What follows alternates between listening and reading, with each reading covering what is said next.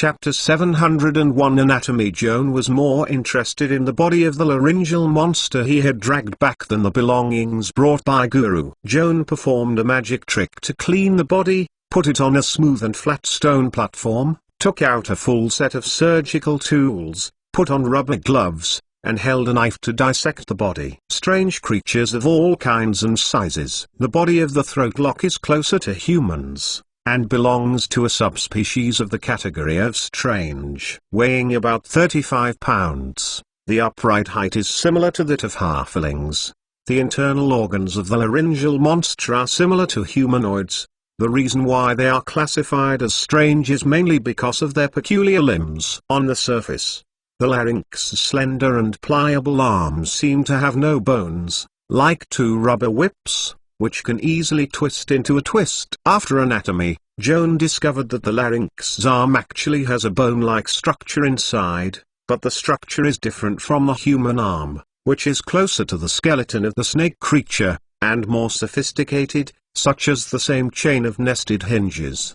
The larynx's bones are wrapped with a layer of twisted muscles, and the outermost layer is flexible skin. This ingenious and perfect body structure makes Joan deeply feel the greatness of the Creator, although he does not know which deity or archmage created the creature like the throat lock. The throat monster's hand and foot structure is also very peculiar. The palms of your hands and feet have a soft pad like a cat, which can provide cushioning when jumping and falling to avoid falls, and at the same time it can eliminate the sound of foot sounds. It is no wonder that there is no sound when walking. A layer of dense bone spurs is attached to the surface of this layer of meat pads, some very sharp and some with barbs. Thanks to these hooks growing on the hands and feet, the larynx can catch almost any object's surface, and can easily jump on the walls and ceiling, and the eaves walk on the ground. Joan dissects and unfolds the hands and feet of the larynx monster. This scene is a bit horrifying. A glance is enough to make patients with intensive phobia have nightmares. Joan didn't have such worries. While observing the limb structure of the laryngeal monster, he sometimes raised the pen to draw an anatomical drawing on the drawing board. He was not very satisfied with his painting skills, and always felt that the outlined lines were not precise enough. Just call out Holden and ask this superb artist to help him draw the anatomy of the body of the lock-throat monster. Holden enjoyed it. As for Audrey and Hyla, the two women said that the scene of the ript was very unsightly, and would rather hide in the distance to chat. Grumbling huddled in the crack of the stone beside the campfire, he watched in horror as Joan dissected his own kind. His eyes were full of fear, and he was deeply worried that he would fall to the same end. Joan didn't care about other people's eyes, and was obsessed with his research work. Waving the knife through the lower abdomen of the lock-throat monster, Joan reached out and stirred in the pelvic cavity, and it was not accidentally found that the body had both male and female reproductive organs. The peculiarities of the lock-throat monster are clearly recorded in the Strange Monsters volume of the Vez Monster book. In fact, the reason why strange is weird and weird, the special sexual characteristics is a big manifestation. The vast majority of strange things are either hermaphrodite or parthenogenetic. Like humans, males and females have obvious differences from physiology to psychology, and there are couples of strangeness, but they are very few. Among these very few, weirdness with the concept of marriage and family is even rarer. After completing the dissection at the tissue and organ level, Joan next intends to delve into the physique of the lock-throat monster from the cell level to test whether this creature has special blood power. If the answer is yes, then even after the death of the throat monster, there is still magic left in its undecayed flesh. Now, Joanne needs to try to make the magic that might exist in the body of the throat monster visible, so that he can observe it. Obviously, number 4 rune Anseus is the best choice for this purpose. Joan used the dagger in his hand as a paintbrush, and engraved the number 4 rune Anseus on the cut flesh of the throat monster. This approach is like using a corpse as a magic guide to analyze the spell configuration attached to it. When Joan portrayed the last stroke of rune number 4, The body of the throat monster showed a faint magical aura as he wished. This phenomenon shows that there is indeed some magic in the body of the lock throat monster, but unfortunately the configuration shown is very vague, just some incoherent fragments. Joan stood in front of the body and deliberately inspected it, and noticed that the distribution of the magic net around the throated monster had changed slightly. When the line of the magic net passes through the body of the lock throat monster, the originally uniformly distributed probability is distorted, producing many small eddies and nodes. The scene before me seemed familiar. Joan meditated and finally found the source of both sight at the moment in his memory. It was during the summer vacation last year. He met the mythical fairy Lianan again on the way back to his hometown of Dillin, and he helped her to get rid of the enemy snake dragon girl. Afterwards, in order to express his gratitude to Joan for his help, Lianan used the power of mythical goblin to hold a blessing ceremony called Spell Plus for him. After accepting Lianan's blessing, Joan gained 6 Sid mana, which is equivalent to an additional spell slot. Joan still remembers that the blessing ritual performed by Lianan for him is actually to treat him as a living magic guide, enchant him, and engrave a magic mark similar to spell configuration in his body.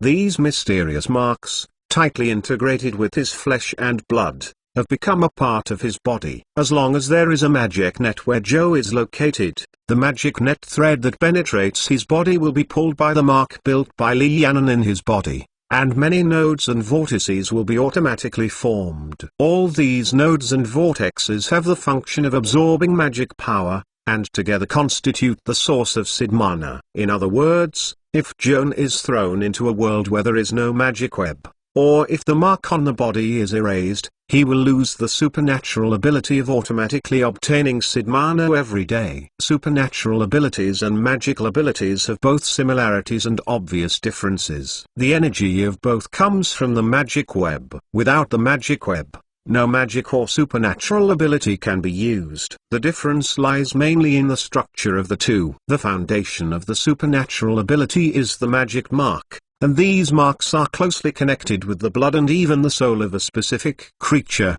and cannot exist independently. The foundation of magic is the spell configuration, which can exist independently of the caster. It is precisely because of this feature that the caster can inscribe the spell configuration on an object to make a magic guide. Like Master Mr. Joan, please collect www.mentalnovel.com. Master Mr. Joan's literature update is the fastest. Chapter 702 Mark of Magic. The structure of the spell, that is, the spell configuration, can be disassembled and analyzed. The structure of each step is clear and logical, and it can be mastered through learning. The structure of the supernatural ability, namely the magic mark, cannot be fully parsed. In addition to some fragments similar to the spell configuration, the flesh and soul of specific creatures are required to cooperate in order to exert all the magic power. For example, the dragon's two iconic supernatural abilities are Dragon Breath and Dragon Power. Only a real dragon can distribute Dragon Power and breathe Dragon Breath. Conversely, creatures without dragon veins,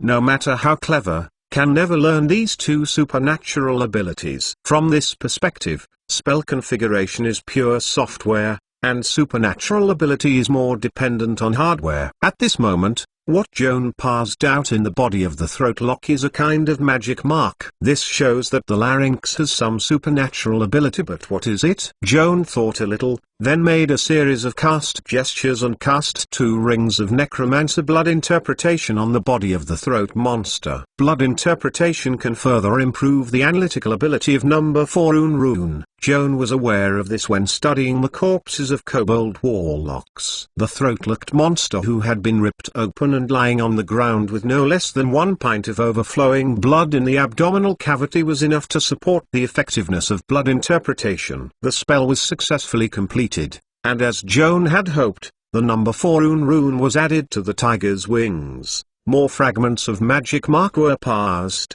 and the construction details became fuller. Joan carefully observed the glowing magic marks. These geometric figures wound by magic wire can actually be translated into logical statements, or the program code is more appropriate. It is a pity that Joan can only read a small part of it. It seems to be some kind of change effect, and the specific function is unknown. Supernatural abilities are also limited by magic levels.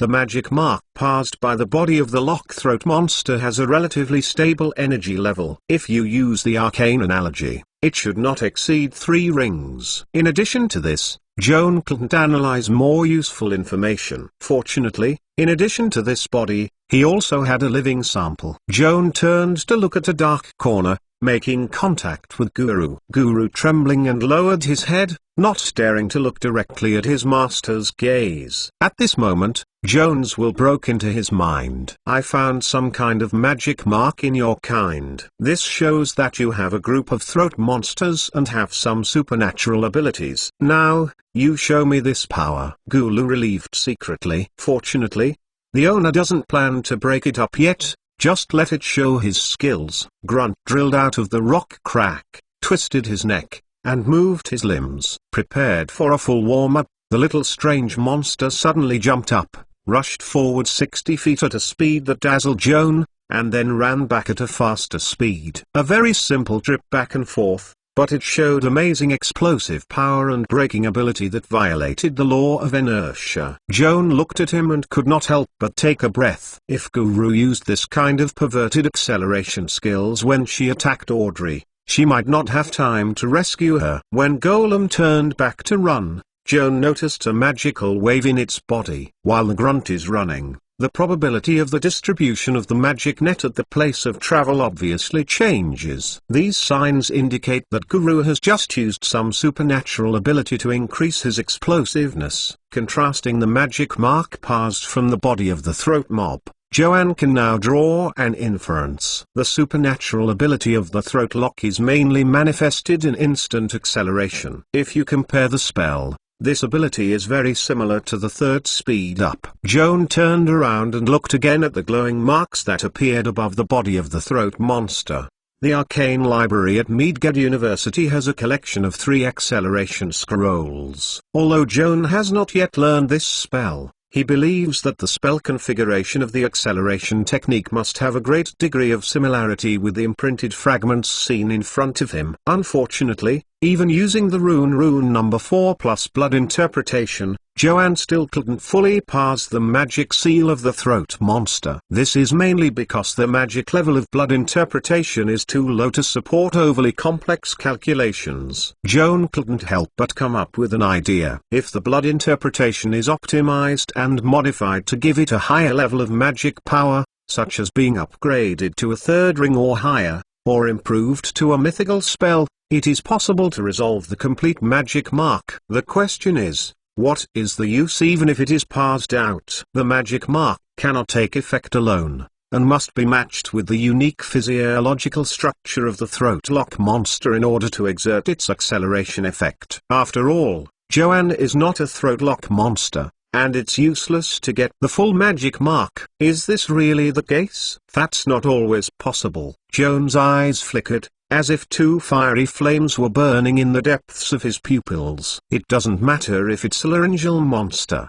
He has a peculiar pedigree, and he can use morph to become a laryngeal monster. Under normal circumstances, morph can only change the macroscale body structure, so after the transformation, the caster's biological type will not change, and it is still human. Only the ability to transform at the cellular level can completely transform a person's biological type. To reach this level, at least 4 rings of transfiguration are required. However, even transfiguration does not enable the caster to gain new forms of supernatural abilities. If you want to obtain the supernatural power of the new form, in addition to the deformation at the micro level, you must also perfectly engrave the blood power and magic mark of the new form. What kind of transforming spells can achieve this level of meticulousness and 100% reproduction? Of course, there are only 9 rings of arcane form change, the strongest transformation spell below the legend. An arcane spellcaster usually gains supernatural powers in new forms only after mastering 9 rings of shape changes. This is too far away. There are many spellcasters in the world,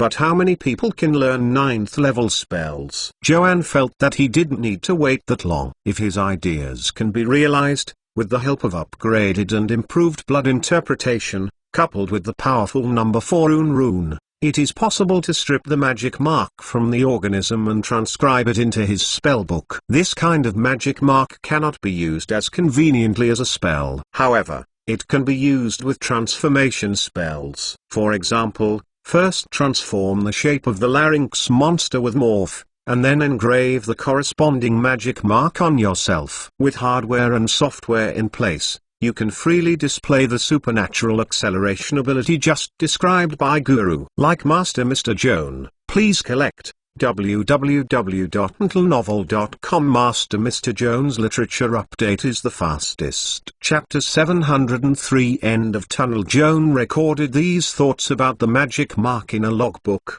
and then returned to the body of the lockthroat monster to extract its teeth and chitinous claws with hemostatic forceps, which was retained as a material for transformation. The remaining body, Joan sprinkled out a handful of alchemy drugs, and quickly dehydrated and aerated them into specimens and put them in the specimen box. So far, Joan's initial research on the lockthroat monster is complete.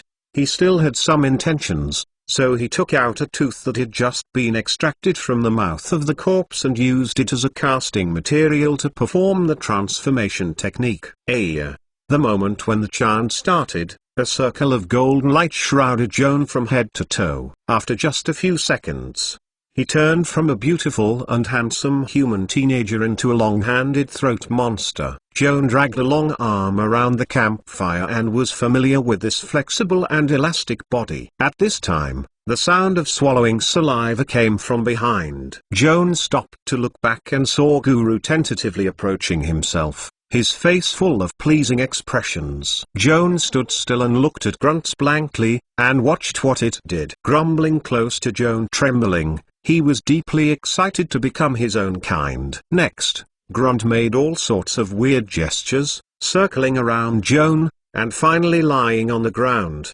rubbing his knees with his hips, and secreted a lot of lubricating fluid that exuded pheromones between his legs. Holden helped Joanne to draw an anatomical drawing of the body of the lockthroat monster. Seeing this strange scene, he couldn't help being curious and came over and asked Joanne, "What do you want to do, little monster?" Hayla and Audrey came over arm in arm and were equally surprised by Grunt's unusual behavior. Before Joan answered Holden's question, Hayla smiled ambiguously, rushing to say, "It looks like it is courting." "Oh, so it became the one with Joan. Who is the mother?" Holden asked curiously. Joan shook his shoulders, a golden light burst out of his body, changed back to human form, and turned back to explain to his companions. The laryngeal monster is hermaphrodite and mating. In the relationship between the two sides, whoever is stronger and takes the initiative will show male characteristics, otherwise, the weaker side will reflect the female's physiological and psychological characteristics. I hate this change. Why isn't the strong side turning into a female? Hayla asked angrily.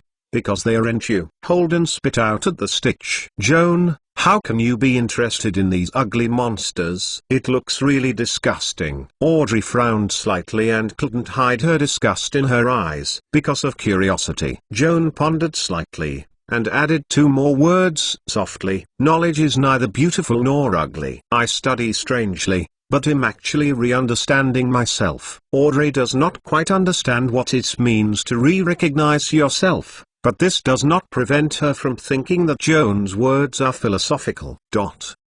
After a night of rest in the underground vault, the next morning, Joan, Hayla and Zion continued to go on the road. The expedition team also has a non-staff member, the throat monster Jew that Joan subdued yesterday. Guru is very familiar with the environment in this area, and is suitable to be the guide of the expedition team, leading the way. Before setting off, Joan first cast a blessing for Guru and Visual Link to keep in touch with Golem and observe the situation in front of him from his perspective. Guru, the guide, was very competent. You can always pick a safe shortcut in the labyrinth of underground tunnels, and lead the four of Joan to go deeper into the dark area, and reach the area where the tunnel exit is located within half a day. The terrain in this area resembles a necked bottle. Joan, they are moving from the narrow bottle to the more open bottle belly. However, when he was about to cross the bottleneck, the grunt in front of the road stopped, hiding behind a rock and snooping at the exit of the tunnel. Guru, why stop?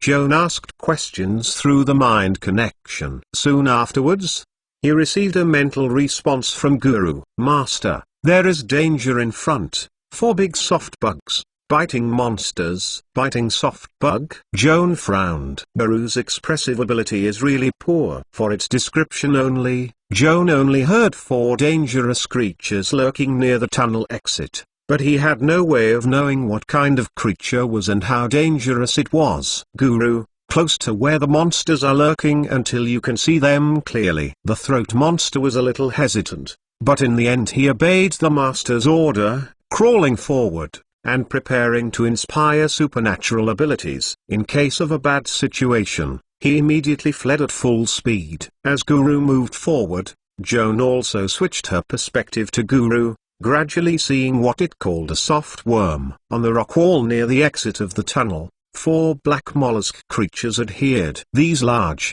fat worms look like large-scale leeches or slugs. They are 8 feet long from head to tail. Their wet, slippery abdomen is tightly attached to the wall, waiting for the prey to come to the door under the cover of darkness. Joan kept Guru at a safe distance, staring at the group of soft monsters, and then informed the companions beside him, and the 4 accelerated their pace to rush to meet Guru. It didn't take long for the 4 of Joan to come to where Guru was. Hayla, Audrey and Holden all adjusted the brightness of the miner's lamp to the maximum. 3 bright beams of light were thrown at the tunnel exit to disperse the darkness and capture the monsters lurking in the dark. The 4 black soft worms appeared unresponsive under the light, still attached to the wall, and still seemed to hesitate to escape from the light area. Illuminated by the miner's lamp, Joan looked far away from 40 feet, and found that these monsters' mouths resembled flowers,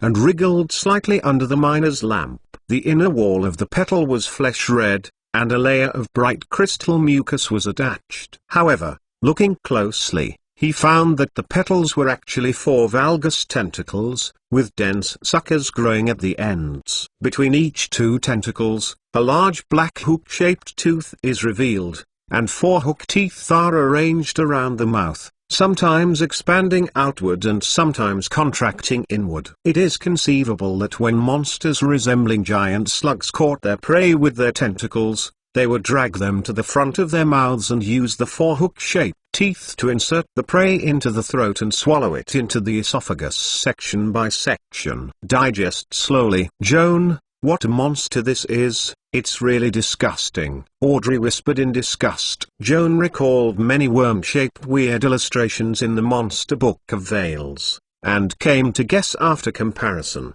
Probably a burrowing monster, a kind of worm-like monster. You can think of them as larger and more dangerous leeches. As for how dangerous it is, Joan didn't make a conclusion easily, but he used higher endoscopy to observe the details of the caveman's grotesques. Like Master Mr. Joan, please collect www.mentalnovel.com. Master Mr. Joan's literature update is the fastest. Chapter 704 Burrowing Monster Detection Target. Caveman Snatch ×4. Health status, discomfort light allergy. Threat level, lower. Attributes, strength 14, agility 14, constitution 11, intelligence 3, wisdom 14, charisma 5. Intelligence is only 3. Well, it doesn't look too threatening. Joan continued to recall the introductory text about caveman snatching in the Monster Book of Veils, and suddenly his heart moved. He pulled out his revolver and aimed at the head of the caveman to fire. Gunshots echoed in the block tunnel for a long time. The howling lead shot hit the caveman's soft body and was bounced off under Joan's watch, causing almost no harm. This monster skin is really thick enough. Audrey raised her eyebrows in wonder. Not only is it a problem with the thickness of the skin, the burrowing monsters have a magic shield attached to their surface. It is difficult for ordinary swords and firearms to kill them. Joan fired that shot just now. The purpose is to test whether the description of the enchanted skin of the cave dweller in the monster book is true. Judging from the results of the test, the records in the illustrated book are rigorous and credible. Joan, if I were you, I would shoot a fireball at the group of disgusting big bugs. Boom. Holden smiled and gestured explosion. I dare say that it must be more effective than shooting. The gods are on. Fortunately, Joan is not you, and he will not be stupid enough to have such a thought of death. Compared with the assumed Holden, Hyla has more experience in exploring the underground world. He knows that releasing fireball in such an occlusion of space is a taboo for suicide. The shockwave caused by the explosion of fireball will shoot us all on the wall. What's more terrible is that the fire will quickly exhaust the air we rely on to breathe. Well, it's true that I didn't think about it. The young poet touched his nose awkwardly. But there are other spells besides fireball that can solve these big bugs in one go. Of course there is. In fact, to deal with this moist soft monster, ice is more effective than fire. Hyla turned to look at Joan. I will cast the spell. On will you come? Come on. Your spell slots don't have to be wasted here. Joan has more spell slots than a single teammate. Of course. This kind of moment that requires a violent clearing should be handled by him. Joan made a series of spellcasting gestures, and the magic net distributed around him trembled sharply. The magic power turned into pure ice elemental energy, condensing into a pale cyclone in his palm. Ringer. Joan spit out a startup spell symbolizing coldness, raised his hand and pushed forward, and extreme cold energy spewed out. The four cave dwellers across from each other seemed to perceive the danger and wriggled to try to escape. However, it is too late to run now. Boom. A circle of shining ice rings exploded violently with a tunnel exit as the origin. The pale cold current quickly spread to the surroundings, and instantly covered all the four cave dwellers. The caveman's soft and succulent body was immediately stiffened by the cold, slipped off the stone wall one after another, and fell to the ground, hitting a hard echo. Hyla and Audrey rushed forward at the same time, wielding their swords and smashing four burrowing monsters frozen by the frost star. It was a pity that Joan had no time to stop, and he could only watch the cave dweller being traumatized by two grumpy elders. He didn't even leave him a complete sample for anatomical research. The burrowing monsters who cleared the road were cleared, and the tunnel exit became unobstructed. Joan ordered Guru to explore the way first. Through grunting eyes, Joan found that the space outside the tunnel was wider than he expected.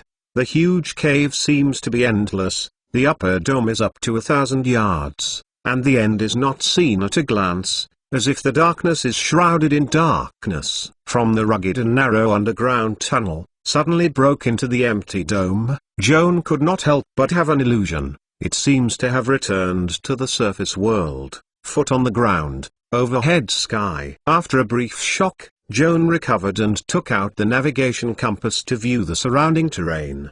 The three-dimensional picture generated by the compass could not completely show the complete picture of the dome connected to the tunnel. It can be seen that this huge underground hole has exceeded the surveying and mapping limit of the navigation compass, not less than 3,000 square kilometers. Just like a small world under the ground. After carefully comparing the known map of dark territories provided by Hyla, Joan is convinced that he and his companions are now in the 6th district marked on the map. The 6th district of the underground world is also known as Dark Mountains. According to predecessors' surveying and mapping, there are obvious stratum separation features in this area. Between the upper and lower crust, there is a hollow area with an average thickness of nearly 1,000 yards, like a huge hollowed-out shell. The most prominent landform feature of this area is the rolling hills.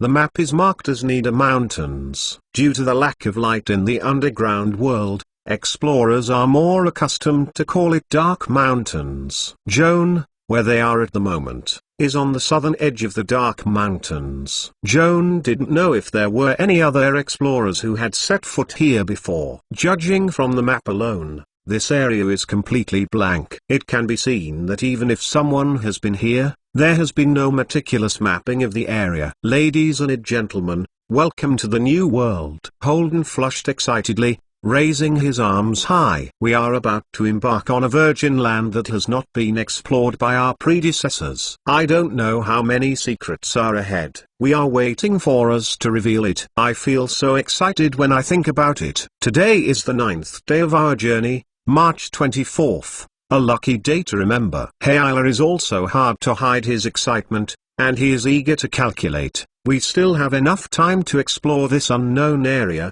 survey and map, collect ore and biological specimens. As long as we bring the maps and specimens back to the camp safely, we can exchange for large credits. Audrey, if Arnold knows we have discovered a new area, he will regret to bet you. I hope so. Audrey was still suffocating, and looked around alertly. It's too early to celebrate the harvest. The unknown is often closely linked to the danger. Let's be more careful. Let's try to go safely from here. The exit of the tunnel where the 4 people are at the moment is located in the middle of a mountain cliff, above which is a cliff that directly reaches the dome, and at the foot is a bottomless slope. The is very steep, and the rocky surface is covered with slippery moss, like a natural slide. Guru can climb steep slopes with barbed hands and feet, and easily descend to the bottom of the slope. Joan, they don't have such superb climbing skills. In case of slipping on the soles of their feet, they will be transformed into human flesh wheels, and they will roll down all the way to the bottom of the slope. That taste is absolutely uncomfortable. If you like Master Joan, please collect it. www.mentalnovel.com. Master Joan's literature update is the fastest. Chapter 705 Net Valley. For safety reasons, before leaving, Joan cast a spell to bless himself and his companions one by one to avoid falling. The 4 descended down the steep slope, and it took more than half an hour to reach the bottom of the slope. At this point, Guru has been investigating a circle around the valley at the bottom of the slope, and brought back some new discoveries.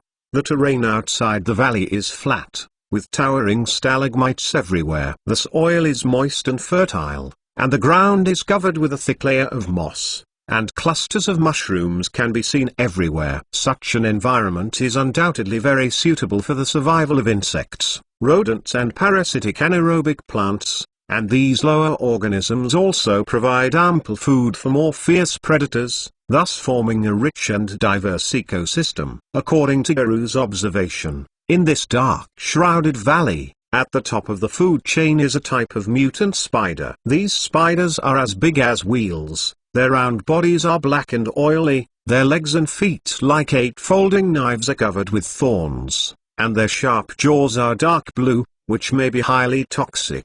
Guru didn't dare to look closely at these terrifying giant spiders and hurried back to his master to seek refuge. Joan tells his companions what Guru observed. The 4 of them are alert and explore the deep valley along the inclined ramp. The miner's lamp projected a straight searchlight beam, sweeping back and forth through the darkness. Underground moths that feed on mushrooms are disturbed by the light, flapping their wings and flying in the air, and sometimes groups of bats fly by suddenly.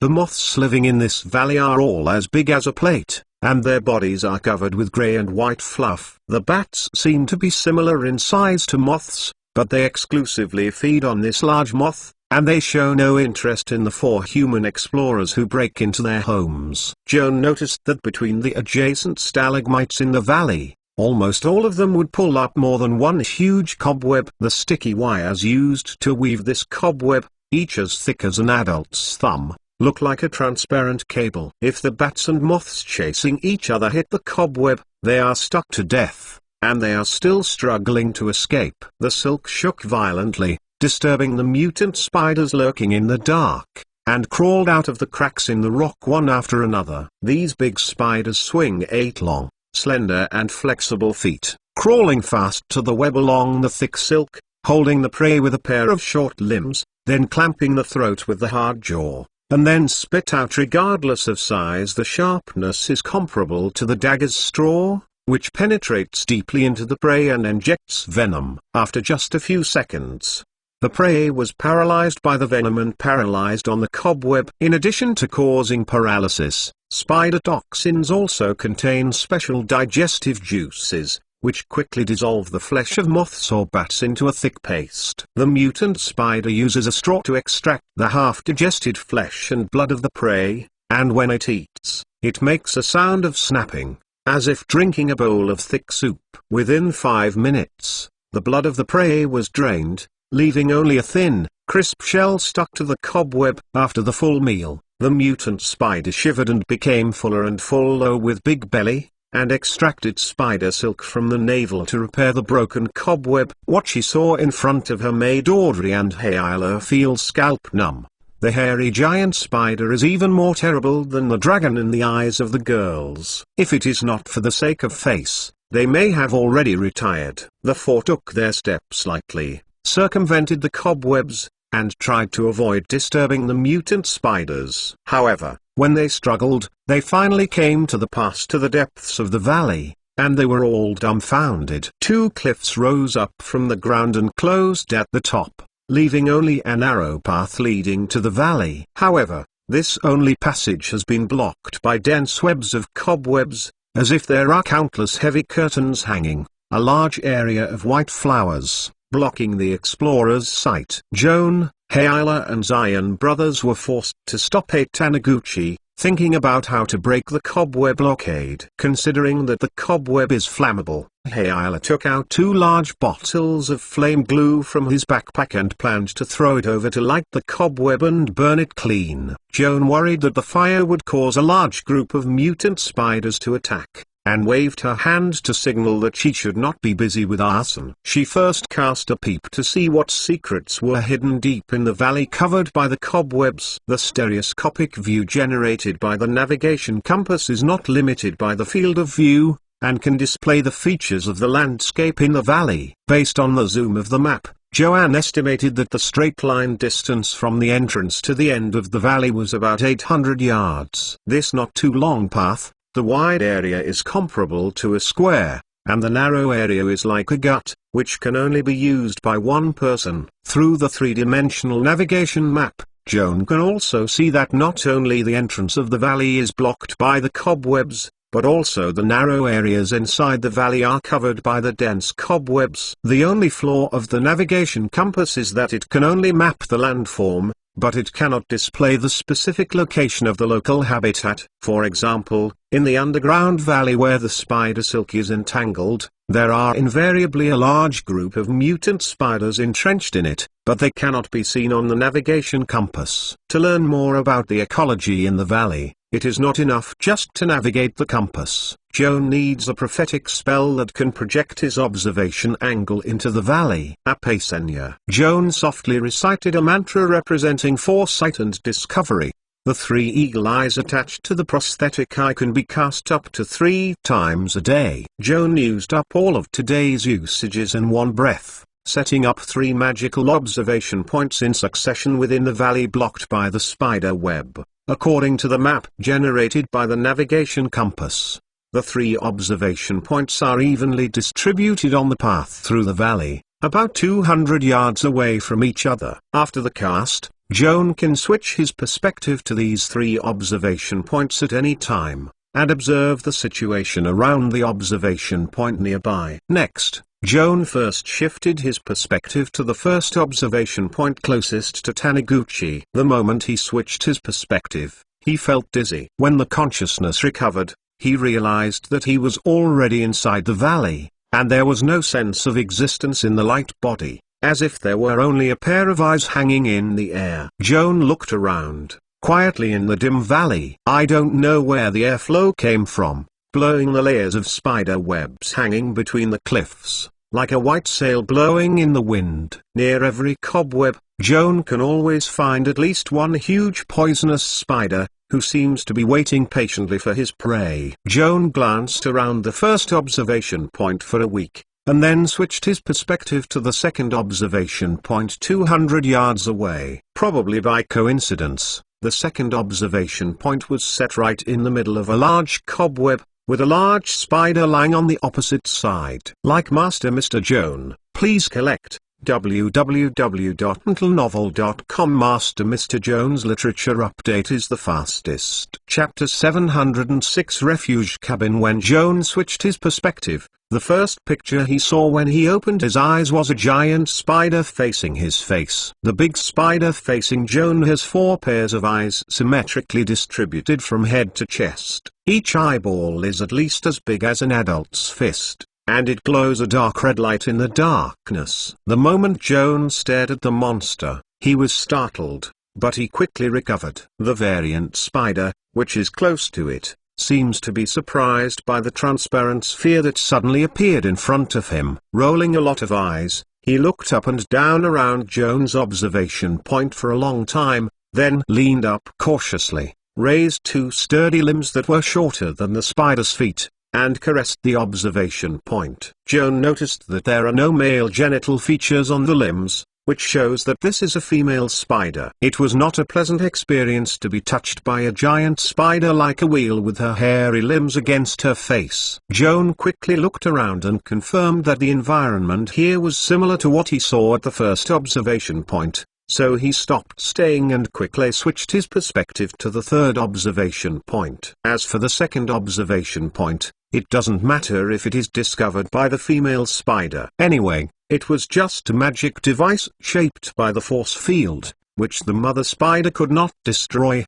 The third observation point is set in the deepest part of the valley. What Joan observed from here is roughly the same as the first 2 observation points. There are also large webs of spider webs hanging between the cliffs, and sometimes large variant spiders crawling fast along the spider silk, showing a more flexible skill than acrobats. The only thing that caught Joan's attention was a deep cave cut out at the bottom of the stone wall at the end of the valley. From time to time, a female spider with a big belly pooped in and out. Joan secretly guessed most of this cave is a nest for female spiders to lay eggs and raise babies. Finally, he took a deep look at the cave, and Joan withdrew from the magic observation point shaped by eagle eyes, and switched the perspective to his own body. Slowly opening his eyes, Joan saw Hyla, Audrey and Holden surrounded him, all staring at himself expectantly. "Joan, what do you see in the valley?" Holden could not wait to inquire. Variety spiders are everywhere,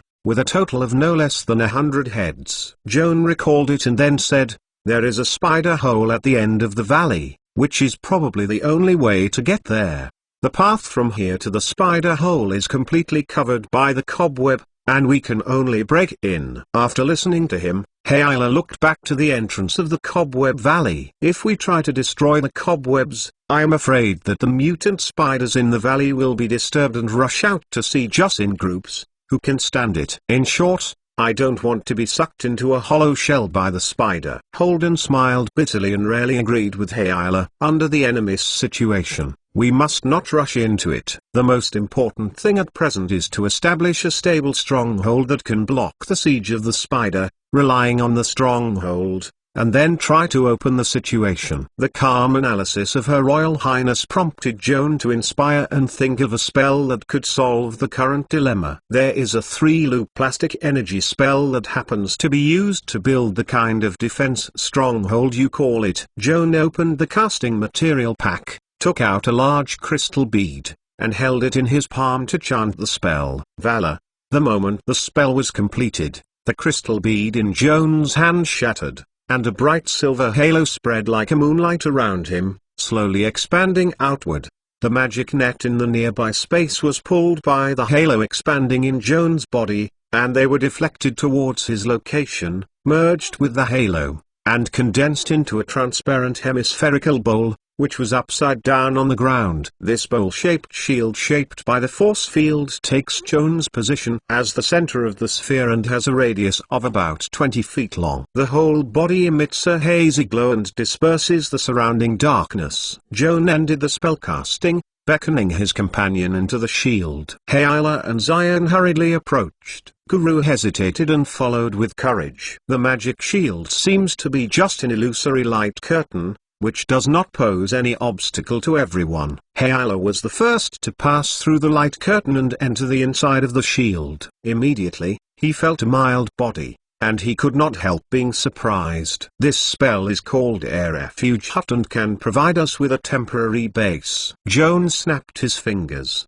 and the inside of the shield shone with a soft magical glow, like lighting a wall lamp, to provide sufficient light for the people in it. The cabin is always maintained at a suitable temperature and is not affected by the cold and air outside. The shield can adjust the brightness and a new way transparency. We can see the outside inside, but the creatures outside can't see us. In addition, the force field shield of the refuge cabin also has a defensive function. Except for a few weapons and magic that can destroy the force field, other attacks cannot break through this layer of shield. After hearing Joan's introduction, Audrey nodded thoughtfully, and then asked three quite sharp questions one after another. How long can this magic shield last? With my current ability to cast spells, it can last up to 14 hours. If necessary, I can cast spells again to extend the duration of the refuge cabin. 14 hours is enough. However, I found this shield to be hemispherical. The part below the ground seems to lack protection. What if the enemy digs into the tunnel to get in? In fact,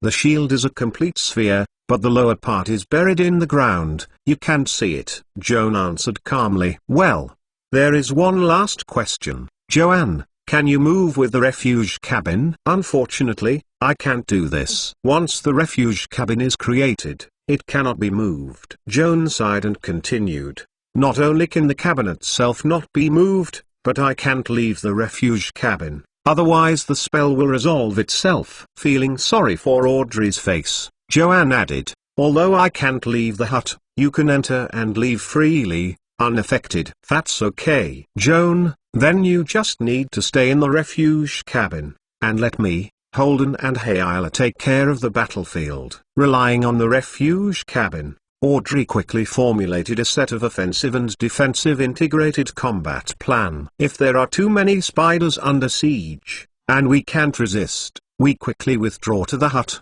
rest peacefully and calmly, and then go out to hunt the spiders after recuperating. If you like Master Joan, please collect it. www.mentalnovel.com. Master Joan's literature update is the fastest. Chapter 707 Variant Spider. Audrey's proposal was unanimously approved by everyone, and he immediately began to prepare for the implementation of this combat plan. The pre-war preparations made by the Sisters and Brothers of Zion are just conventional armor and blessings such as protection against evil or pious shields. Hyla's preparation before the war was very chic, holding the sword in both hands, his eyes drooping, as if praying silently. As the prayer ceremony progressed, a mysterious magical power was guided out of her body and injected into the weapon in her hand. Joan once heard Hyla say that Magic Warrior has a special professional ability to temporarily add magic special effects to weapons. In Hyla's hand, the wave-edged sword, although it was forged with high-quality steel, is also well made, but it does not have any enchanting special effects. At this moment, Hyla was injected with magic power, which not only temporarily increased an enchantment level, but was also given the flame special effect, and a circle of fiery flames poured out around the blade. Hyla completed the weapon enchantment ceremony and carried the blazing giant sword to the valley entrance. Audrey was wearing a silver breastplate, holding a shield in her left hand and a sword in her right hand, and was right next to Hyla, watching the surroundings with vigilance. Holden fell not far behind them, and the magazine of the funny gun was already filled with lead bullets. Joan couldn't leave the refuge cabin, so he let Golub follow him, and through the visual link, he could borrow Golem's eyes to pay attention to his companions on the battlefield. The road ahead was blocked by a huge cobweb, and Hyla sneered and waved a huge sword. The roaring sword gas wrapped in flames sweeping across the sky. The spider web on the opposite side was immediately ignited, and the fire spread along the spider silk to the surrounding. The entire cobweb was surrounded by fire, and it burned to ashes within a few seconds. The air was permeated with a pungent smell. Hayala crossed the embers of the cobweb and continued to advance deep into the canyon. Whenever the cobwebs blocked the road, Hayala waved a sword with his hand, using the magical flame from the blade to burn the cobwebs and clear the obstacles on the way. The huge black smoke that rose when the large cobweb burned quickly alarmed the lurking mutant spiders in the valley and flew towards the valley mouth. The first variant of the spider appeared above the towering rock wall, dragging a thick silk thread into the air and fluttering down, spreading its 8 claws towards the Hayala. Audrey was the first to notice the threat from the top of her head, staring up at the big spider that fell from the sky, her blue eyes gleaming with Shanic energy. It seemed to be stabbed into the mind by an invisible sword. The fragile will defense of the mutant spider was immediately defeated, and the runaway body fell apart, and brown plasma poured out. A flash of Yinxia flashed through the night. The half-dead mutant spider was pierced by Audrey's sword and completely stopped her struggle. At this time, there were 2 large spiders on the opposite side dancing with 8 claws flying. Before waiting for them to approach, Holden fired a gun. A spider was shot in the chest, bursting large clusters of brown blood flowers, screaming in pain, and then cut by a whirlwind of Hayala's sword, igniting flames all over the body and burning into coke. Another variant spider is even worse. The bullet hit in the abdomen, shrank sharply, deformed, and eventually turned into a chick, whining and whining, his eyes full of confusion and sadness. Seeing its pitiful and helpless look, neither Hayala nor Audrey could bear the killer. Just when they hesitated, Guru suddenly threw out his long arm, strangled the little chicken with spiked claws, and pulled it back to the front, crunching into the mouth. Hayala looked back at the lock-throat monster, unable to determine whether it had just acted spontaneously, or was carrying out Joan's order. In any case, the ruthless hunt of Grunt sounded the alarm for her. Realizing that she could not be soft-hearted now, Hayala abandoned his thoughts and waved a giant sword that surrounded the flames, struggling to cut another approaching variant spider. As the battle continued, more and more variant spiders were disturbed, and the tide generally surrounded them. Audrey brandished a spider with a sword and made time to observe the surrounding movement. The beam of light projected from the miner's lamp swept back and forth, making her aware that countless creeping figures were coming up. Audrey realized the danger and sent a signal to signal Hayala and Holden to withdraw to the refuge cabin as soon as possible. Holden didn't dare to disobey his sister's order, but he didn't want to be bitten by the buttocks of droves of spiders. He receded while chanting mantras and waved a flash dust. Large swarms of spiders rushing out of the valley were faced with flash dust, and all the flashes of bright light were flashed blind. Under the cover of this flashing dust, Hayala, Holden and Audrey were able to successfully get rid of the entanglement of the mutant spiders and quickly withdrew along the way they came. 10 minutes later, Holden and Hayala returned to the refuge cabin without any trouble. Audrey, who was in charge of the break, was chased by a group of mutant spiders and retreated to the refuge cabin, and was already surrounded. Audrey lifted her shield and ran away from the big spider that was rushing towards her, and she slashed her leg with a sword. At the same time, the blade of the sword trembles violently, and a thunder roars. The big spider with its broken leg was directly killed by His Royal Highness Princess Thunderslash. The mutant spiders that were chased afterwards were all deeply shocked by the loud noise and frightened. Audrey took the opportunity to escape from the spiders and calmly withdrew to the refuge cabin. The group of large spiders across from the thrill caused by thunder came back,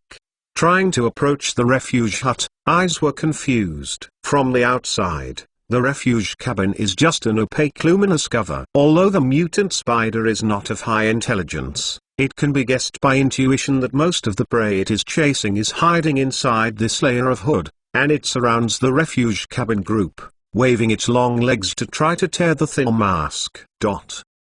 The results showed that all attempts to destroy the refuge cabin were in vain. A large group of mutant spiders bite around the mask for a long time, and even a crack could not be torn open. Finally, they had to give up the damage and withdrew back to the valley one after another, busy repairing the burned cobweb. Audrey, Hayla, and Holden were inside the refuge cabin. Only a thin transparent shield separated from the large spiders that surrounded the cabin. Through the shield, they can clearly see the spider opening and biting the refuge hut. Although they know that the hut cannot be damaged by this degree of attack, they can't help but worry. Until the spider gave up on the siege and left, the three were relieved and calmed down to rest and heal. Hayla was slightly injured in the battle with the mutant spider, but fortunately, he was not poisoned. Audrey cast a holy treatment to heal her wounds and stop bleeding, and soon returned to normal. In addition to holy treatment, Audrey also retains some magical bits for healing purposes. Holden, a bard, although he is an arcane spellcaster, has no less healing abilities than his elder sister who is a paladin. He can also make a guest appearance as a nurse when necessary. Like Master Mr. Joan, please collect www.mentalnovel.com. Master Mr. Joan's literature update is the fastest. Chapter 708 Spider Tie. This long and difficult battle has just begun, and I am afraid that it will continue until the eradication of all variant spiders in the valley. In order to win this protracted battle, Joan realized that the expedition team's medical security was of the utmost importance, and Audrey alone could not cope with it, and suggested that Holden keep as many spell slots as possible and use it when necessary. Healing spells can help Audrey share some pressure. After a rest for an hour, he ate some food to supplement his physical fitness. Hayla, Audrey and Holden walked out of the refuge hut and continued to burn the cobwebs and hunt the spiders. Joan sent Guru to follow behind the three people as usual, observing the situation through the visual link. With the fighting power of the lockthroat monster, it is not a problem to single out the large variant spider, but once caught in the spider's siege, it is very dangerous, and Joan will not grumble to do things beyond its ability. Occasionally, variant spiders were injured by Hayla and Audrey, or they were unlucky enough to trigger the magic effect of Funny Gun, and Holden was shot into a chick. At this time, Joan directed Guru to make up the knife through the secondary mind connection, so that the three could focus on the more difficult enemies. With the experience just now, everyone cooperated more and more in harmony, and the efficiency of destroying the spider web and hunting spiders was also significantly improved. The three men plus a lockthroat monster steadily advanced in the valley. After 2 hours of fighting, he has arrived in the middle of the valley, near the second observation point set by Joan with eagle eyes. The expedition team was under siege unprecedented violently here. Large groups of mutant spiders seemed to receive orders from the top of the ethnic group. They rushed out from the depths of the valley, and at a glance, it seemed like a dark tide. My God, this scene is really exciting. Seeing the swarms of spiders swarming, Holden could not help sweating. Let's kill this way, let alone kill 4 or 50 big spiders. I thought the spiders in the valley were almost killed. How come there are so many? Hayla, carrying a blazing giant sword, his face bitter, couldn't help but doubt that the spiders in the valley were endless and could not kill them at all. Audrey twisted her slender white neck, and the miner's lamp on the helmet swept out a fan-shaped light curtain, which gave a panoramic view of the spiders under siege from the opposite side. Hundreds of big spiders have assembled their charge, and the order is like an army. This kind of battlefield discipline that violates the nature of spiders makes me have to suspect that there are other creatures with higher intelligence behind the orders of the spiders. Audrey first expressed disturbing speculation, and then smiled confidently.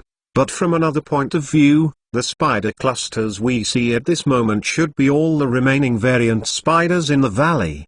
The reason why they are nesting out is that they have been forced to a desperate situation, either escape from the valley or dying. That is to say, if we can repel this wave of siege, the remaining mutant spiders will lose their fighting spirit and can only choose to give up the nests in the valley and flee to settle elsewhere. After Hayla followed Audrey's thinking, she couldn't help laughing. As stated, our advantage is great. The premise is that we can withstand this wave of offensive. Obviously, This cannot be done. Holden had to remind two overly optimistic elders. Instead of staying here and waiting to die, let's quickly withdraw the refuge hut while the spider colony has not completed its siege, and wait for the spider colony to ebb, and then come out and kill again. Holden's proposal was certainly correct, but Audrey and Hyla had no objections, and the three immediately withdrew along the way they came. As Audrey feared, the mutant spiders have demonstrated a level of tactical coordination beyond their intellectual attributes in this round of engagement. In addition to the frontal group cluster charge,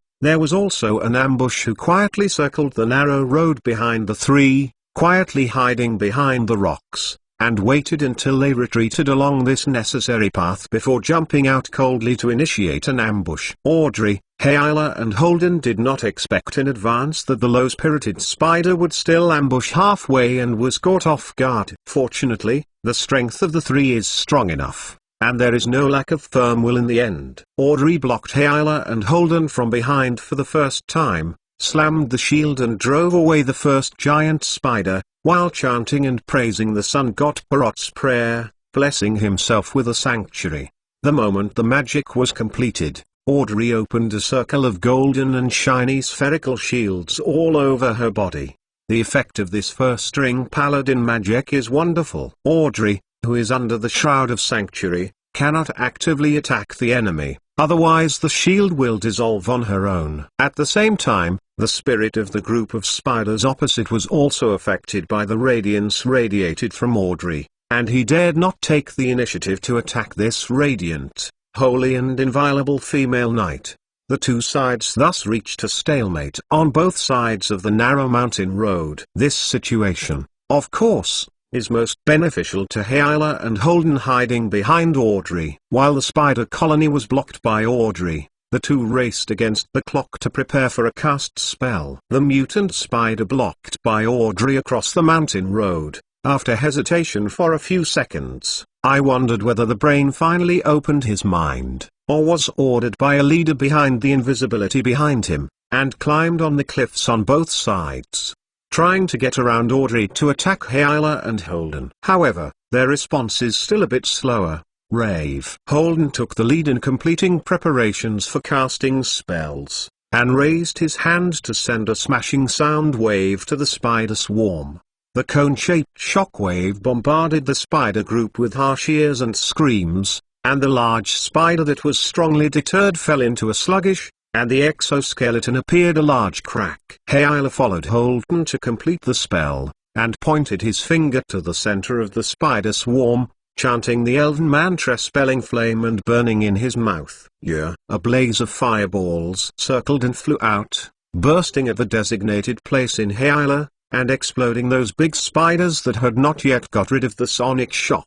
Go away. Audrey rushed out without waiting for the flames caused by the fireball technique to extinguish, and she swept the large spider with a sword to clear the way to clear an escape route for the companions behind him. Hyla and Holden followed behind Audrey, successfully passed the fire and evacuated to the shelter. As he was about to leave the valley mouth, another group of secretly lurking variant spiders came out halfway, trying to stop the three people from retreating. This time, everyone is ready to kill the retreating spiders out of the valley, and withdraws to the refuge hut without any danger. If you like Master Joan, please collect it. www.mentalnovel.com. Master Joan's literature update is the fastest. Chapter 709 Detoxification. After repeated battles, Hyla and Audrey appeared very tired, but fortunately they were not injured. Holden was out of luck, and his arm was scratched with a wound by the mutant spider's jaw. At first, I thought it was just a flesh wound,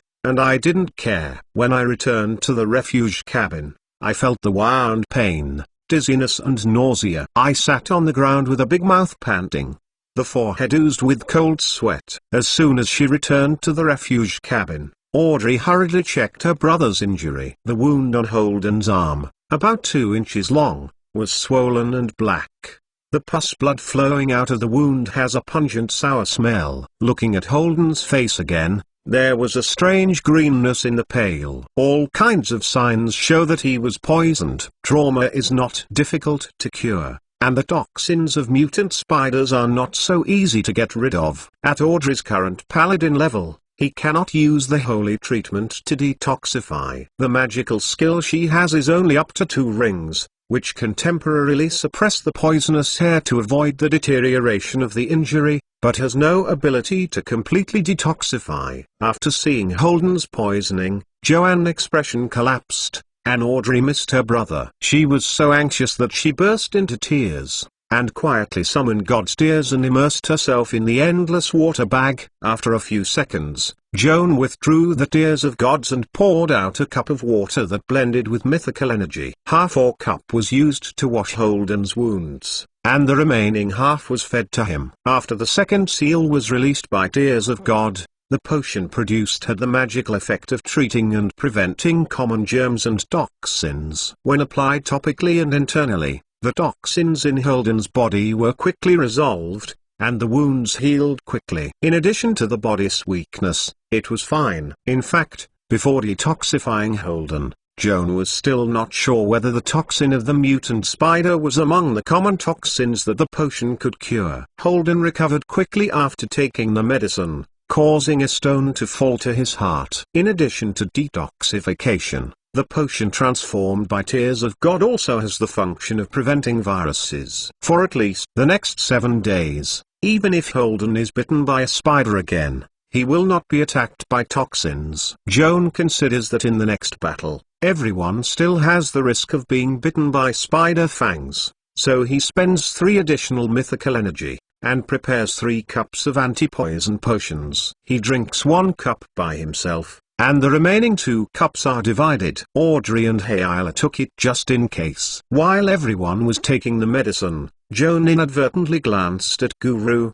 curled up in the corner of the refuge hut, staring at the water bag in his hand, looking pitiful. Joan hesitated for a moment, and he couldn't bear it anymore, so he evoked God's tears, inspired a mythical energy, prepared a cup of anti-poison potion, and gave it to Guru. Anyway, mythical energy will automatically restore a part of it every day. If you don't use it, you can't break the upper limit of the capacity. It's better to make full use of it. After all, Guru is also an adventure player who needs to participate in the battle. You can't be too stingy about it. Guru took the potion from the master, guzzled, drank it, wiped his mouth, and looked at Joan gratefully. Through the second mind connection, Joan can clearly understand the grunt mood. That kind of heartfelt gratitude cannot be faked. When everyone rested and healed in the refuge hut, a large group of mutant spiders were already crowded around the hut. These spooky giant spiders,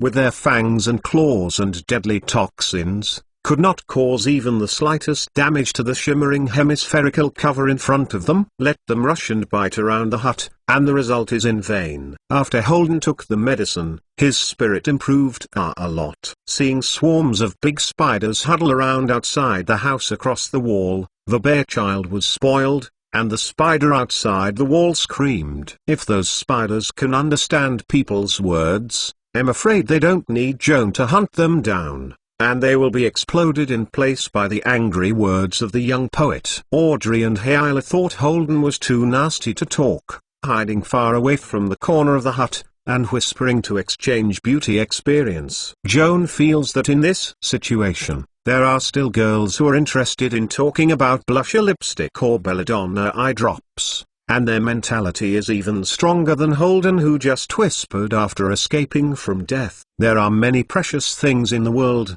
including wealth, knowledge, and cultivation, which can be acquired through hard work. It is a pity that optimistic and confident personality is not included. People always envy things that they cannot own, and Joan is no exception. So he really envy those who always have a way to turn suffering into laughter. Hayla, Audrey and Holden are just such people. When he was with these 3 friends, Joan felt very relaxed, as if his emotions were infected by the other party, and became much more optimistic. Friendship is like a ray of sunshine, dimming the shadow in Joe's heart. As long as there is a ray of sunlight in his heart, he has the confidence to resist the curse from the source of the blood and refuse to become a monster that loses humanity. The mutant spiders gathered outside eventually had to give up their attempts to break through the refuge hut, and most of them returned to the valley, leaving less than 10 to stay, secretly monitoring the movement of the hut. These remaining spiders don't know that the shield of the refuge cabin is a new way transparent,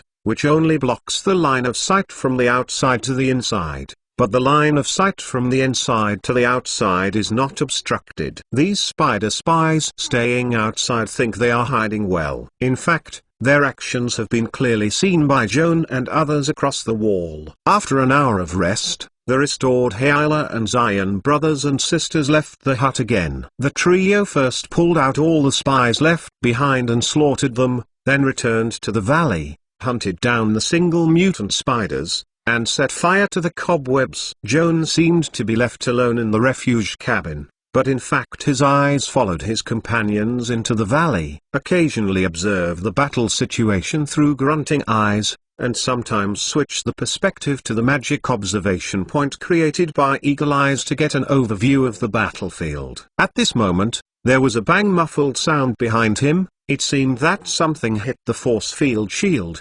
immediately aroused his alertness. Joan switched the viewing angle to himself and looked back to the place where the impact sound came. Looking through the transparent force field shield, all I saw was a piece of darkness filled with darkness, and I couldn't see anything abnormal. Was the impact just now an illusion? Joan frowned, and the cloud of doubt in his heart could not be relieved. Although there are no suspicious signs outside, in order to reassure him, he still opened all the investigative spells attached to his prosthetic eyes. Like Master Mr. Joan, please collect www.mentalnovel.com. Master Mr. Joan's literature update is the fastest. Chapter 710 Human Face Dark Vision, Devil's Eye, Misty Sight, Vibration Perception. Joan's right eye flashed magic aura successively. So far, nothing has been discovered. However, when he opened the see-through invisibility, what he saw suddenly changed dramatically, so that he could not help but take a breath. Just a short distance away from Joan, a layer of force field shield was separated from him, and a huge and fierce figure emerged out of thin air. The monster outside the refuge cabin at first glance looks like a large mutant spider. The round body is 8 feet in diameter, with 8 slender spider feet spread around the outside of the abdomen. However, after a little observation, Joan found out from this monster that the characteristics of the spider are different from the ordinary variant. Although its body is also black, the surface of the body is mixed with a trace of blood-red texture, which looks particularly terrifying. What's even more terrifying is that this giant spider actually has a human-like head. The pale and swollen face looked like a young woman with a look of shady eyes, with a matted black hair, scarlet eyes flashing, and sometimes he grinned and licked his lips, showing his mouth full of fangs and teeth, and the venom was smooth. The corners of lips flowed down, salivating. Joan stared at the spooky human-faced spider outside the house, froze for a moment before recovering. At first, he thought that the human-faced spider was invisible, but after careful observation, he realized that the other party was actually located in the spiritual world, which is the ether plane parallel to the material world. The creatures located at the border between the spiritual world and the material world are called spiritual bodies. That is, the state of the vast majority of ghosts and ghosts before they appear. Spiritual creatures can look at the material realm from the spiritual realm. Conversely, people in the physical world usually cannot see spiritual creatures, unless like Joan, blessing detection spells that can see through invisibility. Due to a plane barrier, spiritual creatures cannot directly damage targets in the physical world. They must first be sent back to the physical world to reveal their true form before they can attack. Joan was well aware of the characteristics of spiritual creatures, so he calmed down after the initial panic. Recalling the impact just now, most of the noise from the human-faced spider outside the house colliding with the shield of the force field. Spiritual creatures, like a phantom ghost, can penetrate all physical obstacles, enter a completely enclosed space, or even sneak into a biological body, and then suddenly appear, will be alive by the possessed creature. However, there is only one obstacle that spiritual creatures cannot overcome, that is, the magic enchantment with the attribute of force field. The enchantment of the force field exists at the same time in the material and spiritual realms. No matter which plane you try to cross, you will taste the touch of the wall. The refuge hut built by Joan happens to have its own field shield, which can block the invasion of spirit creatures.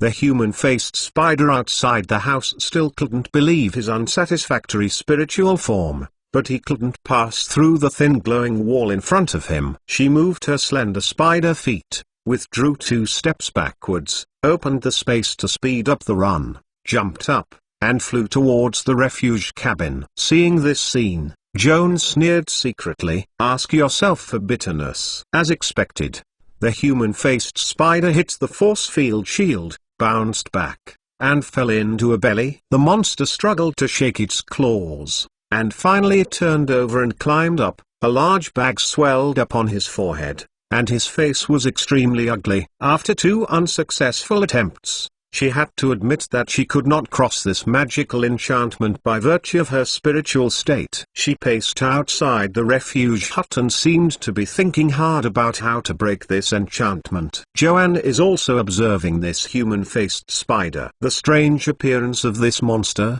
coupled with her spiritual characteristics, prompted Joan to associate and guess that this guy is the phase spider recorded in the Spider-like Creatures subvolume of the Monster Book of Veils. The phase spider is said to be a magical beast native to the spirit world. It is born with the supernatural ability to transform the spirit body and can shuttle between the spirit world and the material world at will. This advantage of the phase spider is particularly evident in the hunting process. When the phase spider is staring at a prey in the physical world, it is often followed by stealth tracking in the form of a spirit. Until the other party relaxes its vigilance, it is transmitted from the spiritual world to the physical world. It can't help appearing behind the prey. Inject venom. If the sneak attack succeeds, the phase spider will wait in the spirit world for the poison of the prey, and then send it back to enjoy the delicious meal. In the unlikely event of a sneak attack, the phase spider is not in a hurry,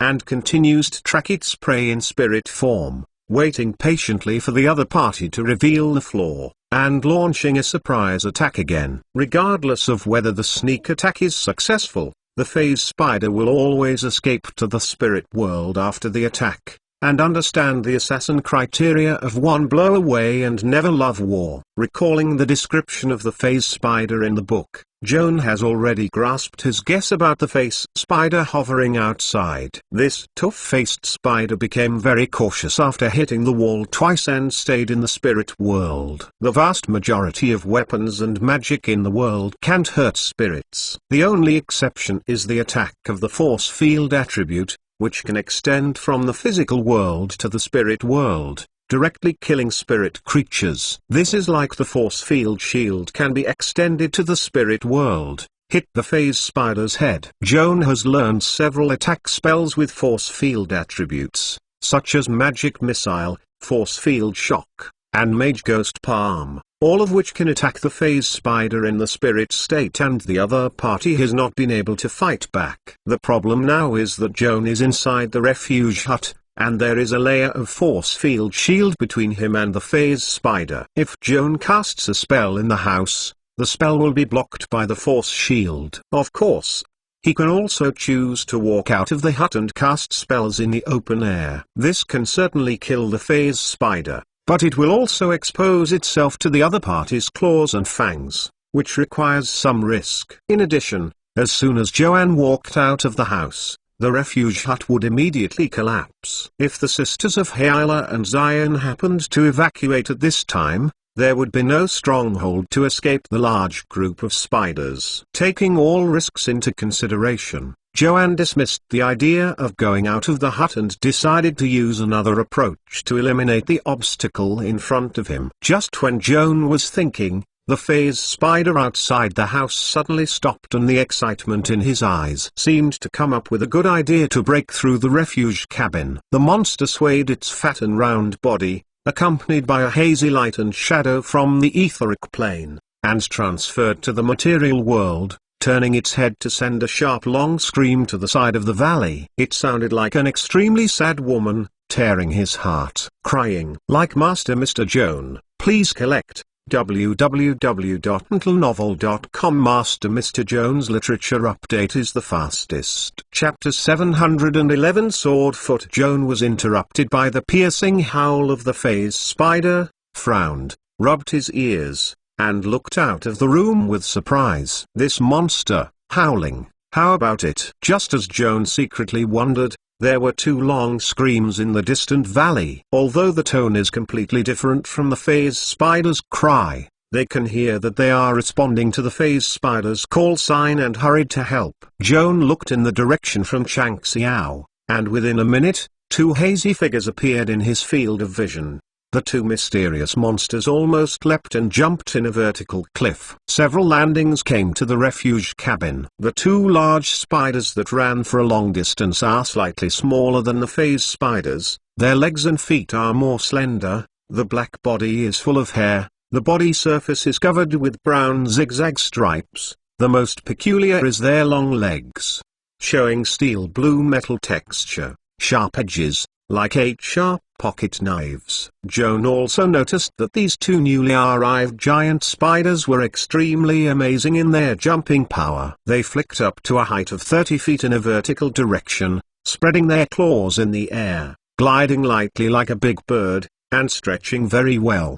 Beautiful. When they landed in front of the refuge hut, Joan observed nearby, and was surprised to find that one of the spider's 8 long legs was very special, not only sharp as a sword, but also shining magical aura. From the frequency of the magic net fluctuations it caused, seems to be attached to a magic mark of a certain force field attribute. Joan couldn't help his scalp tingling. If his observations do not deviate too much, these two new giant spiders are good at attacking enemies with long sword-like sharp spider legs, and one of the spider legs also has supernatural abilities equivalent to a self-powered field attribute enchanted weapon. Joan felt an ominous premonition suddenly. At this time, the two sword-footed spiders had already met with the phase spider, squeaked, and seemed to be communicating in a unique language. Joan can see that the phase spider is higher in the group than the two sword-footed spiders, but it is not high enough to be driven by the other party as a servant, and he has to spend more lips to convince them to help. After some bargaining, the two sword-footed spiders seemed to have reached a certain deal with the phase spider, and they all put their furry limbs in front of her and touched each other. Joan watched the intimate interaction of the 3 giant spiders with a transparent shield, feeling a little strange. He vaguely suspected that the 2 males, 1 female, and 3 spiders were engaging in pornographic transactions in front of him. It's a pity that he still doesn't know enough about the habits of these weird spiders. Suspects are doubts, but he can't produce full evidence. It didn't take long for the phase spider to growl, and seemed to urge the 2 male spiders to do things. The 2 male spiders appeared very docile, obediently obeyed her, and turned to look at the refuge cabin. The long and powerful spider's legs slightly flexed, and suddenly jumped up, like 2 dark clouds floating towards the roof. Joan heard a knocking sound overhead and quickly looked up. The 2 male spiders each lifted up an enchanted long leg, like a huge sickle, chopping down. Click, click. There was a cracking sound from the roof, and the force field shield was even split by spider legs. The scene in front of him confirmed Joan's concerns. These 2 sword-footed spiders have the supernatural ability to destruct the force field. It is no wonder that phase spiders do not hesitate to sacrifice Hugh. They are invited to help destroy the refuge cabin. Realizing that the refuge cabin is no longer safe, Joan decisively detected a small ball made of sulfur and bat feces, made a series of casting gestures, and cast fireball towards the small roof shed. Yeah. While Joan chanted the spell, he had not forgotten to add the super magic skill spell overcoming to fireball. If this link is missing, the fireball will hit the ceiling and detonate inside the hut, with the result of suicide. Blessing the fireball technique of spell overcoming obstacles, directly bypassing the force field shield, appeared in the small roof shed without warning, and violently exploded beside the two swordfoot spiders. Amidst the roar, the refuge cabin trembles violently, and the transparent ceiling is surrounded by blazing fire. The two sword-footed spiders were blown away by a burst of fire before they could break the force field shield. Rolling in the night sky and drawing two parabolic lines, they fell one after another in a pile of rocks. The broken spider's foot was still twitching slightly, only a breath away from death. After casting two flying sword-footed spiders, Joan's nerves did not relax at all, and his eyes were fixed on the phase spider outside the house. The phase spider was obviously taken aback by the fireball technique that erupted through the force field shield. Ignoring the two exploded male spiders, it fled back to the spirit world for the first time and observed the following changes. Her response was unpleasant, and the choices she made were reasonable. However, she made a fatal mistake without realizing it. Until this time, the phase spider had not realized that Joan had seen through her spiritual form. For a genius mage who has mastered many arcane skills,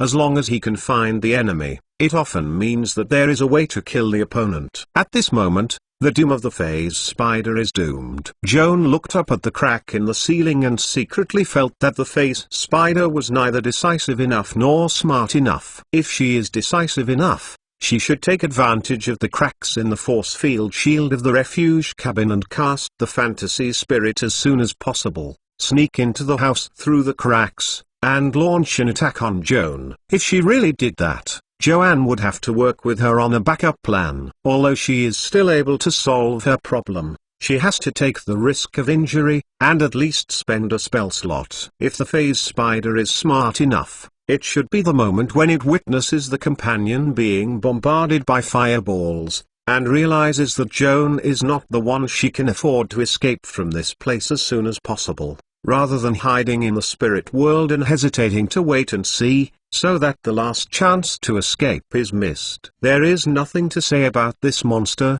which is neither decisive nor clever enough, and simply uses the simplest and most shrewd way to send her to death. Opening the spellcasting material pack, Joan took out a black agate and held it in his palm, preparing to perform the three-ring arcane mage nether palm with the dual attributes of necromancer and force field. Fair. Joan added the same super magic skills to this spell. A cold negative energy flow bypassed the force field shield, emerged from outside, and condensed into a dark giant palm.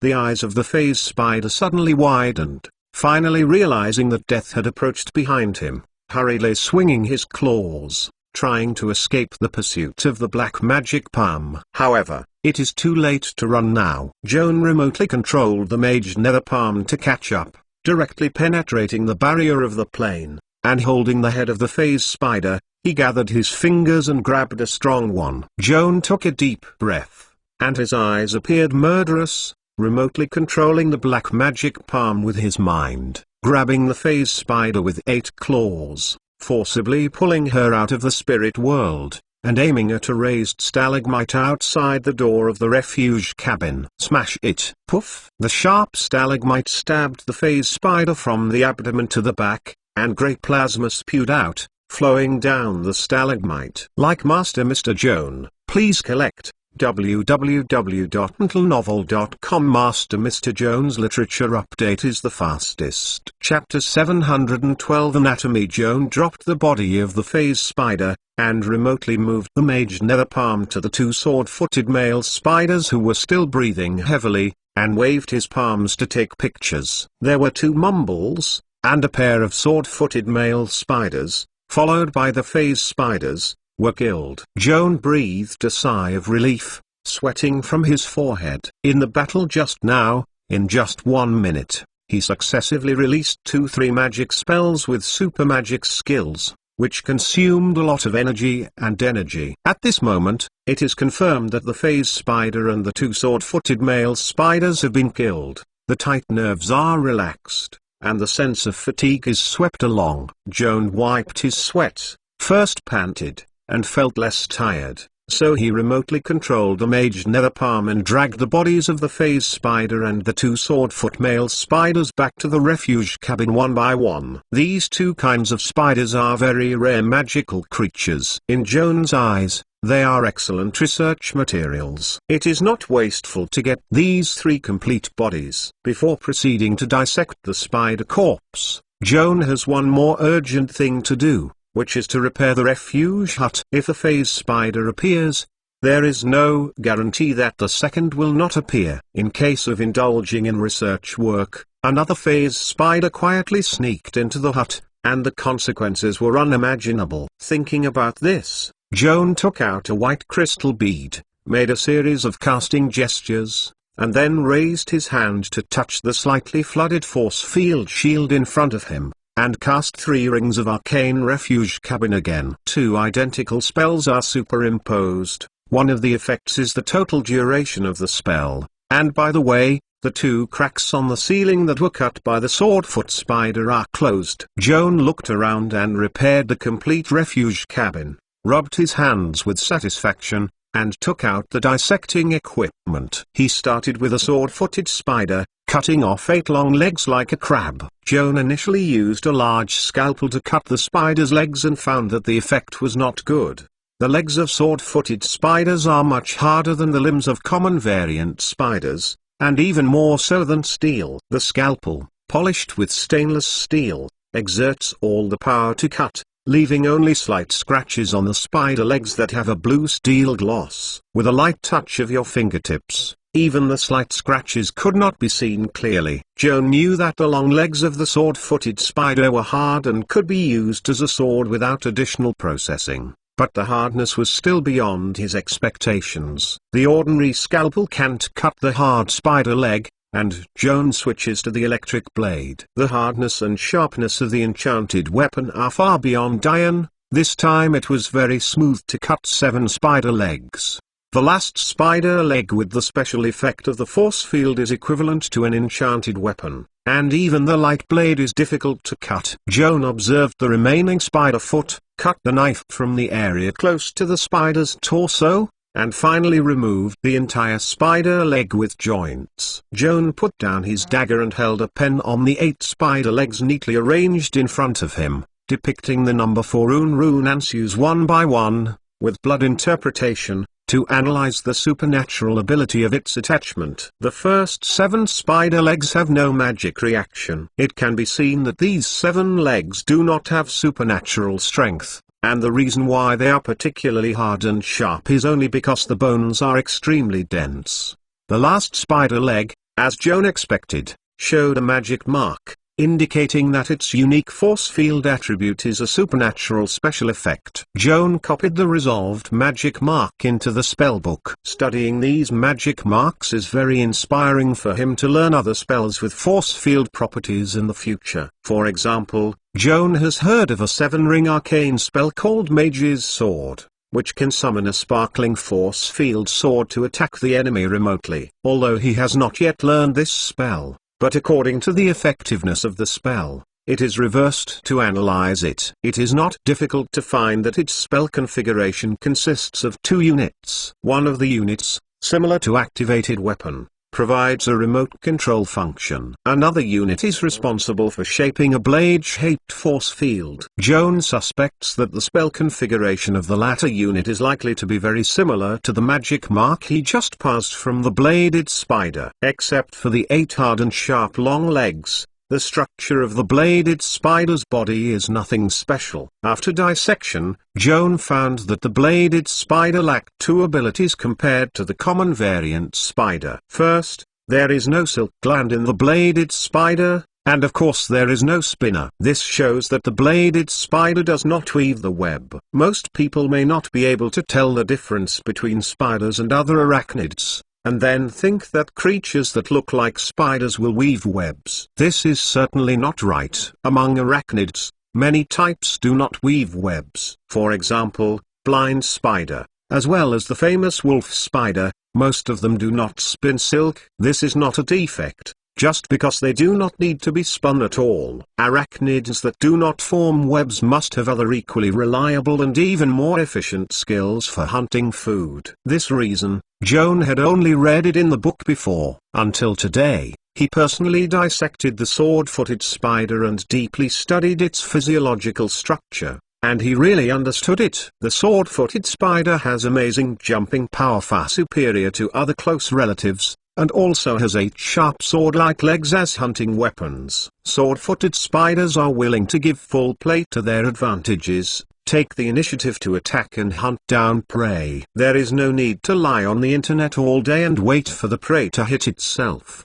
The useless functions will degenerate and disappear over time. This is the natural law of using and retiring. Sword-footed spiders do not need to form a web, and over time, they lose the ability to produce spider silk. In addition, Joan did not find venom-producing glands in the swordfoot spider. This can also be explained by the evolutionary principle of use advancement and waste retreat. The chewing organs and digestive system of the sword-footed spider have evolved very well. The mouth is full of teeth. Such spiders are really rare. Since the sword-footed spider has teeth for cutting and grinding raw meat, and a strong digestive tract, it does not need to up fluid like other spiders, and the degradation of the needle-shaped mouthparts is inevitable. Like Master Mr. Joan, please collect www.untlenovel.com. Master Mr. Joan's literature update is the fastest. Chapter 713 Fear. A needle-shaped mouthpart is a device used by spiders to inject venom. The composition of spider venom is very complex, and can be roughly divided into 2 categories of functions, causing paralysis, and dissolving bone and flesh. The former's role is to prevent the prey from struggling to resist.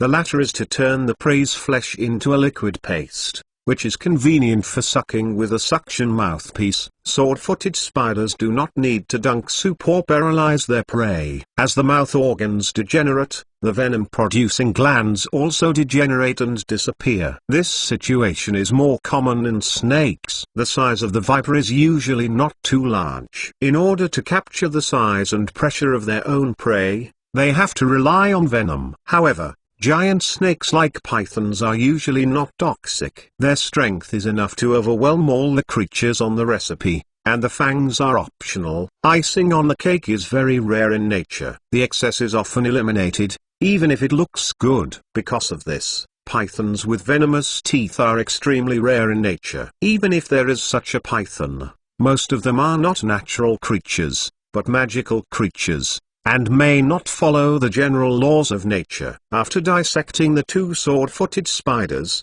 Joan took out the alchemy agent and sprinkled it on the split spider's body to quickly dehydrate it and put it in the specimen box. Next, Joan set out to dissect the phase spider. This guy, with a long face, is still alive after his death. Joan had a knife on her, and there would be some psychological pressure. Fortunately, he quickly overcame the psychological obstacle and cut off their head of the phase spider with a knife. Phase spiders are far worse than sword-footed spiders in terms of melee abilities. In order to survive in the dark region of weak meat and strong food, she must have skills. In fact, phase spiders have more than one specialty. First of all, her intelligence level is much higher than that of ordinary mutant spiders or sword-footed spiders, and she really has no human head. Joan even suspected that this phase spider was the leader of other spiders in the valley. It is under her leadership that large groups of mutant spiders will gather into an army to siege the expedition,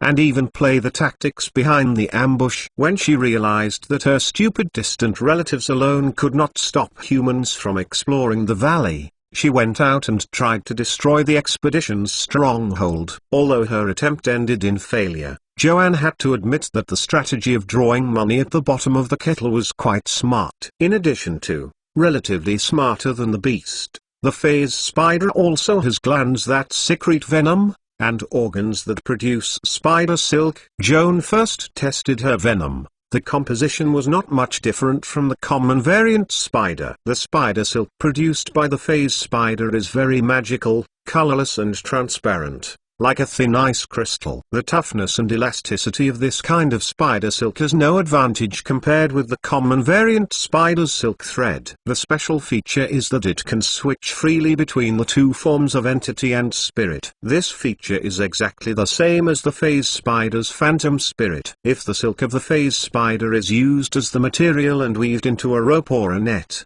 it can be used to bind real prey, as well as capture spiritual creatures, such as ghosts that come and go without a trace. Joan was pleased to see the hunt. Carefully cut the abdomen of the phase spider and take out the entire silk sac. A large silk bag of melons, held in the palm, heavy. Joan estimates that he can draw almost 2 pounds of spider silk. It is more than enough for rubbing the rope, but the netting is a little inadequate. If only another phase spider can be caught. Joan sighed with regret. After removing the silk sac, head and venom glands, Joanne painted the number 4 rune on the remaining body of the phase spider, and cooperated with blood interpretation to analyze the supernatural ability of the body's attachment. The magic mark finally presented is very complicated. Joan copied all these seals intact. Frankly, he couldn't understand the configuration of these magic marks. However, he bet the magic mark resolved from the body of the phase spider is at least 70% or more, exactly the same as the spell configuration of the 7th level arcane phantom spirit. Joan has now copied these magical imprints, and can use it as a reference when studying conjured spirits in the future, helping to deepen the understanding of spells. Blood interpretation exhausted the plasma remaining in the phase spider, and the body became dry and shriveled. Joan simply sprinkled an alchemy potion with dehydration and antiseptic properties to make her body a specimen. While busy, Hayla and Zion returned to the cabin with grunts. As soon as I entered the door, I saw the mess all over, all startled, and quickly asked Joan what happened. Joan will briefly encounter the attack of the phase spider and 2 swordfoot male spiders. After hearing this, Hayla and Zion's brothers were all incredible. In fact, at the same time that Joan was attacked, the 3 of them were also besieged by sword-footed spiders in the valley. There were a total of 6 sword-foot spiders involved in the siege, which caused them a lot of pressure. During the fierce battle, the 2 sword-footed spiders seemed to hear the call from a distance, turned around and evacuated from the battlefield. With 2 strong enemies missing, Hayla suddenly felt the pressure diminished and took the opportunity to counterattack, killing all 4 remaining sword-footed spiders. Afterwards, they also felt puzzled and did not understand why 2 sword-footed spiders left the battlefield halfway. Now, after listening to Joan's story, I realized that the 2 monsters were receiving help signals from the phase spider and rushed to destroy the refuge cabin. Joan killed 2 sword-footed spiders alone, plus a more difficult phase spider. Although he only gave a brief overview of the fighting process, it is not difficult for Hayla and Zion to experience the thrilling danger. What made them even more deeply afraid was that if Joanne didn't contain the 3 powerful spiders with his own strength, these rivals would definitely participate in the siege of the 3 of them. Both Hayla and Zion couldn't help but wonder deeply, if that happens, can they still return to the refuge cabin alive? Hayla and Zion's younger brother felt more shudder as they wanted to, and after a long day of fighting, they were exhausted and decided to end today's expedition. After dinner, all members of the expedition rested in the refuge cabin. Get a good night's sleep, nourish yourself, and fight tomorrow. Joan, Hayla, Audrey and Holden spent the first night in the Dark Mountains calmly. Like Master Mr. Joan, please collect www.mentalnovel.com. Master Mr. Joan's literature update is the fastest. Chapter 714. Blue Girl. Joan slept late, woke up on time 2 hours later, and got up to prepare the spell. Shortly afterwards, Hayla, Audrey and Holden also awakened one after another. The 4 people set fire to the tea in the hut and simply ate breakfast. The expedition team continued to implement the tactics of enemy advancing and retreating and enemy retreating and advancing, steadily advancing towards the spider's nest deep in the valley. After a whole day of hunting yesterday, most of the mutant spiders in the valley have been wiped out. Audrey worried that there were still more difficult phase spiders or sword-footed spiders hidden in the valley, daring not to pull the front too long, and suggested Joan to put away the refuge cabin and rebuild the stronghold in the middle of the valley. In this way, the distance between the teammates exploring in the front and the rear stronghold is closer, which is convenient for mutual support. The mutant spiders in the periphery of the valley have almost been killed. It is indeed too conservative and inconvenient to continue to put the stronghold at the mouth of the valley. Joan accepted Audrey's proposal to move the shelter to the middle of the valley and set it near the second observation point created by Eagle Eyes. In the following time, Joan remained alone in the hut as he did yesterday,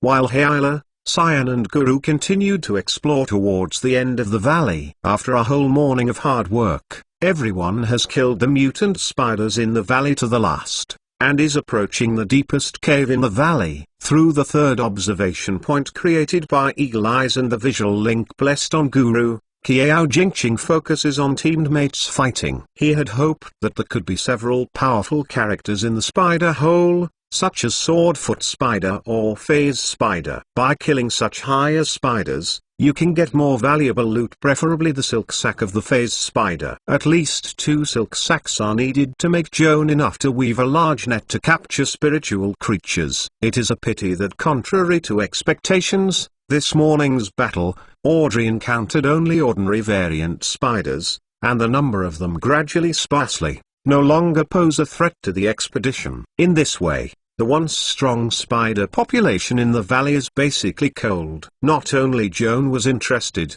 but Hyla and Cyan, who were exploring in the front, also felt that the big picture was settled. Next, they would break into the hole and bully those spider babies who had not yet matured. Hyla waved a flaming giant sword temporarily enchanted, igniting the cobwebs that blocked the cave. With a crackling sound, the layers of cobwebs were completely cleaned by a fire. At this moment, a cry came suddenly from the depths of the cave. Hyla was taken aback, retreated 2 steps in a hurry, held up the great sword, and waited. Audrey and Holden sisters also vaguely heard abnormal movements deep in the spider's den. At first they thought that there were some strange spiders coming out, but after listening carefully, they realized that they were faintly human voices, sounding like they were calling for help. "Would you like to go in and see?" Holden asked eagerly. "Don't be impulsive." Audrey suffocated. "It may be a trap."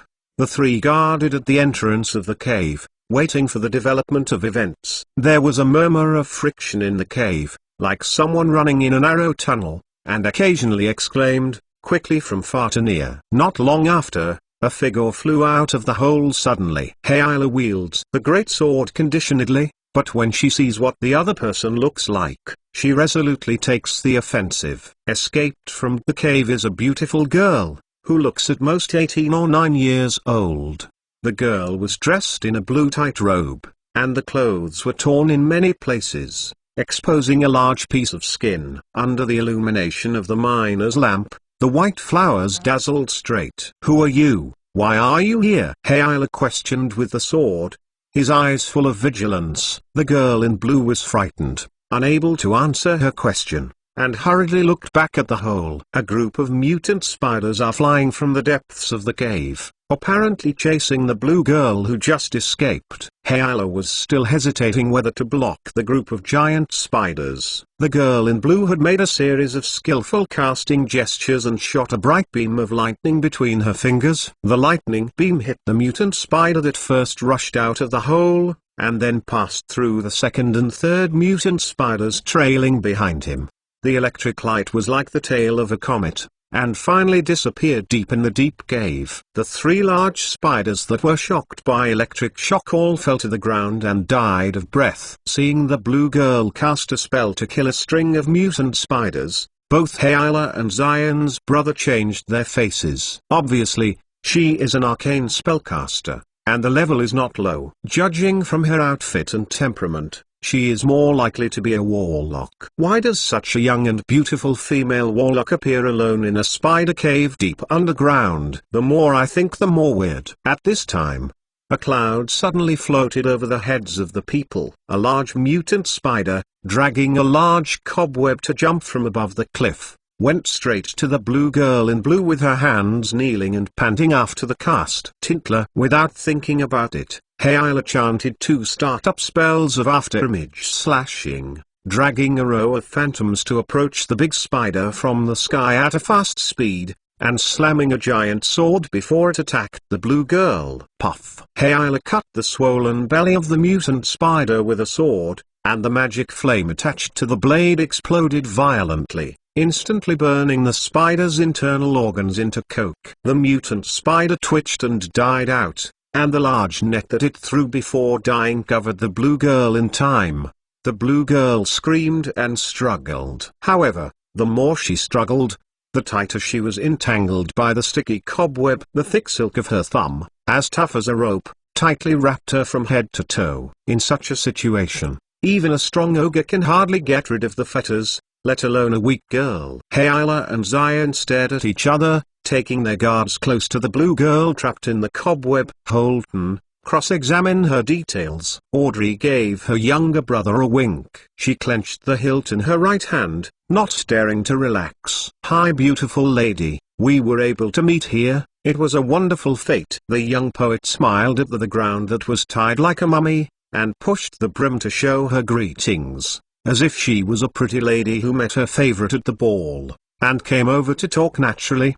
The blue girl's situation did not allow her to maintain an elegant demeanor like Holden, blinking her thick upturned eyelashes, a trace of embarrassment in her eyes. It took a long time before he responded with embarrassment and said hello. His voice was almost inaudible. Like Master Mr. Joan, please collect www.mentalnovel.com. Master Mr. Joan's literature update is the fastest. Chapter 715. Evelyn Holden took another step closer to the blue girl, in order to facilitate communication, but also to ease the embarrassment of the other party. Simply sitting on the floor beside her, an e-handed cheek, smiled and looked at her. In this way, the two people appear more equal in posture. My name is Holden and I am exploring the dark area with my friends. I wonder if I would be fortunate to consult your name. The first impression between strangers is often determined by seemingly insignificant details. Holden's considerate manners and elegant talk all make the blue girl very useful.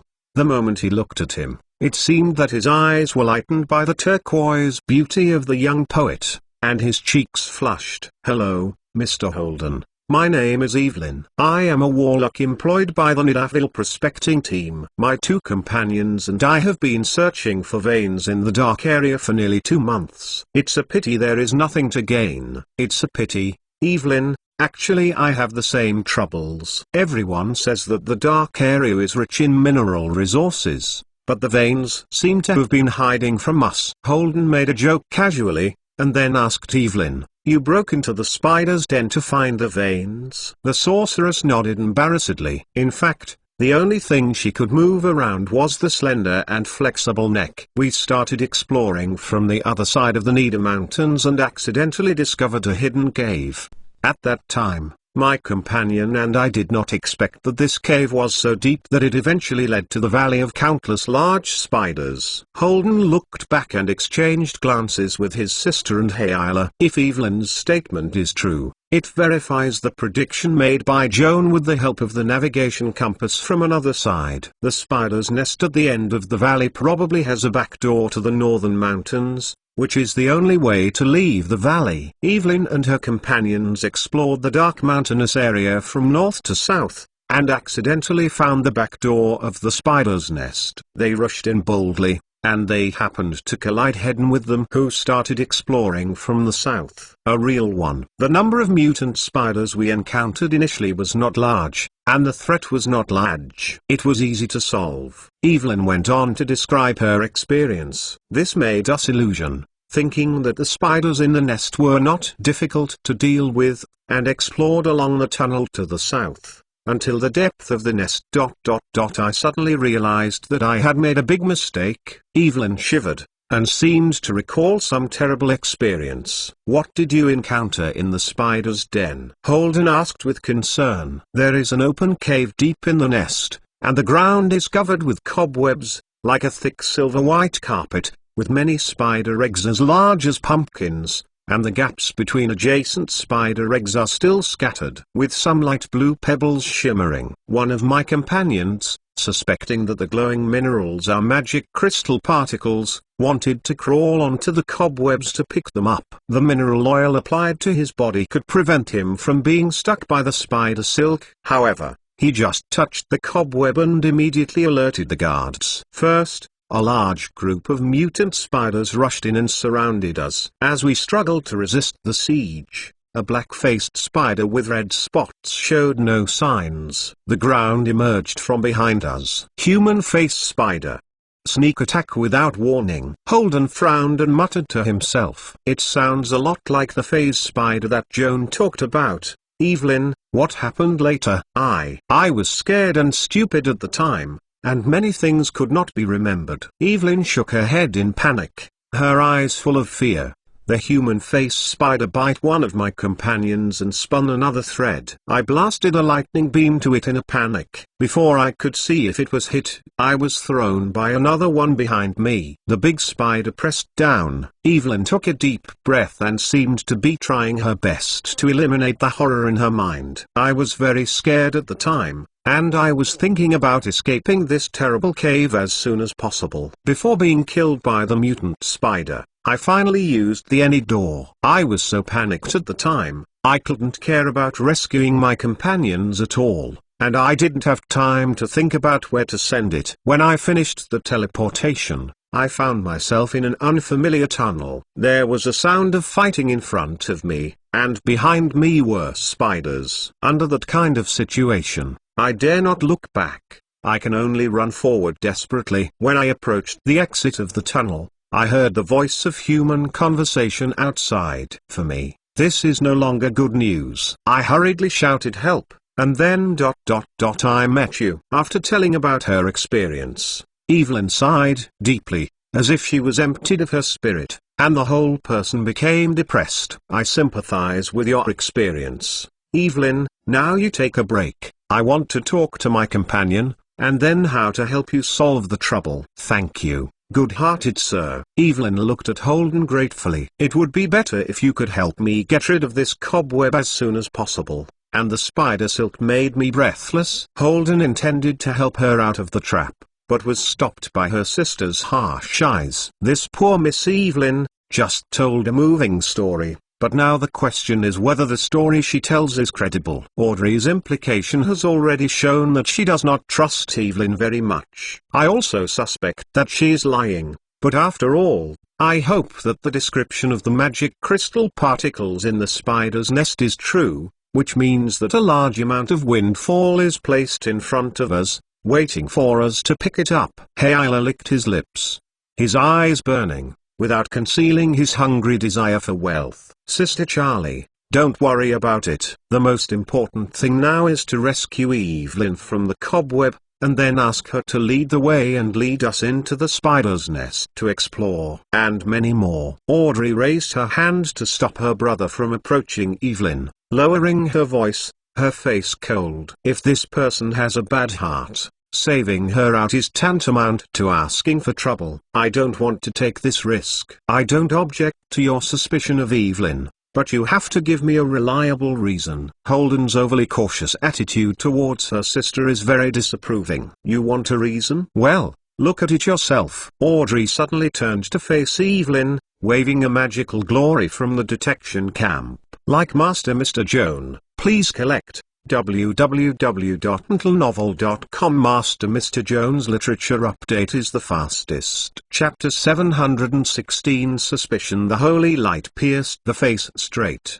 and Evelyn hurriedly turned her head to avoid, closing her eyes tightly, her expression a bit painful. At the same time, under the illumination of the holy light, a faint red light appeared on the wall, and a slight evil breath leaked out. "Evelyn, if you are as pure and innocent as you said, Why is there an evil aura on you? Audrey asked coldly. If time goes back 2 centuries ago, a paladin like her is still abiding by the ancient commandments. Seeing the evil aura emerged on Evelyn, she didn't bother to listen to her explanation, and she just drew her sword and cut it. Today, the commandments of the paladins are no longer so rigid. Audrey, of course, knows that camp aura has great limitations and cannot be used as a strong evidence for conviction, but it can affect her first impression of strangers. Dear Miss Paladin, please listen to my explanation. Evelyn's face was wronged and her emotions seemed very excited. Originally, there were 4 members in our exploration team,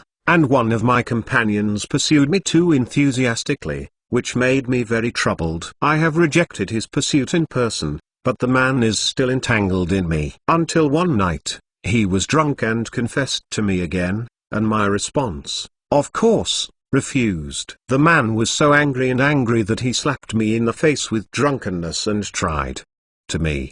At that time, I was very scared and angry, and I fought desperately, so I killed him by mistake. I was very regretful afterwards, although other companions forgave me.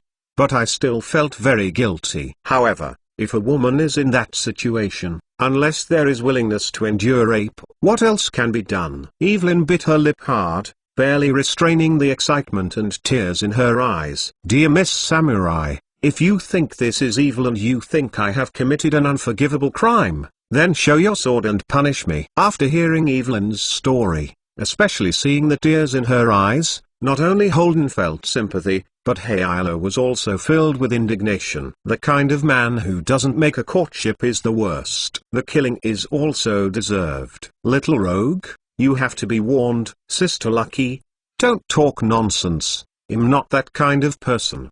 But after all, I don't think this kind of thing can be blamed on Evelyn, who resists and kills by mistake. It's justifiable. The premise is that she is telling the truth. Audrey still couldn't fully trust Evelyn. You paladins, don't you have the kind of magic that can see through other people's lies? Why don't you make it out and see if she's lying? Hayla reminded Audrey. Audrey twitched her lips and replied in a low voice, as soon as I met Evelyn, I opened the honest realm. Unfortunately, I couldn't see any signs of her lying. This doesn't mean she is honest. Holden smiled. Audrey shook her head gently and said cautiously, not necessarily. It may be that her mind is too strong to resist my magic. If she is not a woman with a strong personality and a strong will, she will not use that fierce way to resist rape.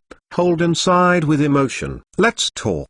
We still can't trust her completely. Now we have to make a decision, what to do with her. Hayla was eager to enter the spider's den to search for treasure, impatiently arguing whether Evelyn was credible. Since everyone disagrees, simply send Joan a letter and ask him his opinion. Audrey's proposal was unanimously endorsed by Hayla and Holden. Holden is planning to use wind communication to tell Joan, who is far behind the refuge cabin, about Evelyn. A magic wave suddenly erupts in front of him, and a red ball of light emerges. A short message technique. Holden reached out to hold the red light sphere suspended in front of him, and then nodded at his sister and Hayla. It was from Joan, and it seems that he already knows the situation here. Audrey and Hayla glanced at each other, and they all looked strange. It's not surprising that Joanne, who was left behind in the middle of the valley, was able to keep abreast of the situation here. Through the observation points created by Eagle Eyes, Joanne can not only see what is happening here, but also clearly hear the conversation between Evelyn and Holden. What really surprised Audrey and Hayla was the spell Joan used when he sent the letter to Holden. He did not use the 2-ring wind surgery that everyone could hear, but the 3-ring SMS, which was higher in level and could not be heard by outsiders. What did he mean by doing this? Hayla and Audrey can only think that Joanne doesn't trust Evelyn, guarding her deliberately, and doesn't want Evelyn to hear what he will say next. In the magic message sent to Holden, Joanne suggested that they separate the soldiers. Holden left to look after Evelyn. Don't save her from the trap first, but don't let the spider hurt her, and maintain the status quo for the time being. On the other hand, Joanne advises Audrey and Hayla to explore the spider's nest. focusing on the spawning room. If the situation in the nest is really as Evelyn said, it shows that she is honest and trustworthy. After Audrey and Hayla explored the spider's den, they turned back and released Evelyn too late. In case the situation in the spider's den does not match Evelyn's words, this means that she is probably lying, unpredictable and untrustworthy. Audrey and Hayla listened to Holden conveying Joan's suggestion, and they both felt that this was the most secure. They acted separately, as Joan said. Joanne himself was not idle. The last observation point created by Eagle Eyes is outside the spider's cave. Through this observation point, Joanne can secretly monitor Evelyn. If the sorceress tried to make a move that was not conducive to Holden, he would fly over to stop it as soon as possible. Hayla and Audrey, who entered the spider's lair to investigate, were also at ease, and specially sent Guru to follow behind them. On Guru, there are secondary mind connection and visual link imposed by Joan. Joan could see inside the spider's nest through grunting eyes. If you have something to say to Audrey and Hayla, you can also let Golem act as his speaker. In the following time, Joan frequently switched viewing angles. As usual, outside the cave, Holden stood beside Evelyn, chatting with her to relieve boredom, and joking to make her happy. Evelyn was so bound that she couldn't move. She was clearly not happy. However, judging from the smile that appeared on her face, Holden's whimsical words were not in vain, which greatly relieved the sorceress. Like Master Mr. Joan, please collect www.mentalnovel.com. Master Mr. Joan's literature update is the fastest. Chapter 717 Spider's Nest. Inside the spider's nest, the exploration of Hayla and Audrey went smoothly. There were few spiders in the nest. Not long ago, Evelyn killed 3 of them with a lightning beam. The remaining spiders in the cave seemed to realize that the genocide was near, and most of them ran along the back door of the nest. Gone. Hayla and Audrey walked along the road, almost no decent resistance. It wasn't until entering the widest cave in the middle of the nest that a group of female spiders rushed out to try to stop them from entering the nursery. Ringer. Hayla raised his hand and blasted out a frost star, which would freeze all the female spiders blocked near the entrance of the cave. Audrey was also polite, rushed up with her shield sword, and within a few minutes, she slaughtered the group of horse spiders covered with hoarfrost and slow movement. After clearing the last wave of enemies, Audrey and Hayla crossed the corpses of spiders and walked into the cave. With the help of the miner's lamp to illuminate, they really found a thick web of spiders in the middle of the cave. The spider silk uses several stalagmites as fulcrums, which are crisscrossed and densely woven like a huge net pocket. Suspended in a mid-air net pocket, it carries about a dozen variant spider eggs, each as large as a pumpkin, with a shell-like chalk color and black spots. Between the neatly arranged spider eggs, there was a glimmer of blue light. Hayla adjusted the projection angle of the miner's lamp to illuminate the gap between the 2 spider eggs, and his face could not help showing a happy look. The sorceress really didn't lie. There are indeed some mineral particles scattered on the spider web. From the color and texture, it is likely to be a magic crystal. I can't figure it out. Audrey stood in front of the cobweb, frowning slightly. There is no natural high-purity magic crystal in the world, only the original crystal of magic crystal, and these ores look no different from ordinary rocks. Original stones mined require complex processing steps such as washing, beneficiation, crushing, calcination, filtration, distillation, crystallization, etc. After removing impurities, magic crystals with purity up to industry standards can be extracted. With this complete set of processing procedures, it takes an average of 100 tons of ore to extract 1 pound of finished magic crystal that meets industry standards. If we find a magic crystal or vein in the spider's nest, I don't find it strange.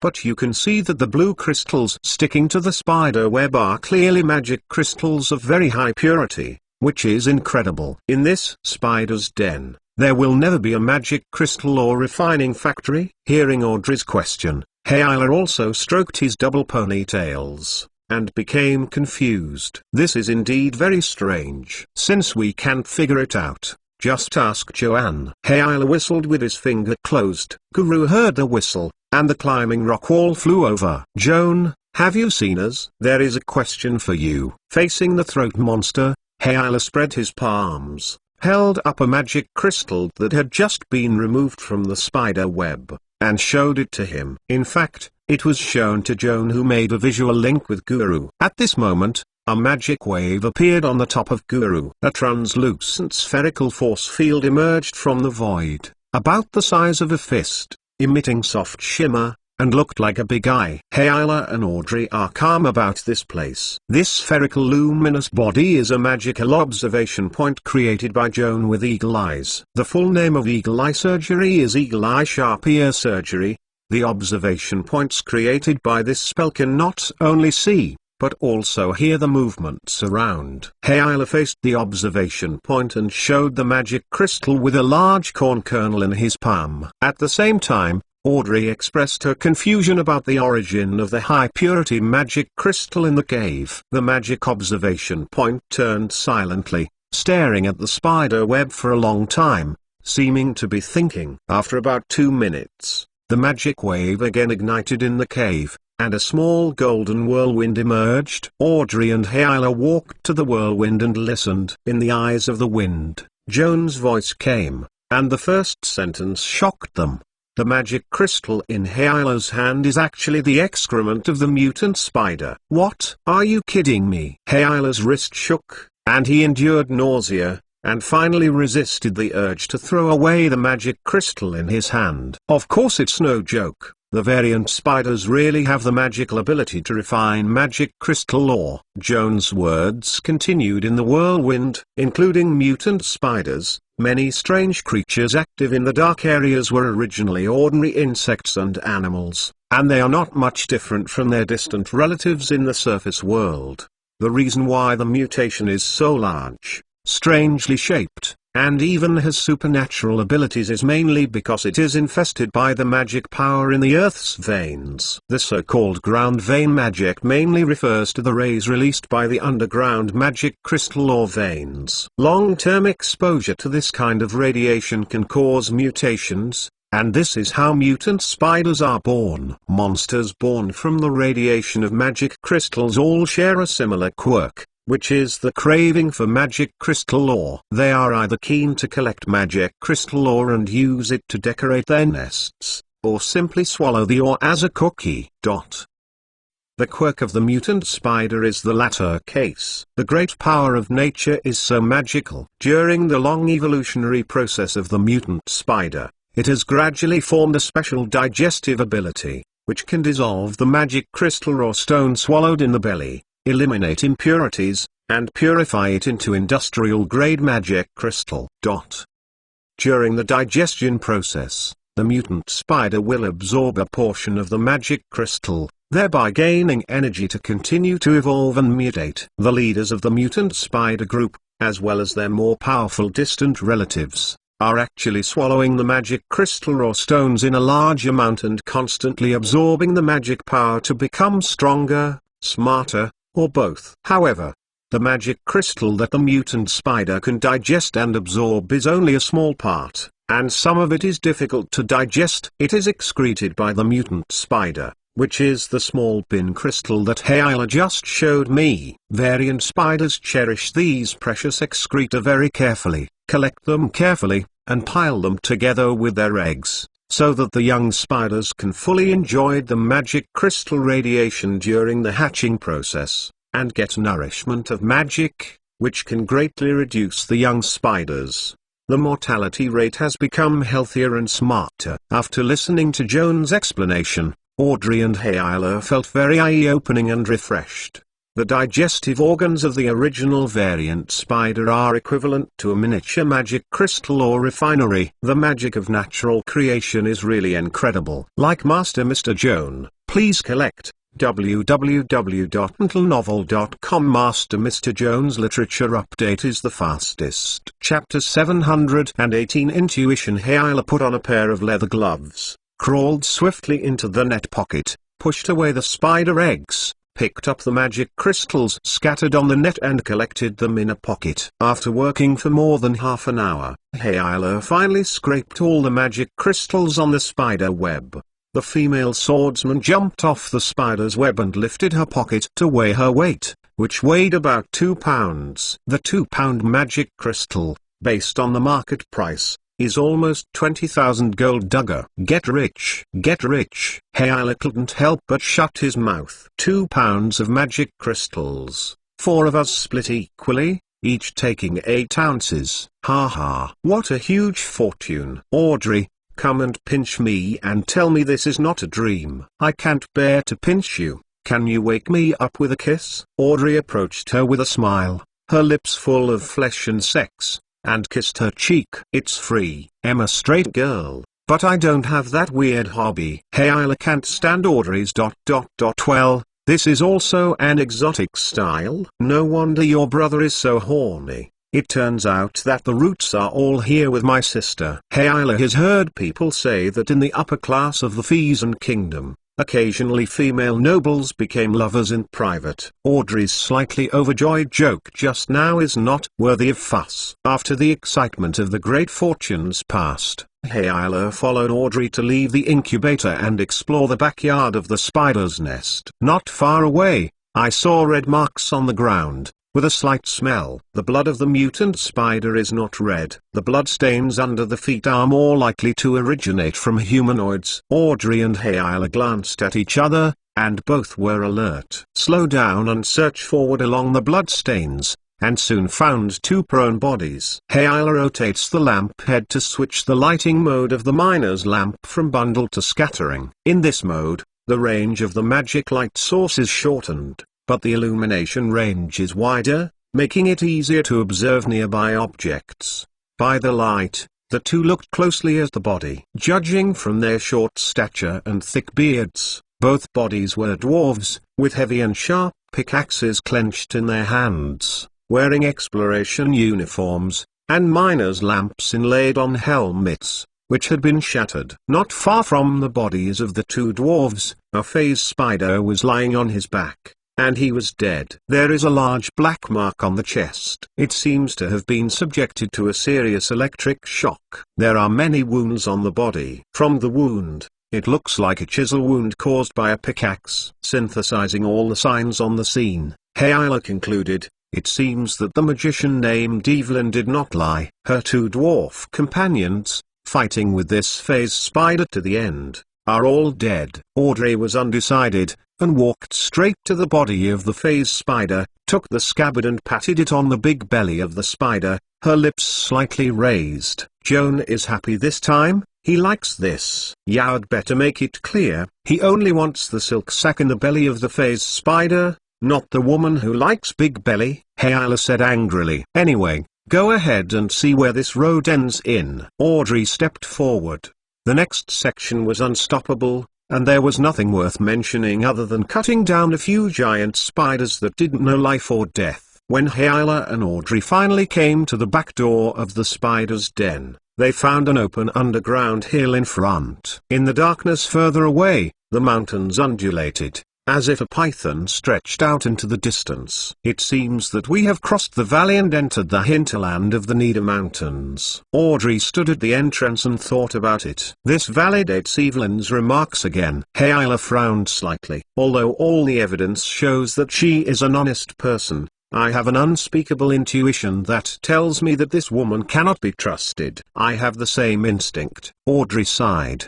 But I can't be sure if this is prescient. It's a precaution against strangers, or it's just jealous of the beautiful and same-sex envy. Huh? As I said, am I still not beautiful enough? Hayla made an inconsistency. Then Audrey couldn't take it anymore. She glanced at her and turned back. On the way back, Audrey and Hayla brought the phase spider and the bodies of the 2 dwarves together. When passing by the baby room, Joan sent wind speed again, letting them destroy the spider eggs incidentally, forever. In addition, Joanne told them to keep 2 full spider eggs and bring them back to him. This errand is really not easy. The 2 girls spent a lot of energy before dragging the body and spider eggs out of the cave. Outside the spider cave, Holden just talked to Evelyn fierily. Seeing her sister dragging the body of the phase spider back, she was so tired that she sweated on her forehead, gasping for breath, without any intention of reaching out for help.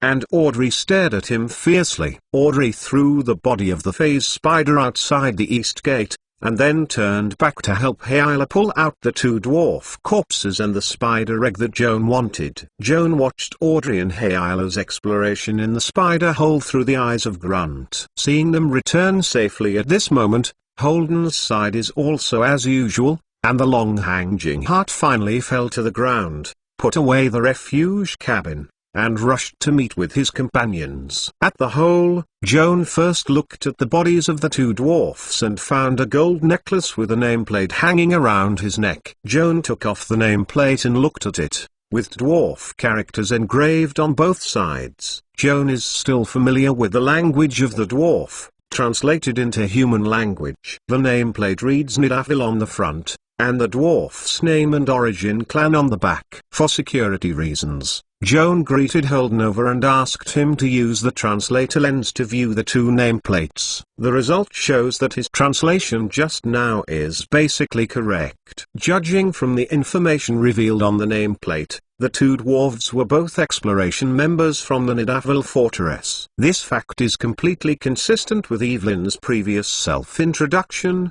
which adds a little credibility to her. After burying the dwarf corpse, Joan then looked at the phase spider corpse that Audrey and Hayla brought him back, as well as the two large mutant spider eggs. Joan has dissected one of the phase spiders and has a full understanding of his body structure. Take out the anatomical instruments, open the site and break the belly, remove the silk capsule completely, and put it into the storage bag. Now Joan already has two silk sacks in hand, and the phase spider silk he pulled out is enough to weave a large net. Putting away the silk sack of the phase spider, next, Joan looked at the two spider eggs that were as big as pumpkins. Beast-like intuition tells him that these two eggs are also rare good things. Like Master Mr. Joan, please collect www.mentalnovel.com. Master Mr. Joan's literature update is the fastest. Chapter 719. After all,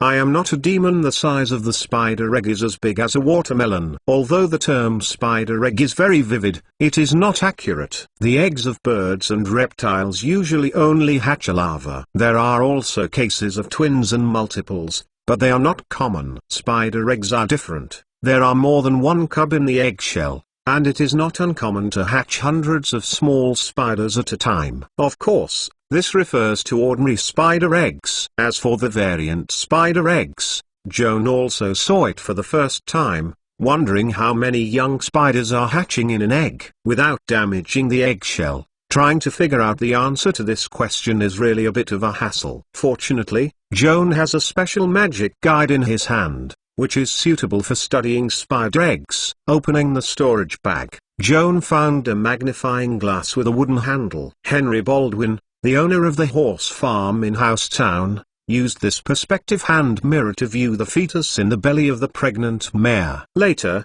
his evil behavior was exposed and was captured by the centaurs. The perspective hand mirror also fell into Joan. In this underground expedition, Joan originally intended to use this magic device's perspective function to search for mineral veins. Unfortunately, no valuable mineral deposits have been found so far, but it can be used to easily view the inside of the spider's eggshell. Joan raised the perspective hand mirror, surrounded the spider eggs, and took photos of the up, down, left, right, and then told his companions, there are a total of 30 variant spider cubs in the eggshell that have not yet fully developed. Hayla didn't dare to pry the dense spider embryo inside the shell through his hand mirror like Joanne. Just listening to him, he got goosebumps and his scalp was numb. You asked us to bring back these two spider eggs. What do you want to do with it? Hayla rubbed the goosebumps on his arm and asked Joan angrily. A spider egg is made into a specimen for research. Joan thought about it, and the next two sentences almost scared Hayla. In addition, The egg cannot be wasted. It is better to roast it and eat it. Hayala couldn't help turning his head to gag. Regardless of how Joan quotes the scriptures, from a scientific point of view, the spider eggs are nutritious and delicious, but she still can't even hear a word. Audrey and Hayala's experience in the spider's den verified Evelyn's encounter. No matter how much suspicion there is in the heart of this woman warlock, out of courtesy, at least she should be kind to her at least, and tried to help her get rid of the cobweb. Holden pulled out his dagger, intending to cut the spider silk wrapped around Evelyn. The spider silk with a thick thumb is tougher and stickier than it looks. Holden feared that Evelyn would be hurt, and he dared not let go of his hands and feet to cut, and carefully spent a lot of energy to cut the spider silk, and also made the blade sticky. Joan saw the scene next to him and said to Holden, "Come for me." Almost a week ago, while the intern from Mage University was still on a collective expedition, Joanne had exchanged spells with the two master classmates of the Arnold team, Angel and Lane. At the time, Joan learned a 3-ring arcane spell from Ryan, which was a vaporized form. This arcane can not only bless itself, but also temporarily turn it into a mass of non-physical steam on the premise of other volunteers. During the adventure, Joan did not relax the spell. After a week of specialized research, he has mastered the vaporized body, which is suitable for helping Evelyn get out of trouble. With a series of spellcasting gestures, Joan snapped the magic that gathered in his palm into Evelyn's body. Wave, accompanied by a slight air blast. The enchanting carcass of the sorceress quickly decomposed into a milky white vapor. Steam still maintains a vague shape, but it is not as solid as real flesh. The spider silk that had been wrapped around Evelyn could not bind the ethereal steam. The moment they lost their support, they fell off and piled on the ground like a mess. The steam of Evelyn's incarnation escaped from the cobwebs, slowly drifting away from the cobweb, cancelling the vaporized form by itself, and recondensing into a flesh and blood body. After being tied for nearly 2 hours, the poor woman warlock numbed her hands and feet, and the blood flow was not smooth. She walked and faltered, as if she might fall at any time. Holden quickly reached out and helped. The sorceress took the poet's arms by the way and looked at him with a hint of shyness. Hayala, in some respects, smells like a hound. The sharp eyes of the female swordsman swept back and forth between Holden and Evelyn, and sniffed out a sour smell of dog food. A good pair of dogs and men, so it's just a blink of an eye. Hayala secretly slandered and coughed heavily. The uncomfortable coughing sound made Evelyn startled and flicked away Holden's hand with the red face. Then she remembered to thank Joan. This young mage has just cast a spell to rescue her. Out of politeness, it is not easy to be too indifferent to others. Joan is trying to express trivial matters, don't mind. Hayala suddenly took his hand and squeezed it lightly. Joan immediately realized that she had something to say, so she didn't say anything. Verbal gratitude is worthless. If you are truly grateful, you will be rewarded. Hayala glanced at Evelyn with a smile on her face. But what she said was very polite. Evelyn apparently didn't expect that someone would ask for a return in a straightforward manner after saving himself. This behavior is not a gentleman at all. But having said that, Hayala, who was asking for compensation, was not a gentleman. Judging from her words and manners, she seems to disdain to be ill-aided. Compared with her name and decentness, people like her value the real money falling into her own hands. Evelyn's delicate face twitched slightly, hiding her contempt for the woman in the city, rubbing her hands, embarrassed. "Sorry, I don't have any money with me." Hayala smiled meaningfully. "It doesn't matter if you have no money, at least you still have a body." Evelyn was speechless and stared at her in horror. Both Joan and Zion's sisters were also taken aback, and they couldn't believe that Hayala would openly say such heartbroken words. "Don't look at me with that kind of look. After all, I'm not a demon, and I won't really be a prostitute." Hayala shrugged and spread his hands. "Innocent." "Then what do you mean?" Evelyn asked inquisitively. "Actually, I asked you for this reward." Some words. Joan is embarrassed to speak, so I will speak for him. "We saved your life, and you don't need to sell yourself to repay your gratitude. as long as you give a little blood. Hayla calmly asked. If you like Master Joan, please collect it. www.mentalnovel.com. Master Joan's literature update is the fastest. Chapter 720 Blood Donation. The sorceress was confused. She didn't understand the use of Hayla and Joan's blood, and she was embarrassed to ask face to face, so she nodded aggrievedly. Well, how much blood do I need to give? Not much, as long as 1 pint, Hayla said with a smile. Will drawing so much blood at a time do harm to Evelyn's health? Holden couldn't bear it. However, as soon as he said it halfway, he was interrupted by his sister's harsh eyes, and he dared not say anything more. Of course, Joan could hear that Hayla asked for blood from the sorceress, all for his own sake. He did not hesitate to destroy his image for this, and put on a greedy face. Joan took the initiative to hold Shangri-La's hand and gently shook it to show gratitude. Hayla felt his heart and turned his head to smile at him sweetly. Sweet enough to almost melt his heart. It's a pity that the good times didn't last long. And then she made a grimace again. What a naughty girl. Joan smiled secretly. Evelyn's eyes widened as if she wanted to recognize the young explorer in front of her again. The faces of Hayla, Audrey and Joan came into her eyes one by one, and they all looked so cold, casting a heavy shadow on her heart. It's like a group of hungry wolves. In contrast, Holden's friendliness and thoughtfulness towards her became increasingly valuable. The sorceress subconsciously took a step closer to the poet. In such a situation of wolves, only Holden can help her shelter from the wind and rain and bring her a sense of security. Sorry, bear with me. It won't hurt any time soon, Joan said politely, but his hands were not gentle at all.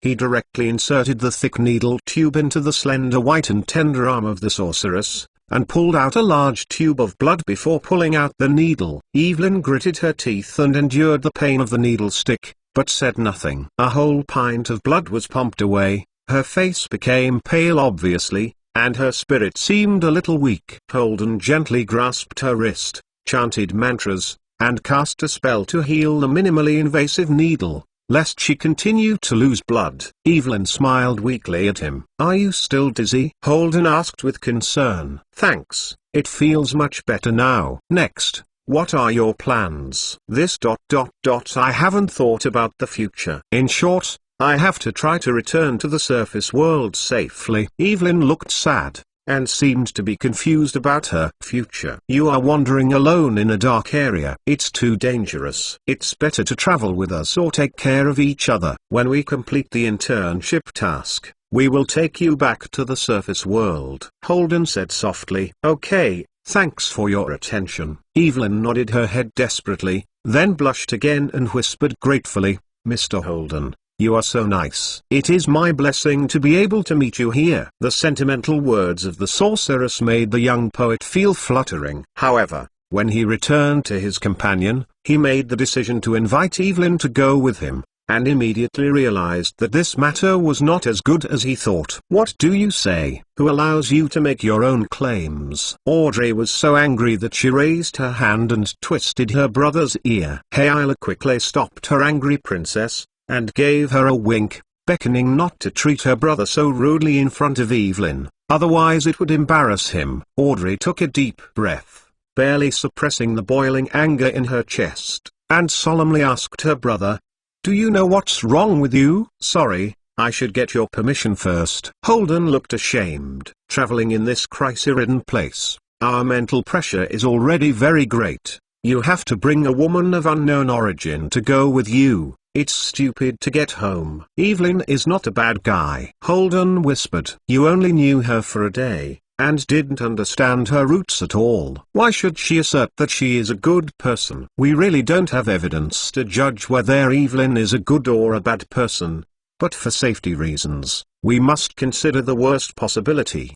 Bring this woman along, and it may be difficult to sleep in the future. Hayla sighed, and then persuaded Audrey. Since Holden has invited Evelyn to go with him, and the other party has agreed, even if he is not reluctant, he can't regret it now, otherwise Holden will not lose face. In order to take care of his own face, It is necessary to involve the three of us to take risks that we did not need to take. This is not fair. Audrey glared at her brother with hate and disappointment, and took a sigh of relief, admonishing him helplessly, "Even this time, you dare to make your own claims in the future? Don't blame me for pushing you back to your hometown." Holden saw that his sister was finally relieved, and felt relieved. She promised not to be an example, and immediately ran to Evelyn. "It's really good." Audrey shook her head at Holden's back and sighed. "Men, when you see a beautiful girl, you will always be forgetful.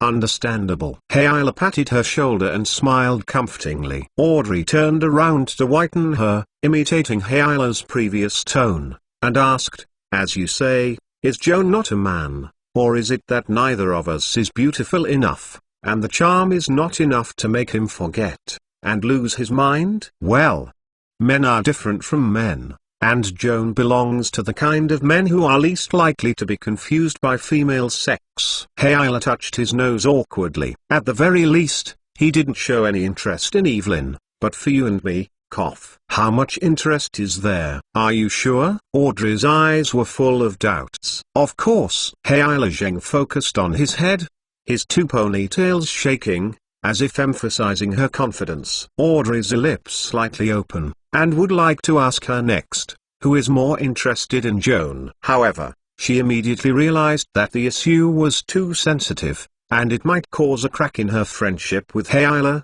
and she swallowed the dangerous topic back. The girls had a delicate and complicated mentality, and Joe didn't know it. In fact, not only did Audrey and Hayla lack trust in Evelyn, Joanne was also relieved of this unknown sorceress. Although Evelyn is now very friendly, Joanne cannot rule out the possibility of turning her friend into an enemy. If you look at this female warlock from the enemy's standpoint, the top priority is to find out her details, have a clear understanding of her ability to cast spells, and take precautions in advance. In case of revenge, at least she knows which spells she is good at so that she can exercise restraint. If you like Master Joan, please collect it. www.mentalnovel.com. Master Joan's literature update is the fastest. Chapter 721 Warlock Blood. To prevent Evelyn, Joanne needs to start a research immediately. For this purpose, he advised his companions to end today's expedition early and establish a camp outside the spider's cave. After everyone agreed, Joan plunged into his tent and began to study the blood he had just drawn from Evelyn. With the second ring of blood interpretation and number 4 rune ensues, Joan skillfully casts on the blood collection bottle and successfully parses out all the spell configurations contained in Evelyn's blood. The all spells here are actually not exact. What Joan can analyze at present is only the part of the blood power that has been fully developed. That is to say, the arcane art that Evelyn has realized can only be revealed through blood interpretation. As we all know, the master's ability to cast spells comes from reading and studying, and it is the crystallization of knowledge accumulation. The more knowledgeable mage, the stronger the ability to cast spells. Warlocks are completely different. The sorcerer's ability to cast spells is mainly derived from his own blood, relying on talent and potential, regardless of knowledge. Even an illiterate, as long as he has a strong arcane blood lineage and has fully developed his bloodline power, he can become a powerful warlock. Then the question is coming: how strong is the bloodline power of a warlock? Which direction is suitable for training? To what extent can it be developed? Can the warlock himself give clear answers to these questions? In fact, most warlocks cannot give satisfactory answers to these questions. It's hard to know others, and it's even harder to understand yourself. Master's practice is a process of constant knowledge. The practice of warlocks is a process of continuous self-knowledge. Only when it reaches a certain height can it be possible to know where to go in the next stage. If the same person walks alone in the vast night, he can see the road ahead, and every step he takes will leave a glowing footprint behind him. These glowing footprints are all levels of arcane magic that the warlocks have realized through the development of their own blood power. The paths formed by these glowing footprints may not be the only path in the darkness, or even the path that is most suitable for their own blood potential. In the depths of a warlock's bloodline, there may be other more powerful magic that has not been effectively developed, but unfortunately, the authorities are unaware that they have any potential in this area. Just as the night is shrouded, there may be other better roads, but it is a pity that passers-by cannot see and dry. These missed potentials are sleeping deep in the warlock's veins, waiting to be awakened one day, or forgotten forever. Joan's blood interpretation is, after all, a 2-ring spell with an energy level that is too low to resolve the unexplored casting potential deep within Evelyn's bloodline. If the level of blood interpretation is improved, such as optimizing the ring up or improving it into a mythical spell, can it resolve the hidden bloodline power, help the warlock to direct the maze, and deepen self-cognition? In theory, this possibility cannot be ruled out, but it is a pity that Joan cannot do it now. After all, he is just a small level 5 mage. His studies have just started. He has neither the ability nor the leisure to instruct others how to develop blood power. Dispelling his distracted thoughts, Joan carefully observed the glowing blood cloud emerging from the mouth of the blood collection bottle. The glowing runes in the scarlet clouds are like gold snakes swimming slowly, long or short. Each golden snake-like rune represents a complete arcane configuration, and its length is proportional to the number of rings. Joan gave a rough glance. The total number of spell configurations in the blood cloud was no less than 30. This shows that Evelyn has mastered more than 30 arcane spells. If you compare with the master, this is nothing. Joan currently has a total of almost 0 to 3 ring arcane spells. Is it more? As far as the master is concerned, it's really not much. As long as there is money, the financial resources are enough to support the unlimited copying of scrolls in the Austrian law library. Learning a few more spells is nothing more than reading a few more books. What is so difficult? But the warlock is different. Putting a bunch of spell scrolls in front of the warlock, she cannot learn based on her knowledge base, and can only excavate spells from her own blood. Warlocks do not need to spend a lot of energy to study, have more time to enjoy life. And the shortboard that comes with it is that there are few spells that can be understood, and they can't be compared with wizards of the same level. Take Evelyn for example, she can cast up to 4-ring spells, and the total number of 0 to 4-ring spells she currently has is only 30. Less than half of Joan. Does this mean that Evelyn is weak? No, just the opposite. As a 9th level sorcerer, she can master more than 30 spells, which is already a learning master. The number of arcane spells of the same level of warlocks is usually only about 20. Such a comparison will reveal that Evelyn has developed a very high level of her warlock bloodline.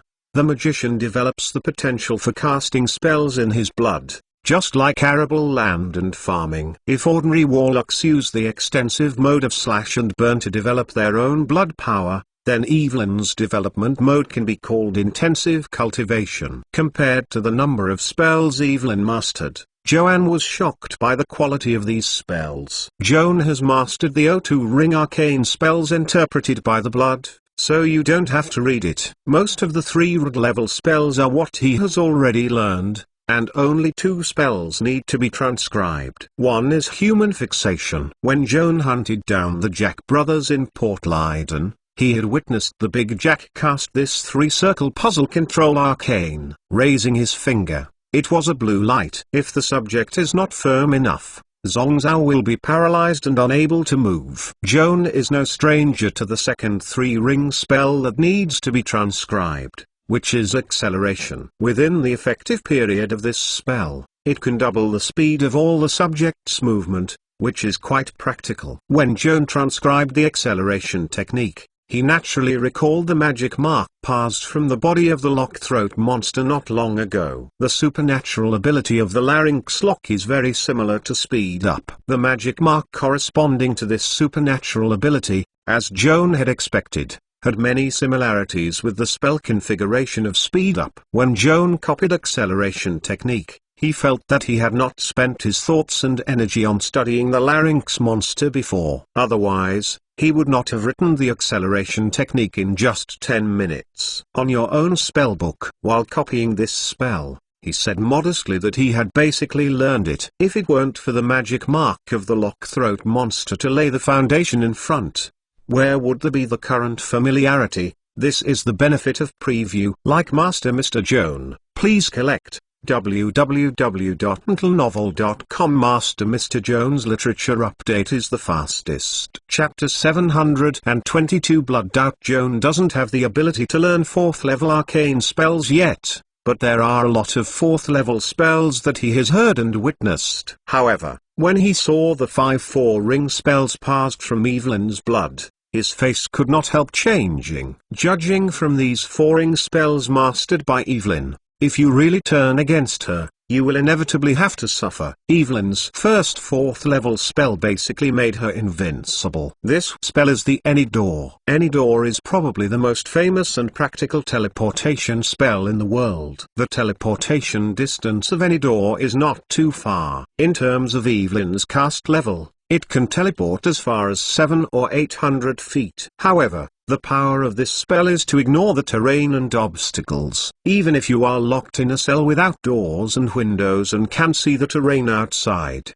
open any door and jump out of the cell. As long as there are 4 ring spell slots available to cast any door, unless Evelyn encounters a sneak attack, it is too late to save herself, or, as before, she is with spider silk and unable to make spellcasting gestures. Otherwise it is almost impossible to restrict her freedom. Come whenever you want, leave whenever you want. Evelyn's second 4 ring spell is the Charming Monster of the School of Control. This spell is a fully upgraded version of enchanting humans. The scope of application extends from being limited to humanoids to almost all intelligent creatures. Unless the subject's mind is particularly strong and resists the charm, it will spontaneously have a good impression on the caster, regard the other party as a trusted friend, and even cherish love. I don't know what my heart is doing at the moment. It's not the so-called love at first sight, it's just that I was fascinated by magic. Once the spell is lifted, this kind of favor and even love from the sky will also disappear. When Joan copied Charming Monster, he couldn't help but have a doubt. Evelyn, will she secretly cast enchanted monsters on Holden, prompting Holden to relax her guard and unconsciously feel good about her? The reason why Joan has such doubts is mainly to push others by himself. A pair of unfamiliar men and women meet by chance, and in a short day they have each other's goodwill, become good friends, and even develop into a love relationship. Is this really possible in reality? As far as Joan's character is concerned, this kind of thing can never happen to him. But from a rational point of view, he also knew that he could not represent others, and that he felt incredible things. Perhaps in Holden and Evelyn's view was just a natural result. Doubt is suspicion. After all, there is no real evidence, and he is not good to tell Hayla and Audrey his guesses, so as to avoid some kindness but help. Audrey, in particular, was really afraid that she was too eager to defend her brother's mood, and would react excessively. Joan finished copying Charming Monster, and then examined the third 4th ring spell read from Evelyn's blood Black Tentacle. The configuration of this spell is a bit like Entanglement, but the summons are not the vines, but a series of more deadly tentacles. These black tentacles are like countless live snakes, entwining and tightening the creatures covered by the spell. Creatures trapped by the black tentacles will not be able to escape the restraint in time if they are not strong enough, and they will be strangled alive shortly after perseverance. Evelyn's fourth level spell is the Stone Skin technique belonging to the Protection School. The duration of the spell can make the subject's skin extremely hard,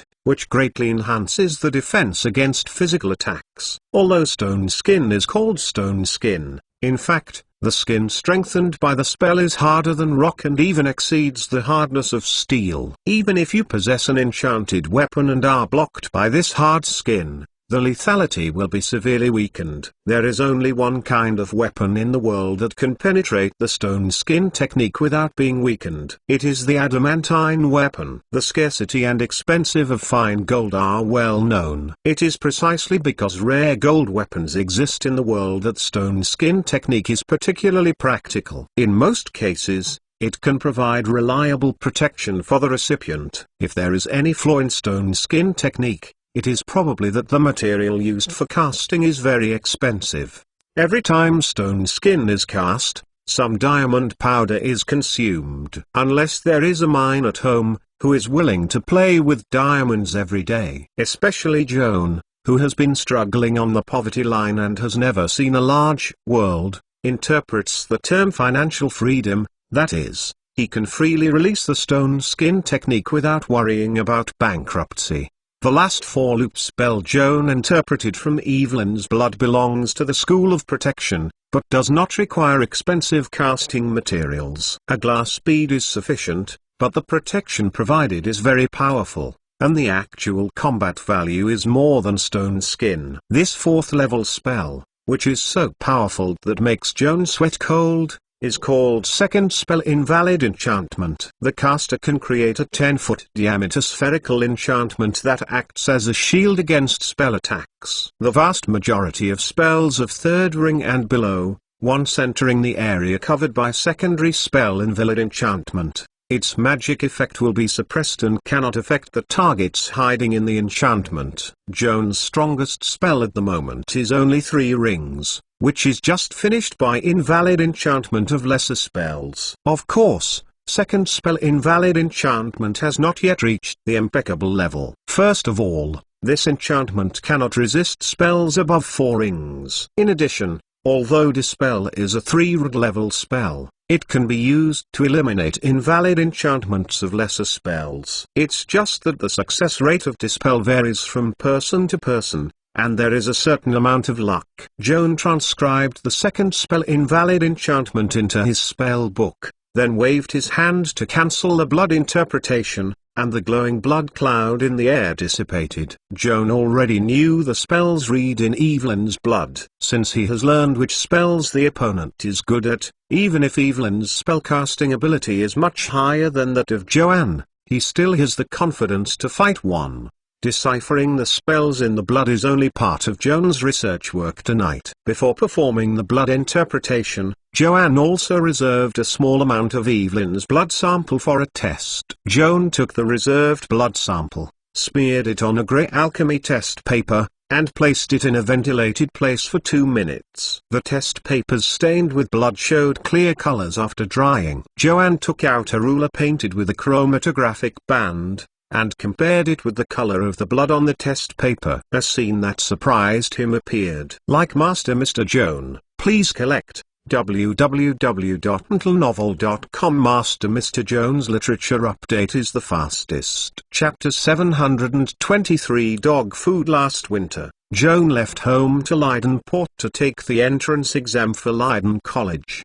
At that time, the examiner Martin Smith, suspecting that he had a special bloodline, took out this test strip to help him test the blood. After comparing the chromatographic bands, it turned out that he had a strange pedigree. Now, Joan is going to do the same with Evelyn's blood sample, to detect what kind of creature her warlock blood originated from. Each color bar listed on the chromatogram band represents a unique type of blood power. Although the number is large, it cannot cover all the special bloodlines in the world. Joan took the test paper and compared it on the chromatogram for a long time, and finally couldn't find the color bar that exactly corresponded to Evelyn's blood type. Evelyn's blood sample reacted with the alchemy drug on the test paper, showing a color between red and orange, which was a little subtle. After repeated comparisons, Joan reached a thoughtful conclusion. Although Evelyn looks like a human girl, the blood test results show that her true form is definitely not human. From the point of view of blood chromatography,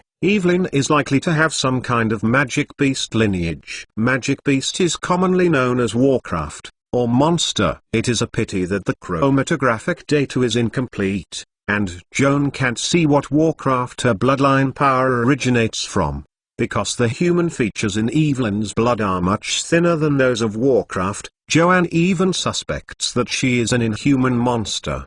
The reason why it looks beautiful is just to disguise itself as a human being with magic such as morph. This is like Joan's peculiar pedigree, which can be transformed into a false eye of insight, but this does not mean that he can be classified as an eye demon, which is essentially human. At least most of them belong to humans. As for Evelyn, it is the opposite of his situation. Whether she grew up to look like a human, or her spells become like this, it doesn't affect her biological category, closer to magic beast than human. After the blood test, Joan couldn't calm down for a long time. Although it was very late, he still used short message technique overnight to inform Hyla and Audrey of the results of his detection. He also wanted to give Holden a wake-up call, but Audrey explicitly warned him not to do so. Her Royal Highness, who couldn't believe her brother's big mouth, worried that Holden inadvertently leaked Joan research results to Evelyn. If Joan's conclusion is correct,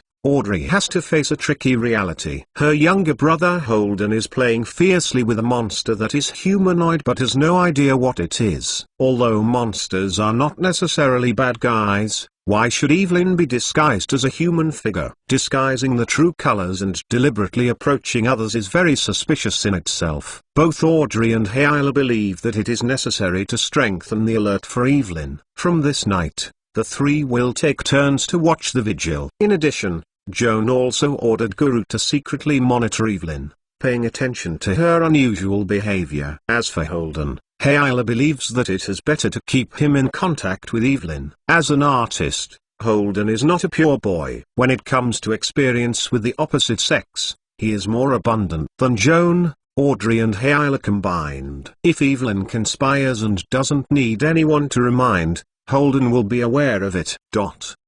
Early the next morning, the expedition team continued to set off. Evelyn seemed very enthusiastic and offered to act as a team guide, leading everyone to lead the ground lizard through the spider nest and into the central area of the Nida Mountains. At first, she and her dwarf teammates explored the veins in this area and were familiar with the local environment. When the expedition team reaches the open area, they need to use their mounts to speed up their travel. With only 4 heads of lizards in the team, Holden invited Evelyn to ride with him. The sorceress slightly shyly accepted his invitation and sat on the saddle behind Holden, arms around his waist, looking very intimate. Seeing this scene, both Audrey and Hyla are convinced that the dog men and women are really hooked together. It is simply unbearable to show affection in public. The 2 single girls felt the malice of the world deeply inside in anger. Also a single dog, Joan doesn't mind watching others show affection. At least for now,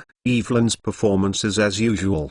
Her attitude towards Holden also seemed to reveal the truth from her heart. Joan sincerely hopes that this state of peace will be maintained until the end of the expedition, and never succumb to it, even if it is worth the price of eating a few more dog food. Dark area, Central Nida Mountains. An unnamed underground river bypasses the mountains and crests, and meanders in the boundless darkness. An expeditionary squad built temporary camps along the river. The expedition team consists of 5 people, 2 men and 3 women, plus 4-headed lizards and a laryngeal monster. After exploring the dark mountain area marked as 6th district on this map for a whole day, they all seemed to be very tired. While the companions were busy setting up the tent, Joan sat alone on the riverside, looked at the new map generated by the navigation compass, and then traced it carefully on the exploration log. After so many days of travel,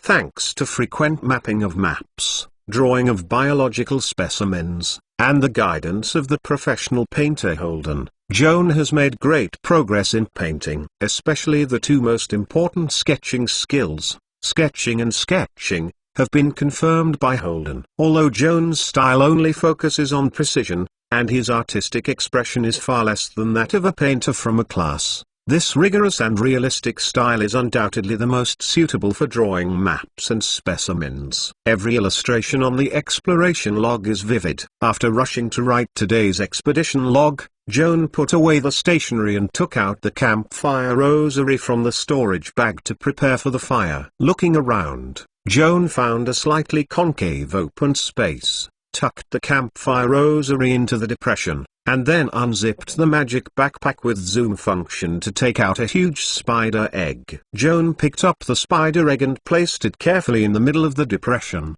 Between the lower end of the spider egg and the campfire rosary, a 2-inch-wide gap was left for ventilation. Joan also worried about the unstable placement of the spider eggs, so he moved some big stones from the riverbank, surrounded the spider eggs, built a simple stove, and also played a role in fixing the spider eggs. The stones are uneven in shape, and the stacked stoves inevitably have gaps, which do not look very stable. Joan took out the plastic stone wand and cast a spell to bridge the gap between the stones. By the way, the shape of the stove was corrected, and it looked much more beautiful. Joan was very satisfied with his work, put away his wand, and chanted a spell that activated the campfire rosary. A vigorous bonfire was raised at the bottom of the stove, bringing light and heat to the camp. At the same time, the bright red tongue was licking the giant egg on the stove. Like Master Mr. Joan, please collect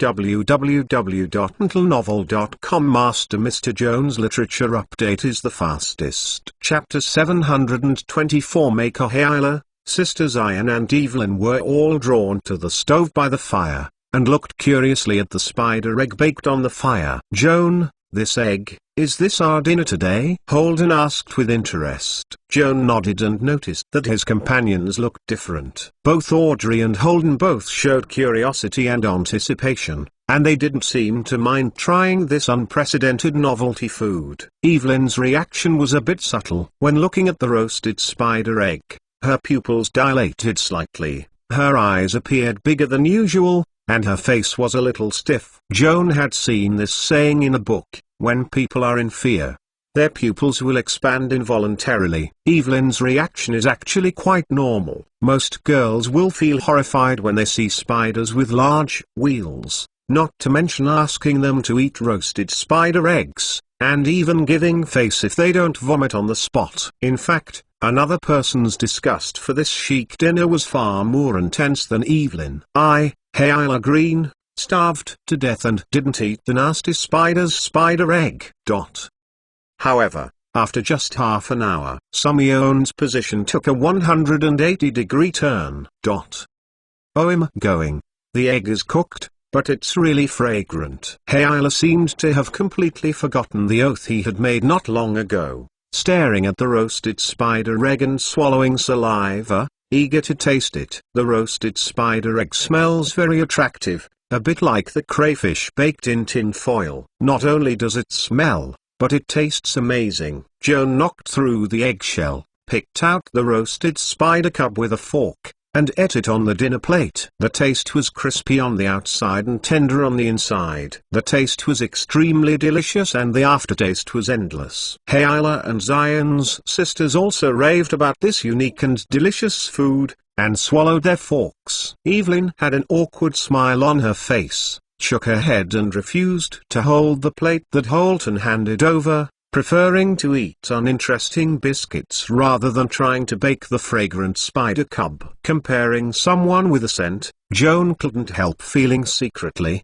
what about the gap in morality between people? The roasted spider cub is about the size of a slap. Although it has more meat and less meat, it will be full after eating 4 or 5. Joan put down the plate and was about to drink tea to moisturize his throat, and suddenly felt a strange tremor not far behind him. In the dark underground world, deadly monsters may be lurking everywhere. A moment of paralysis can often cost the loss of life. During the expedition, Joan's enchanted prosthetic eyes have been running at high load. The detection functions that can be turned on are all turned on as much as possible. The strange wave that I just sensed is that the 3 rings of tremor perception attached to the artificial eye are working. Is there something lurking in the dark? Joan looked back to stare in the direction of the tremor. At the end of the field of vision was dim, and there were no obvious abnormalities. However, for safety reasons, he whistled, greeted Guru, blessed it with visual links and secondary psychic connections,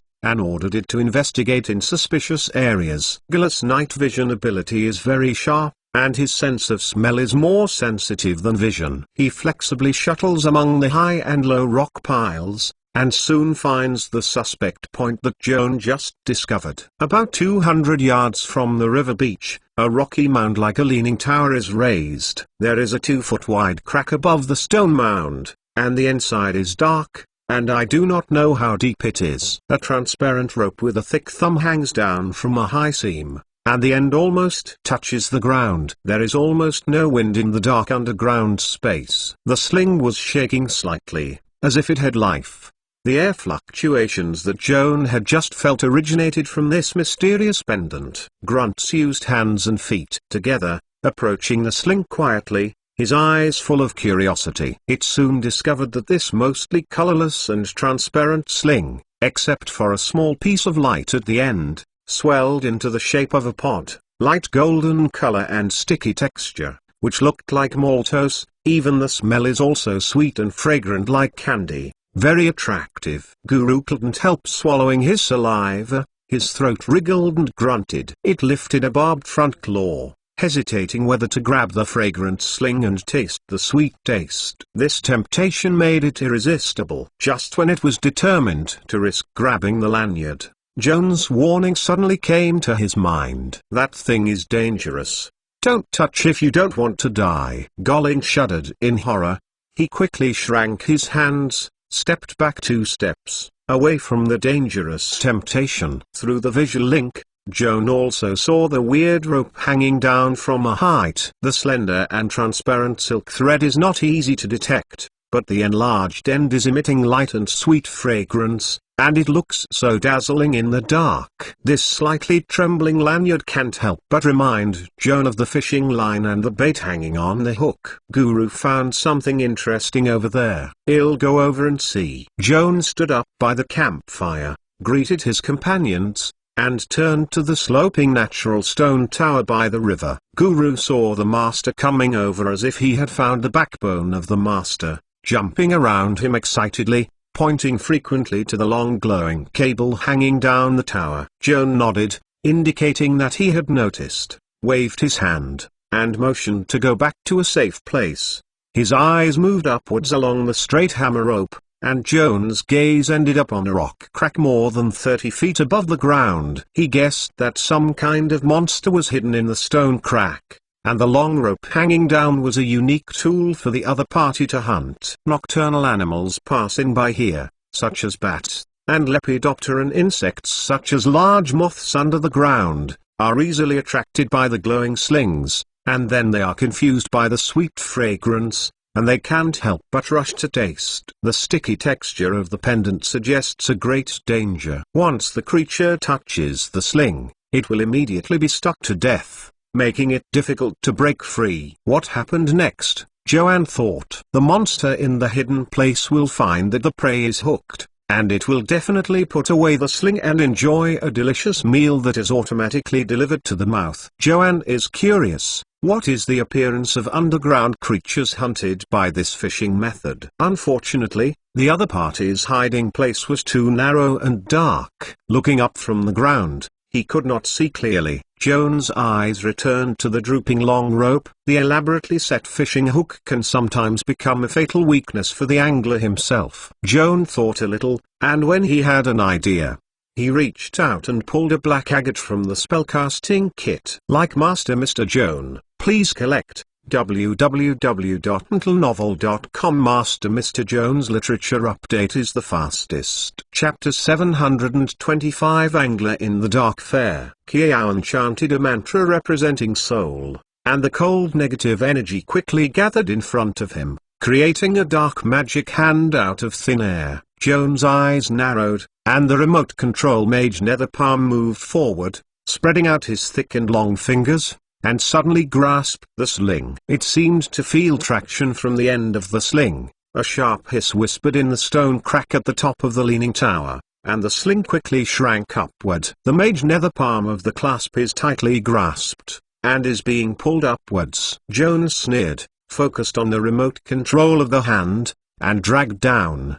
The two forces in opposite directions were applied to the sling at the same time, and immediately stretched straight. At the same time, the long rope, which does not look very thick, shows amazing toughness, withstands two huge drags, and there is no sign of breaking. This sling is stronger than the phase spider silk. While Joan secretly claimed to be strange, the remote control Mage Nether Palm pulled out with full force. Counting the gorgeous belt bonus, Joan has 14 strength attributes. In addition, the 6-point strength attribute of Mage Nether Palm is also added, with a combined strength of up to 20. The tough sling can barely withstand the drag of the magic giant palm, and at the top of the sling, the monster hiding in the stone crack can't eat it a little, being pulled out and sliding, and the sound of hard objects in the rock crack. Joan continued to drag the Mage Nether Palm remotely while looking up at the stone slit. With the harsh scratching sound,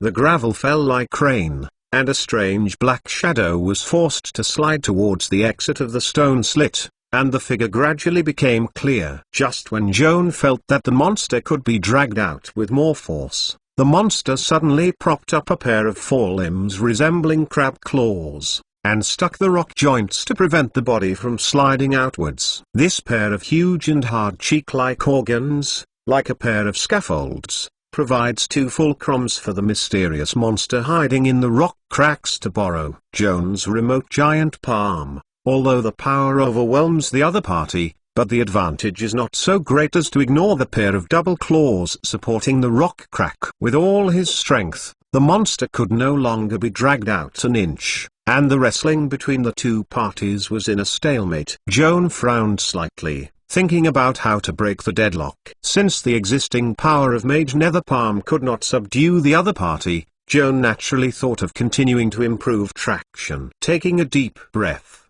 the pupil of his left eye first contracted as thin as the tip of a needle, and then expanded sharply. This strange sign indicates that he is launching sub-mystery, trying to forcibly tear his will, and enter a psychological state similar to schizophrenia. In this almost crazy mental state, Joan can only use his master personality to maintain the Mage Nether Palm's casting focus. At the same time, he can also use the split secondary personality to cast another spell to truly reach the distracted and dual-purpose state. After a long period of specialized research and rigorous training, now Joan has mastered sub-mystery. As long as it is not in a state of split personality for a long time, it will not cause harm to its own mental health. When his pupils expanded to the limit, the second personality was successfully split. Joan's right-hand remote control Mage Nether Palm frees his left hand to cast a spellcasting gesture,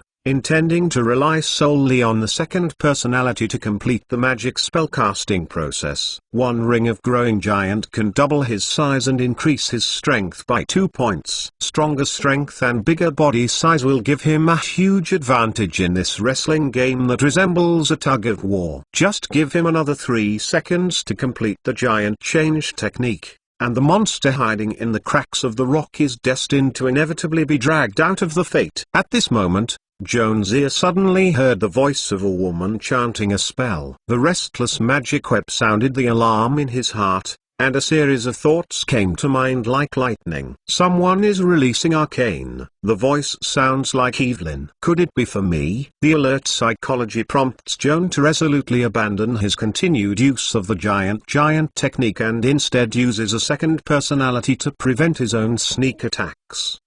Just the moment he flashed his mind, Evelyn had chanted the last start mantra. A bright electric light tore through the dark night, slamming straight into the rock gap above Joan's head. The monster hidden in the crack of the rock was struck by lightning, and the claws that stuck to the rock walls on both sides shivered. Joan breathed a sigh of relief. Taking advantage of the monster's lightning beam exploded by Evelyn, the remote control giant palm struggled and dragged it out of the stone crack. A dark shadow rolled and fell. With a thud, he fell heavily into the rubble. Joan stepped back 2 steps, pulling a safe distance from the monster that was still shaking the jaws. Looking down and looking carefully, no surprise was found. This monster looks like a large crab. The hard and smooth carapace is grayish-blue, dotted with patterns resembling rock textures. It is difficult to tell when hidden in a pile of rubble. It is obviously a protective color evolved to adapt to the living environment. This monster has 8 legs and a pair of giant claws, and its body structure has obvious rock crab characteristics. However, its torso is not as round and flat as most crabs, but it is closer to the scorpion's body and looks more slender. This type of figure means that it is better at crawling straight, rather than moving sideways like most crabs. Joan also noticed that the half-scorpion and half-crab monster had 8 eyeballs arranged in a ring on its head, which made it look like a spider again. Compared to the 8 single eyes that flicker in the dark, the stranger organ is the monster's nasal cavity. Directly above its wide mouth, there is a longitudinal slit, which is the breathing organ of this monster. There is only one nostril, which is not unusual. The strange thing is that this nostril is not only breathing, but also connected with the sticky long rope that acts as a fishing line. When the monster fell from a height, the long rope also paused on the ground, and wriggled slightly as the monster gasped, like a living snake. "Curious creature," Joan whispered, waved his remote control mage nether palm, grabbed the bare carapace on the back of the crab-shaped monster, trying to turn it over and observe the physiological structure of his abdomen. Crab-shaped monsters have a very strong vitality, and they are still dead after being hit by Evelyn with a lightning beam. After getting rid of the brief paralysis caused by the electric shock, a pair of sharp claws rose high, waving angrily, trying to stop the black giant palm above his head from falling. However, in Joan's eyes, this was nothing more than a futile struggle. Once the monster escapes from the hidden stone crack and is exposed to the open area, its destiny is already doomed. Like Master Mr. Joan, please collect www.mentalnovel.com. Master Mr. Joan's literature update is the fastest. Chapter 726 Whole Crab. With the resistance of the crab-shaped monster bluffing, Joan simply dismissed it and remotely controlled the mage nether palm and slapped it hard. Puff! The black giant palm hit the back of the crab-shaped monster, slapped it halfway into the ground, and hissed and moaned, obviously very painful. Joan's face was expressionless. His pupils zoomed sharply, and he once again entered the state of divided into 2 functions. The main character remotely controls the black giant palm to continuously suppress the crab-shaped monster, and the sub-personality makes a series of skillful gestures and chants the spell Tinned. It is also the elven mantra that symbolizes flash and thunderbolt, except that Joan is not performing 3 rings of lightning beam at the moment, but 1 ring of electric claw. The magic power converged on Joan's left hand, intertwined into a blue and white electric snake that wandered and flickered. This manic lightning energy did not stay at his fingertips for too long, and in a blink of an eye, it was transmitted to the mage ghost palm that suppressed the crab-shaped monster as far as 100 feet away. Mage nether palm, in addition to being able to remotely attack enemies like Mage Assault Palm, also has the feature of being able to conduct contact spells. The black giant palm of the electric snake is like Joan's third hand,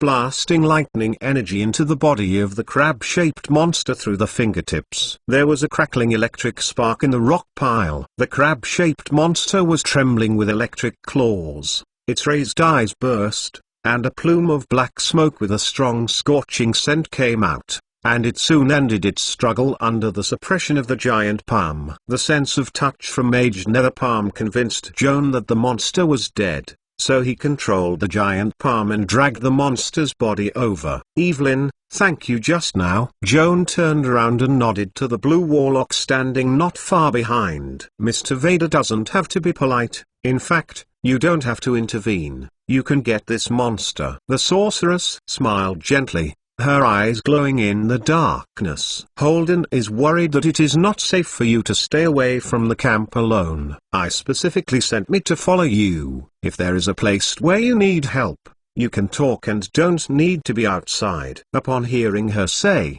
Joan realized immediately that Holden had seen that he was on alert for Evelyn, but the hostile attitude was not as obvious as that of his sister and Hyla, so she found an opportunity to let Evelyn come to help, in order to win their favor. It is not difficult for Joanne to think that after this, Holden might encourage himself to come forward, and before his sister and Hyla say a few good words for Evelyn, gradually dissolve their obsession with Evelyn. I have to say that Holden really has such a talent for diplomacy. Although Joan had already seen that he had an abacus in his stomach, he still had to get the feeling. Moreover, Evelyn did help him just now, and her impression of her did improve. Holden, a person who is too lazy to do things at ordinary times, only treats the issue of pick-up girl. He spares no effort to think, and his IQ goes online. Joan really didn't know what to say about him. Mr. Vader, what are you going to do with this cave crab? Evelyn's inquiry interrupted Joan's thinking. It turns out that this monster is whole crab. Joan had seen the introduction of whole crab in a volume of the Monster Book of Veils. It is a pity that the records in the book are only a rough idea,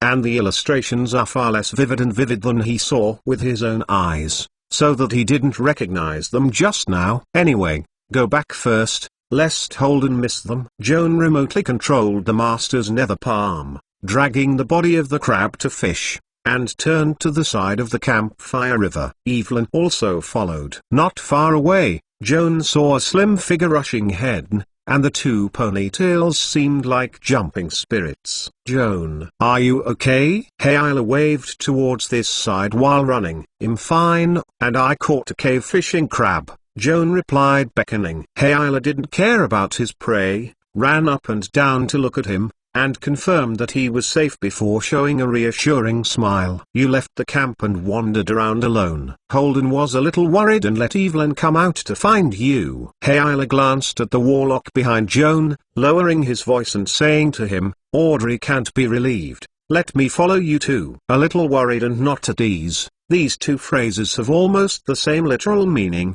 but from Hayla's mouth, it contains two different meanings. Holden worried about Joan, that he left the camp alone and might be attacked by monsters. Audrey's restlessness was mainly not about worrying about Joan being attacked by monsters, but about his being alone with Evelyn. If Evelyn is really bad-hearted, Joanne, who is single in the wilderness, is likely to be the target of her sneak attack. Audrey sent Hayla to come to meet Joan, in fact, with the intention to guard against Evelyn. Joan used his brain to understand Hayla's implication. It was really tiring. On the way back to the camp, Joan told Hayla about the process of hunting crabs with the help of Evelyn. After hearing this, Hayla felt guilty about her suspiciousness, and stopped, waiting for Evelyn to come up and chat with her. Although it's still mostly awkward, at least the prejudice to Evelyn is not as deep as before. Audrey and Holden stood by the campfire at the campsite. When they saw Joan they returned safely. They dragged a weird creature and greeted them curiously. Holden turned around the body of a crab fishing burrow twice, and touched his chin to ask, what kind of spider is this? It's not too small. This is not a spider, Evelyn explained with a smile. Although this monster can also spin like a spider, it is actually a crab that lives on land, called a burrowing crab, and is more common in darker cave areas. This guy looks really weird. Audrey's curiosity is stronger than her brother's. Joan, did you bring this quirky big crab back? Did you want to bake it or eat it as research material? The meat of the whole fishing crab is delicious. I don't know, but the silk it spit out is very valuable. Joan's remote control magic hand lifted the transparent silk thread hanging from the tip of the crab fishing tip, and showed it to Audrey. This kind of silk is about the same thickness as the phase spider silk, and its color is very similar. When mixed together, it can hardly distinguish the difference. However, the texture of these two kinds of silk threads is very different. Phase spider silk is very soft and suitable for weaving. It also has two forms of material and spirit, but it has a lack of load-bearing ability and is easy to break. The silk thread of the whole fishing crab has better toughness, can withstand high loads without breaking easily, and can just make up for the short board of the phase spider silk. At this moment in Joan's mind, a complete set of enchanting programs has been formed. After finishing this underground adventure and returning to school, he combined the two kinds of yarns and blended them into a veil, which was used as the material of a magic guide. Like Master Mr. Joan, please collect, www.mentalnovel.com. Master Mr. Jones Literature Update is the fastest. Chapter 727 Blood and Wine. While introducing to his companions, Joan slashed the knife and cut the thread hanging from the nose of the crab, wrapped it into a large thread, and stuffed it into the storage bag. As for the remaining corpses of cave crabs, I plan to spend some time dissecting the drawings and making specimens later. Mr. Vida. The cave crab is one of the most valuable monsters in the dark area, and it is full of treasure. It is too wasteful to make it into a specimen. Evelyn couldn't help but interject. In addition to the long rope used as a fishing line and bait, what other good things are there on the whole fishing crab? Joan looked at Evelyn curiously, expecting her to give a more detailed answer. The shell of the cave crab is both hard and light. The residents of the underground world often use this material to make armor and shields. The defense effect is not worse than that of steel casting equipment, and it is lighter than steel armor. Evelyn thought about it and then said to Joan, "The carapace is still secondary, and the most valuable thing in the burrowing crab is its plasma." Mr. Vida. Have you smelled the blood of the burrowing crab? As early as when he hunted a hole for crabs, Joan noticed the blood leaking from his wound and exuded a strong smell of wine. At the time, he didn't have much to think about, but now he was reminded by Evelyn, and immediately felt something. Are you saying that the blood of burrowing crabs contains alcohol-like ingredients? Yes. The most amazing place for cave crabs is here. Their blood smells like spirits whether they smell or drink. I haven't drunk the blood of crab fishing, but I heard people say that the taste is spicy. Drinking a sip is like a fire burning in the throat. The alcohol attack is very fast. Ordinary people can't drink 2 or 3 sips. Those races that love alcohol, such as dwarves and war lizards, are very enthusiastic about the blood of the cave crab. War lizards often team up to hunt holes and crabs. The main purpose is to squeeze their blood as a drink. The dwarves are also willing to spend a lot of money on fresh burrowing crab blood. Compared with drinking the blood lizard directly, the dwarf's drinking method is more specific, such as mixing the plasma of the cave crab into the ale, and then adding honey, fruit, spices and even hallucinogenic mushroom juice to make a variety of cocktails. The meat of crab fishing is also a high-end ingredient, perhaps because of the blood soaked in spirits.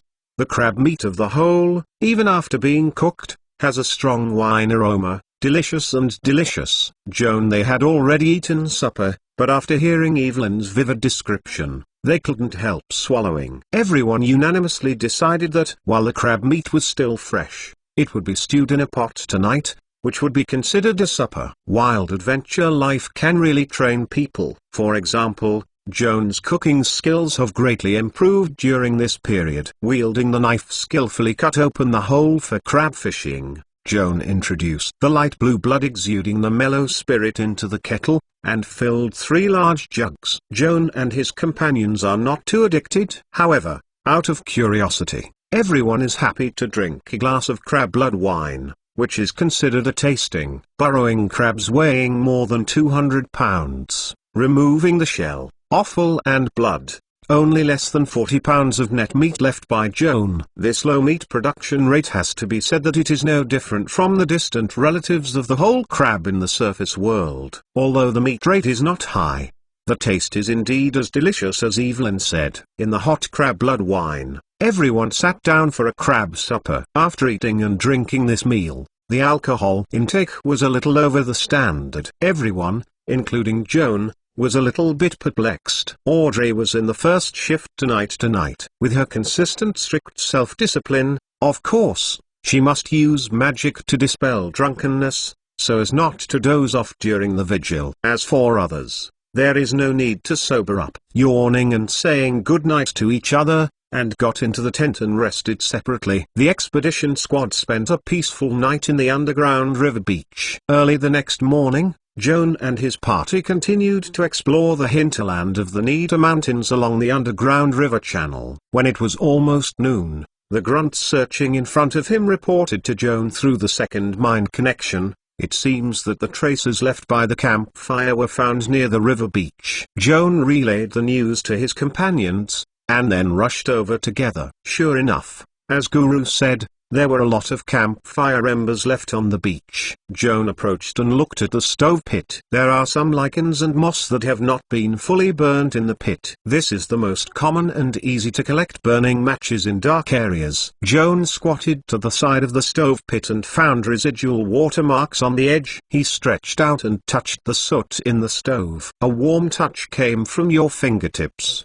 exuding a slight smell of lamp oil. This shows that the campers only left here not long ago. Judging from the traces left around the campfire, it is likely that an expedition camped here last night. The campfire burned through the night. Until this morning, the expedition members had breakfast around the campfire. After that, they used the water from the nearby underground river to extinguish the campfire and continue on the road. Joan told his companions. Based on his speculation, Hayla immediately proposed a bolder conjecture. Will the expedition camped here last night, like us, also be an intern from Mage University? If you are really yourself, then this expedition is likely to be Arnold, Lowry, Angle and Ryan. Hayla rushed to the conclusion. After all, apart from our team, only Arnold dared to leave the safe area and ran to this remote and dangerous area to explore. If it were really Arnold's team, the situation would be a little more complicated. Holden gave his sister a meaningful look. We walked along this road and experienced countless hardships. It took 10 days to come to the Dark Mountains. I thought that if I discovered a virgin land, I would get a lot of first-hand surveying and mapping data. If the Arnold team arrived before us, at least in terms of map surveying and mapping, we would have lost to them. In other countries, we know that we should follow the trail left by Arnold and others and meet with them as soon as possible. However, considering the bet that my sister and Arnold made, taking the initiative to reconcile with the Arnold team is basically equivalent to admitting defeat. After listening to Holden's analysis, Joan couldn't help but look back at Audrey's face. Her Royal Highness tried to pretend to be indifferent, but it is not difficult to see that she is not in a good mood. When everyone was relatively speechless and depressed, Evelyn suddenly laughed. Actually, you don't have to worry about being rushed by your competitors. This campfire, in my opinion, does not look like a camping trail left by human explorers. Like Master Mr. Joan, please collect www.mentalnovel.com. Master Mr. Joan's literature update is the fastest. Chapter 728 Suspected Mid-Autumn Festival. Everyone's eyes immediately converged on the face of the sorceress, expecting her to explain. Evelyn kicked off a stone by the stove pit, and immediately the metallic cluster appeared. There is a flat tin hip flask in the crack of the stone, and a silver comb with a big slap. It looks like a camper's inadvertently lost personal belongings. Evelyn picked up the jug and comb and showed it to Joan and others. The hip flask has no stopper and emits a strong and familiar smell. It smells a bit like, the blood of the cave crab. Holden muttered with his nose. Evelyn nodded with a smile. The smell of the liquid remaining in this jug is strong and special. It used to contain a mixture of burrowing crab plasma, mushroom extract and distilled liquor. This kind of mixed liquor is very popular in the underground world, but in the surface world, especially the human world, it can hardly see its traces. I am afraid that not many people are used to drinking it. Joan nodded thoughtfully. From the analysis of Evelyn, it is indeed unlikely that this hip flask belongs to the Arnold team. However, it cannot completely rule out the possibility that Arnold, who prefers this spite, specially brought a pot of crab blood mixed drink to take on the road. Joan was not in a hurry to raise objections, and he heard what Evelyn had to say. In the underground world, especially in the Nida Mountains, there are not many creatures who like to drink crabs and fish for blood. Considering at least the degree of civilization to fire and build camps, there are fewer possible options. If not a warrior hunting team, it would be a dwarf prospecting team. Evelyn shook the tin hip flask in her hand. Judging from the craftsmanship of this hip flask, it is more like the work of dwarves. The war lizard can't make such a delicate container. What's more, the containers touched by the war lizards must be contaminated with a long-lasting stench that can be easily distinguished. So you think that this campfire and this hip flask are lost by the dwarves? Audrey stared at the warlock's eyes and revealed a guess that was also lingering in Joan's heart. Is there another possibility?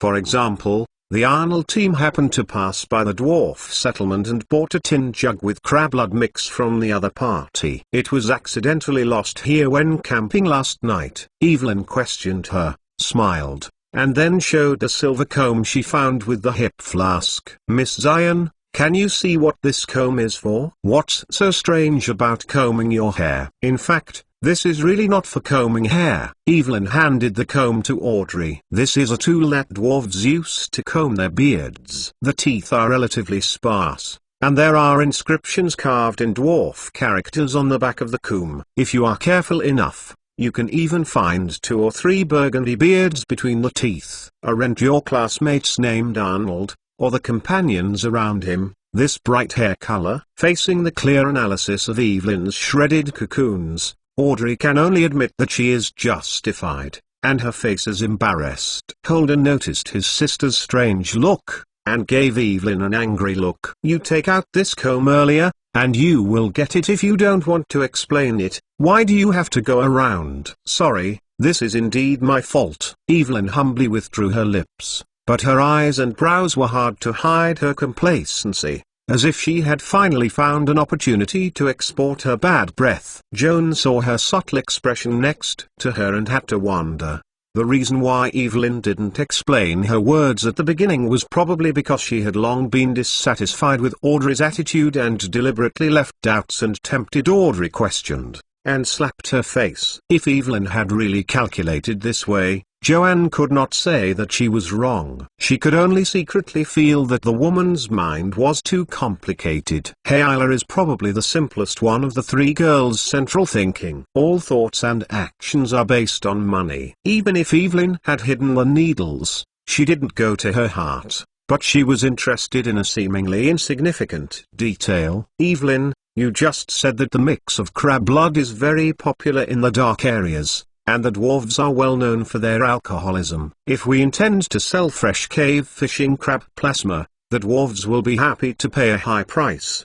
Wrong? I am very sure of that. Evelyn seemed very expert. The blood plasma of the cave fish crab is very high in alcohol, and it is not easy to deteriorate in a sealed storage. If it is sold to the dwarf, a pint is worth less than 20 gold duga. Heraldon's eyes lit up and turned to Joan like a whirlwind. He couldn't wait to ask. Joan, how much crab blood do we still have? There are almost 30 pints, and 3 big bottles are divided. One of the bottles I want to keep as research material can only sell up to 2 bottles. 2 large bottles of crab blood can sell 400 gold duga. Guys, this sale is worth it. What are you still doing? Hurry up and chase the dwarf prospecting team. Hayla rubbed his hands excitedly, wishing to make the business immediately. Sister Kaimi is right. Anyway, we are not used to drinking hard liquor. It is useless to keep these crab blood. It is better to sell it to the dwarves to earn some pocket money. Holden smiled and agreed. Then go. I hope those guys with long beards are not too stingy. Audrey turned to look at the river beach, and the dwarves' footprints extended northeast, disappearing at the end of darkness. And many more. Evelyn seemed to suddenly think of something. Her face became very nervous. We better not chase the dwarf prospecting team. Why? Hayla asked in surprise. I think the dwarves are difficult to deal with. I don't like them. Evelyn's eyes dodged a little, and the words she spoke were intermittent, and she seemed lack of confidence. Evelyn, what's wrong with you? Holden approached the sorceress with the puzzled face. Obviously, not long ago, you were traveling with the dwarves and exploring the mineral veins.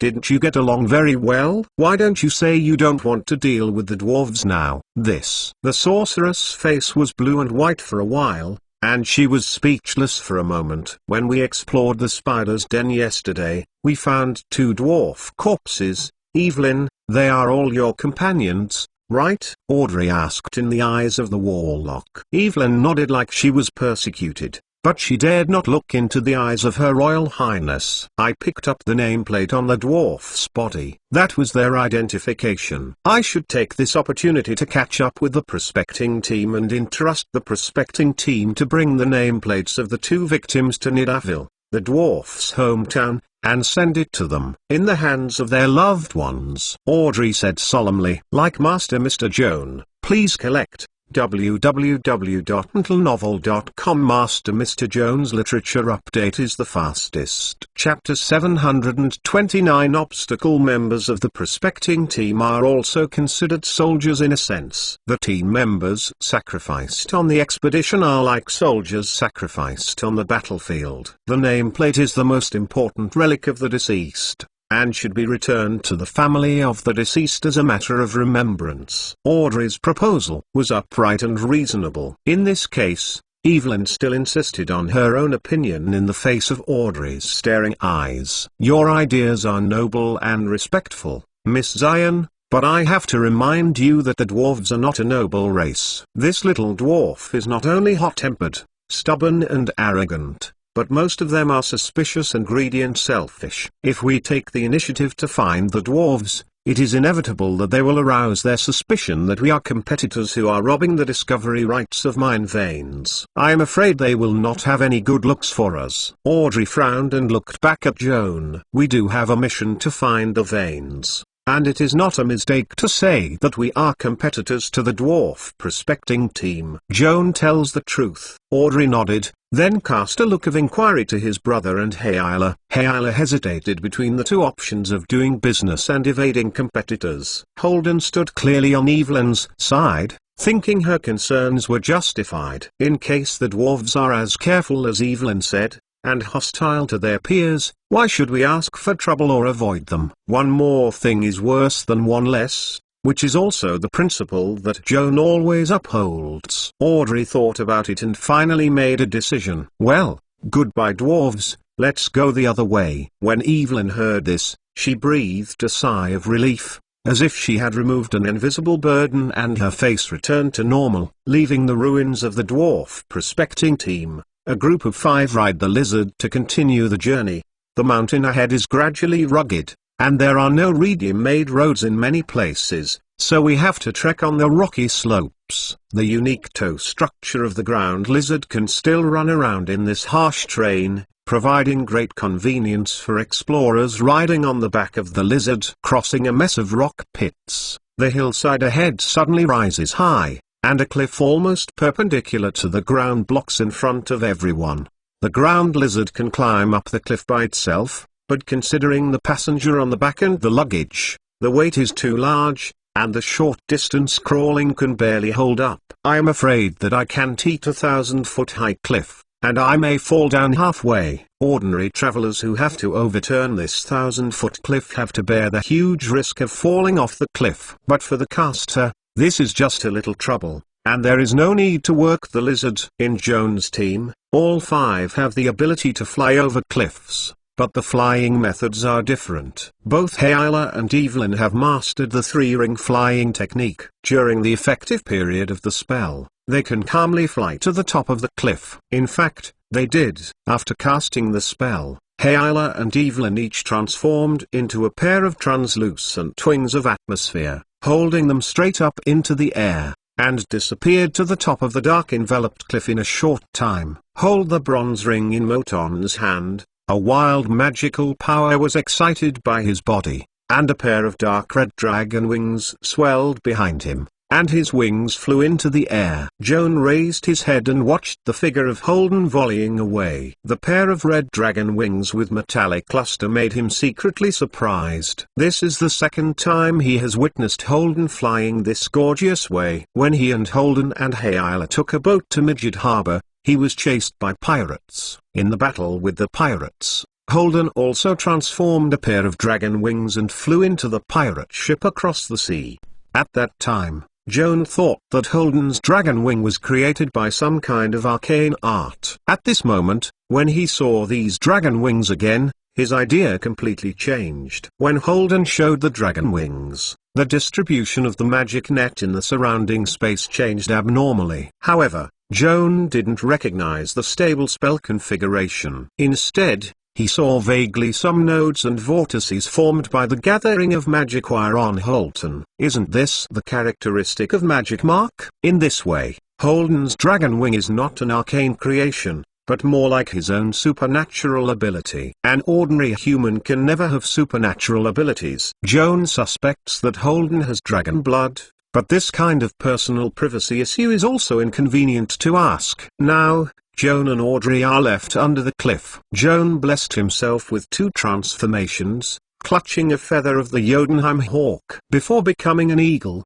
he first asked Audrey how he planned to fly to a 1,000-foot cliff. "I haven't comprehended any flying spells yet, but I concluded a contract with a celestial Pegasus named Lafayette. I can summon her if necessary and carry me to the top of the cliff." Audrey stopped talking and hesitated. Audrey participated in this underground expedition as a paladin, but Joan knew that she was not the same as the mainstream paladin like George Vassar, and belonged to the Paladin Blue Knight. The biggest feature of Blue Knight is that it can conclude a contract with a Pegasus and can ride the Pegasus to travel the sky. The Pegasus that entered into a contract with Audrey has a celestial lineage, and is more intelligent and combative than the ordinary Pegasus, which is what she calls Danma. But somehow, Joan had never seen her summon this Pegasus named Lafayette. "It seems that you don't want to summon that Pegasus?" Joan asked tentatively. Audrey nodded and replied with a wry smile,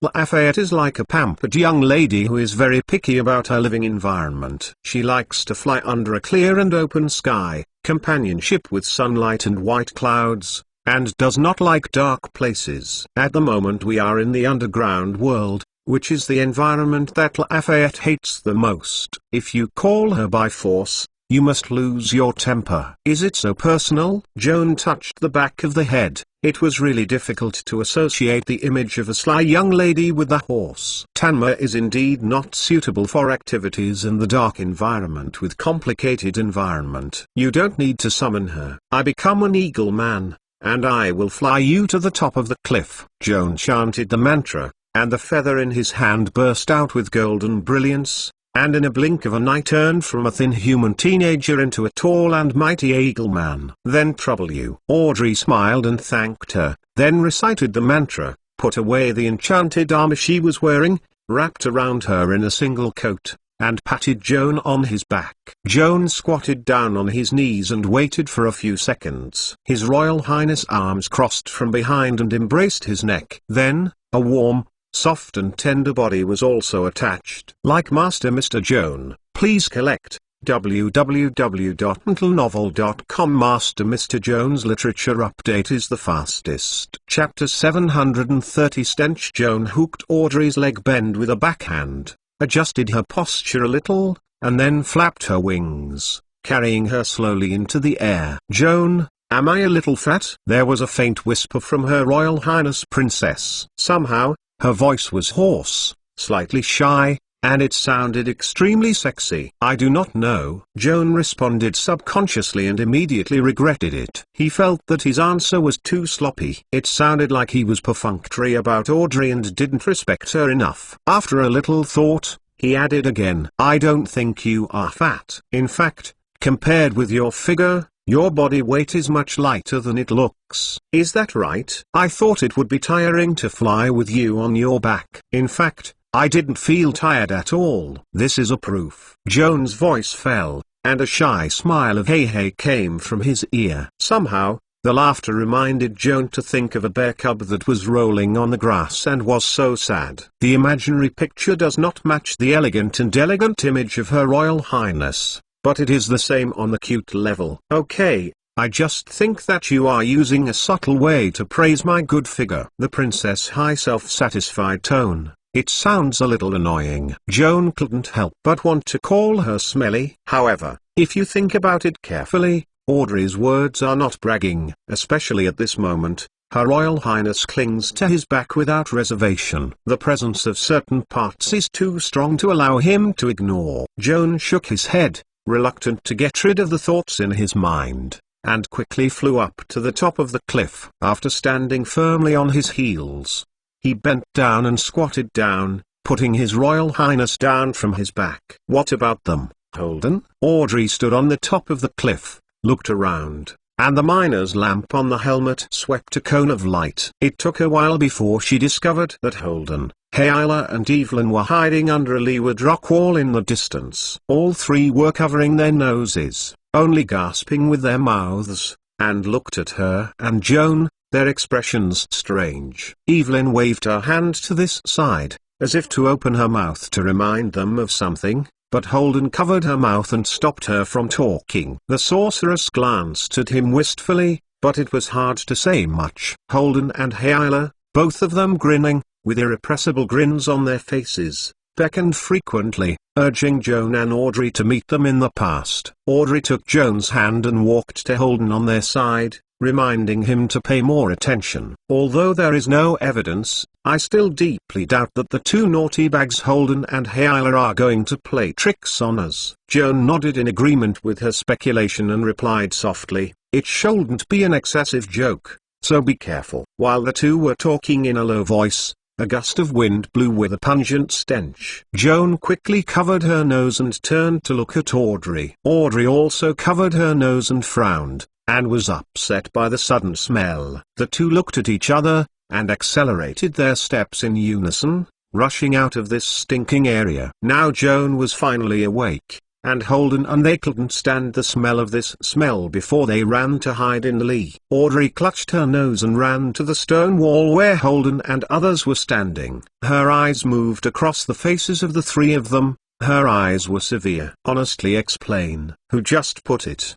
That, you know, my dear sister, even if we all unite, we can't let out the smelly smell of such a strong smell that hits the soul." Holden smiled and pointed down the cliff. "This smell is actually blowing up from the hillside." Joan followed the direction of Holden and found a rocky valley beneath the cliff where he and his companions were. The smell was just brought by the rising air in the valley. Looking down from the top of the cliff, you can see that the valley is surrounded by mountains on three sides, and many caves with one person's height have been excavated on the steep stone walls. The caves in the valley seem to have been artificially excavated, and there are still people living inside. Audrey turned the projection angle of the miner's lamp, trying to cast the searchlight beam into the valley to disperse the darkness and see the situation below.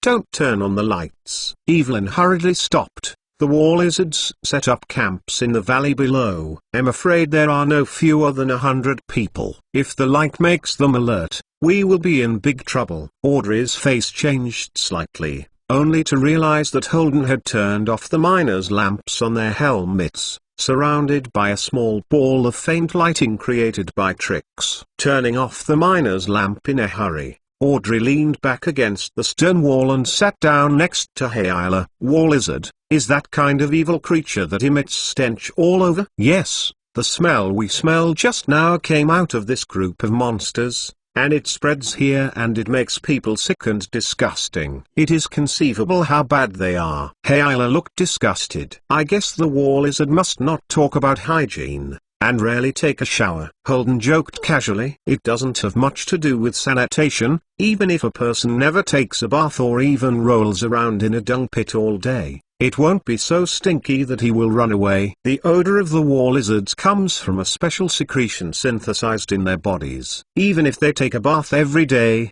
they will still emit a bad smell. Evelyn smiled bitterly and explained, "The more excited or angry the war lizard people are, the stronger the body odor will be. Especially in combat, this irritating odor is too strong, and even the nearby enemies can't help vomiting and become very weak." The war lizards took the opportunity to launch a fierce attack, often able to kill strong enemies that could not be defeated under normal conditions. Joan recalled the introductory text of War Lizard Man in Vere's monster book, which is basically the same as what Evelyn just said, showing that she really knows War Lizard Man. "Evelyn, have you ever smelled a stench from war lizards at close range?" Joan asked casually. Evelyn nodded and frowned, as if recalling a very unpleasant experience. "If you want to know how bad the smell is, I can't describe it in words. Just say that feeling.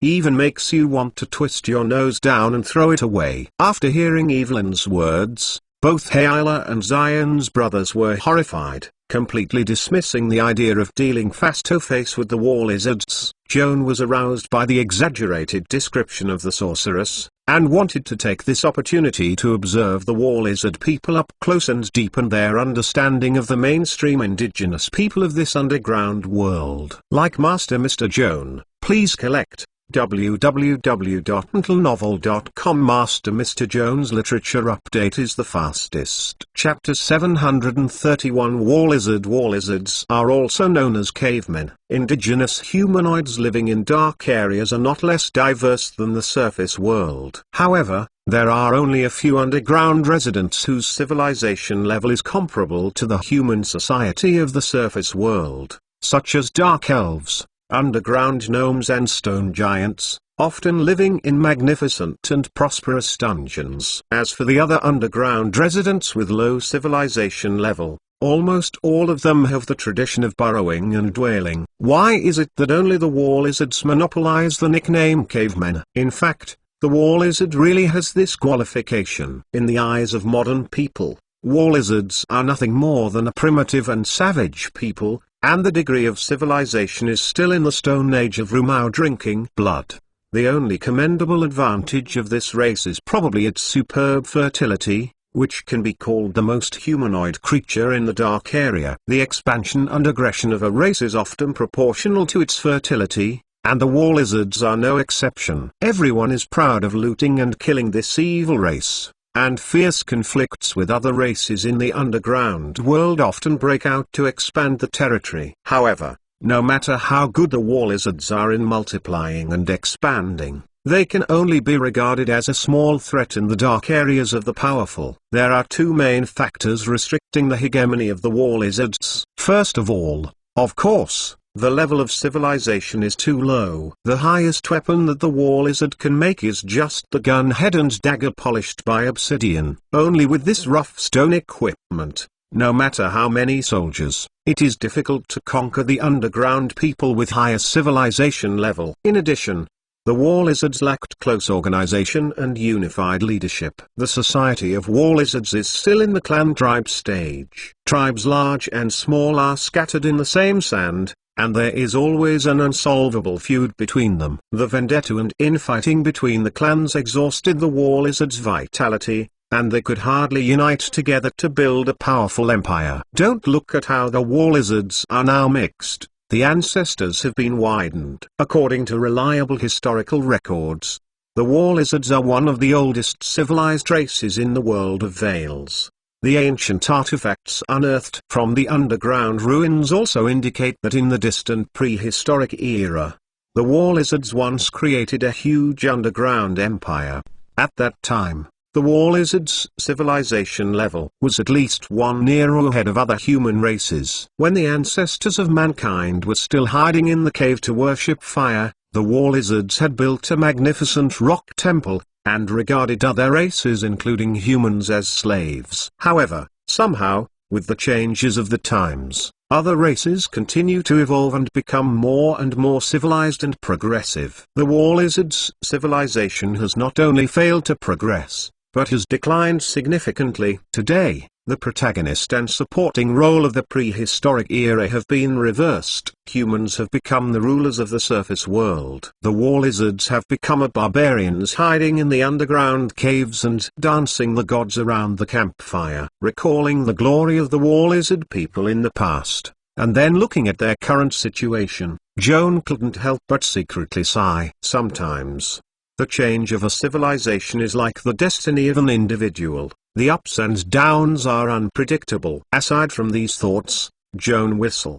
The laryngeal monster guru is squatting in a nearby gravel pile, turning over the rocks, pulling out the frightened scorpion, expertly pulling out the scorpion tail poison hook, ignoring the scorpion claws and struggling to dance, throwing it directly into the mouth here. It was crunching. Hearing the whistle of the master calling, spitting out the remains of the scorpion shell with a grunt bar, picked the fattest scorpion in his hand, hurried over, and brought the still squirming scorpion in his hands to Joan, face full of pleasing expressions. Joan waved his hand, refusing the gifts offered by Guru. The throat monster no longer politely put the half-dead scorpion into his mouth and chewed the juice. Joan made a series of spellcasting gestures and shot twice on Golem's bald head, blessing it with secondary mind connection and visual link. Guru, there is a war lizard camp in the valley opposite. You go down to investigate and try to figure out what is the plot of the war lizard gathering here. Joan gave orders with telepathy. At this time, a gloomy roar came from the valley. It seemed that someone was digging a tunnel deep in the cave. Joan turned to look at the roar. Just under a cliff on the side of the valley,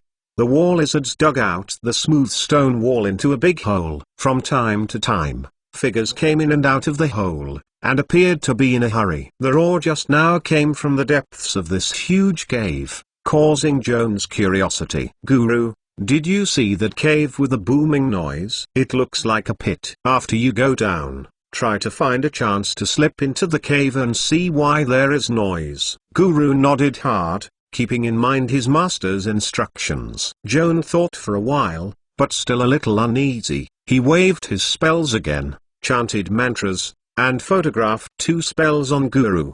The first is invisibility, making sure that Grund avoids their sight when crossing the war lizard camp. The second is the 3-ring change spell that Joan learned not long ago, breathing in water. Vilia. Joan chanted a Kenyu incantation symbolizing air, and a golden light appeared at his fingertips. When he touched the grunt, the magic force condensed on his fingertips was transmitted to the throat monster, and a balloon was condensed on its head. The airbag is bound by the force field film, like a colorless and transparent helmet, which covers the whole head of Guru and continuously supplies it with fresh air. Wearing this air helmet, no matter whether Guru is underwater or in a vacuum environment, he will not feel suffocated. Joan blessed this spell for it, considering the smell of the battle lizard camp in the valley. Golem is protected by water breathing, so there is no need to inhale the air contaminated by war lizards, so as to avoid being stunned by stench and exposing the trail. Okay, go for it. Pay attention to safety yourself. Joanne finally urged another sentence. Although Gulu is not very smart, but through the many spells that the master has imposed for himself, he can still appreciate the owner's considerate care and fly down the mountain with full of gratitude. Throat monsters have meat pads and barbs on their hands and feet. Climbing cliffs is more flexible than walking lizards. They dive into the valley without making any noise. Under the protection of invisibility, Guru quietly approached the war lizard's camp. At first, it was worried about being discovered, walking against the cliff and hiding the trail with the help of shadows. But it soon noticed that there was no need to hide in the shadows. Under the protection of stealth, even if he walked under the war lizard's eyelids in a big way, the other party would turn a blind eye. If you like Master Joan, please collect it. www.mentalnovel.com. Master Joan's literature update is the fastest. Chapter 732. Mysterious Cave. With the encouragement of Joan, Golem dared to go around the burning bonfire in the middle of the valley and observe the war lizard sentry who was sitting around the vigil in front of the fire. At the same time, Joan also carefully observed the indigenous people of these underground worlds through grunting eyes. The reason why the war lizard people have the word lizard may be because they have a common ancestor with the lizard man of the surface world. Regardless of size or appearance, the war lizard looks like a thinner lizard. It resembles a human torso and limbs, indicating that they belong to a humanoid, with a thick tail and a greasy head, which have the distinctive characteristics of reptiles, a wide mouth covered with 2 rows of sharp teeth, and sometimes spit out a blue-gray bifurcation. The tongue seems to be sniffing something. There are still some differences in the appearance of war lizards and lizardmen. The lizardman's skin is mostly dark green, the scales are smooth and clean, and the body emits the breath of swamp water plants. The skin color of the war lizards is dull gray, with brown or brown spots, which is more conducive to concealing the tracks in the underground world lacking light. In addition, from the back of the neck to the tip of the tail, the war lizards raised a row of bone spines along the spine, which looked like jagged teeth from afar. This special physiological structure is a bit like the dorsal fin of a fish, and similar features are rarely seen on lizardmen. Of course, lizardmen will not secrete suffocating stench like their distant relatives. The 3 war lizard sentinels surrounded by the fire were gambling with dice carved from bones, and played very hard. The bets of the war lizards are contained in a clay pot made of clay. Whoever wins the next game, grabs the crock and lifts his head to drink the liquid. After drinking, wipe your mouth and yell, as if to admire addiction. Joan noticed that the blood of the war lizard's mouth was stained with red blood, and the liquid in the clay pot also glowed dark red under the fire. Evelyn once said that the war lizard's craze for cave fishing crab plasma is better than the dwarves. And this savage race, the way of sighting crab blood is more wild than the dwarves. No other alcohol or spices are used to mix. Directly drink fresh hot crab blood. According to this, Joan suspected that the pottery jar was filled with the blood of the cave crab. The drunkards who were gambling really had nothing to look at. Joan sent out a telepathy, allowing Guru to dive into the war lizard's barracks, that is, the caves dug into the rock walls, and wander around. Golem received its instructions, turned his head to the nearest cave, first lie down at the entrance of the cave and listened, then climbed up to the ceiling against the wall, hung upside down in the shadow, and peered down. The visual link has a flaw in the ointment that cannot make Joan borrow Grunt's ears. Joan couldn't directly hear the movements that Guru heard, but could only wait until Guru had heard them before understanding their feelings through telepathy. This indirectly acquired second-hand information is not timely enough and may be distorted by misunderstanding. For example, just now, Guru heard a hissing scream from the cave, and there was a faint violent collision. With its intelligence level, it is natural to think that someone is fighting in the cave, and this is also conveyed to Joan. But when he walked in, the dark cave was covered with an animal skin. 2 naked war lizards were entangled and twisted on the animal skin, and hissed gasps. Well, this is indeed a fight, to be precise. A fairy fight. Guru stuck his feet to the dome of the cave, crossed his arms over his chest, hung upside down, and looked at the pair of men and women who were passionate and intimate. Through telepathy, Joan learns that Guru is examining this erotica from the perspective of an experienced hunter. Guru is convinced that in this state, it can easily strangle the 2 fierce fighting lizards. Joan has no objection to this. After all, no one can remain alert enough during mating. But he wanted to tell Guru that the purpose of this trip was not an assassination, and it was too unethical to do so. Grumbling nodded. The men and women who did not disturb the fire, as they had come, quietly left the cave. Next, Guru dived into another cave. The deep of the cave was also covered with an animal skin, which was covered with a fluffy and dry lichen and a thick layer of sand. In the sand, half a dozen eggs full of watermelons are buried.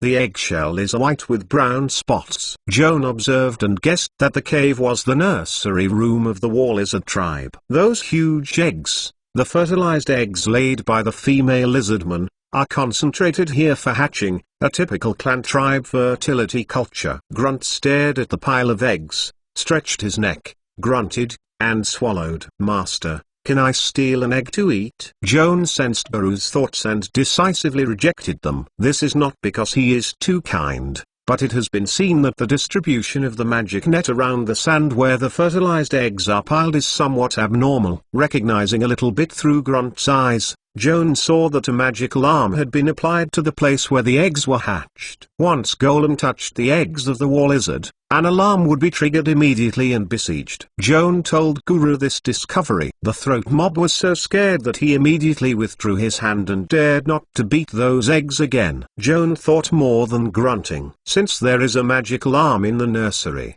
this means that there is at least one spellcaster in the war lizard camp. A barbaric ethnic group like the war lizard is unlikely to produce a learned wizard, and the caster is more likely to be a warlock or a shaman druid. Of course, if this tribe worships evil gods, its religious leader may also be a priest. In short, the war lizard tribe with the caster in power is definitely not easy to mess with. Joan told Gulu to be more careful. In front of an unknown caster, invisibility may not be able to guarantee its safety. Powerful casters have too many ways to see through invisibility. Guru was a little scared by his admonishment, and hurriedly escaped from the nursery, sneaking towards the cave where the roar came. Outside the cave door, there are 4 guards wearing animal skin armor and obsidian spears. Grunt is not afraid of these majestic guards, but Joan still lets it stop. At the entrance of the cave, there was a faint magic aura leaking out, which seemed to be a blessing. This enchantment originated from natural magic. As an arcane spellcaster, Joan can hardly recognize the specific function of the magical enchantment, but it does not rule out the possibility of restraint and invisibility. From this point of view, the caster of the Lizardman tribe is more likely to be a shaman. If you like Master Joan, please collect it. www.mentalnovel.com. Master Joan's literature update is the fastest. Chapter 733 Underground Ice Cave. For security reasons, Joan prevented Guru from approaching the cave and ordered it to withdraw to the safe zone as soon as possible. However, Joan did not intend to give up the investigation inside the cave. It's just that he has to change to a safer and safer way of investigation. Joan takes out the navigation compass, recites the start spell. The compass raises the magical glory, and automatically generates the surrounding map. The valley where the War Lizard camp is located is not far from where Joan is located. With the aid of the 3-dimensional map presented by the navigation compass, he can clearly see the caves excavated above the rock wall. Most of these caves are relatively shallow, just the War Lizard's residence. The space does not need to be too large. However, among all these caves, only one is particularly deep, and the internal space is particularly large, that is, the cave that is protected by spell enchantment and guards, and often roars. Joan magnified the picture on the navigation compass corresponding to this mysterious cave. From the profile view, you can see that a tortuous tunnel extends inside the cave entrance, slanting deep into the mountain. Looks like a pit, but I don't know what minerals are being excavated. During the adventure, Joan and his companions will always use perspective hand mirror or exploration ring to see if there are mineral veins under their feet. It is a pity that no valuable mineral deposits have been found so far. At this moment, Joan couldn't help but see the cave in the valley suspected of pits, guessing that the cave is likely to be buried with rare minerals.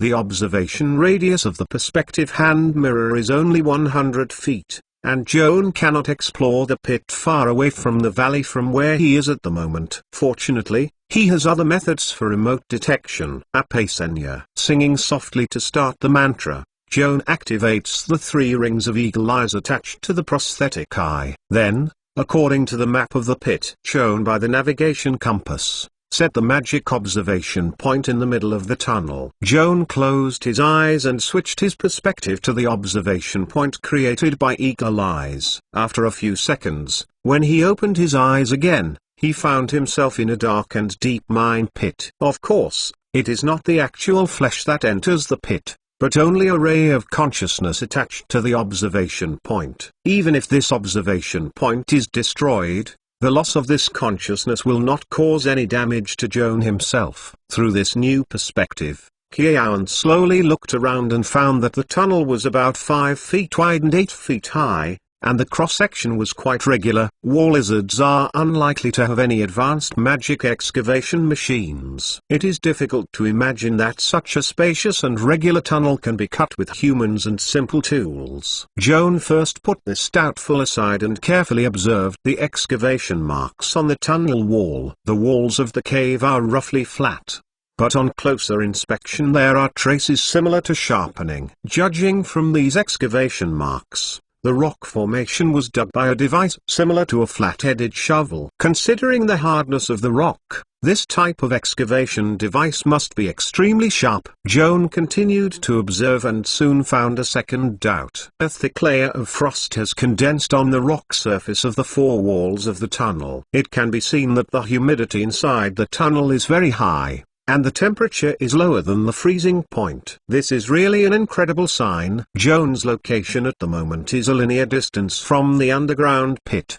only about 1 mile. and the height difference will not exceed 300 yards. In such a narrow range, even if the temperature difference between the surface and the underground is considered, the gap will not be very large. The temperature here is quite warm here. Why is the thick frost in the pit not far away? His first thought was the ice cellar effect. The south of Yalfheim is very hot in summer. The manor owners in the south will always collect a lot of ice in the winter and store it in the cellar. In the summer, the ice will be taken out to cool down the heat. Indeed, because the thick soil layer is not conducive to heat conduction, ice cubes can be stored in a well-sealed cellar for a long time, and it will not melt during the summer season. The pits in the valley are covered with frost. Is it because the pits store a lot of ice? Even if this is the case, the open door of the pit does not meet the sealing standards of the ice cellar, and the tunnel has not grown to the point where it can significantly delay the heat exchange. Heat exchange takes place inside and outside the cave door,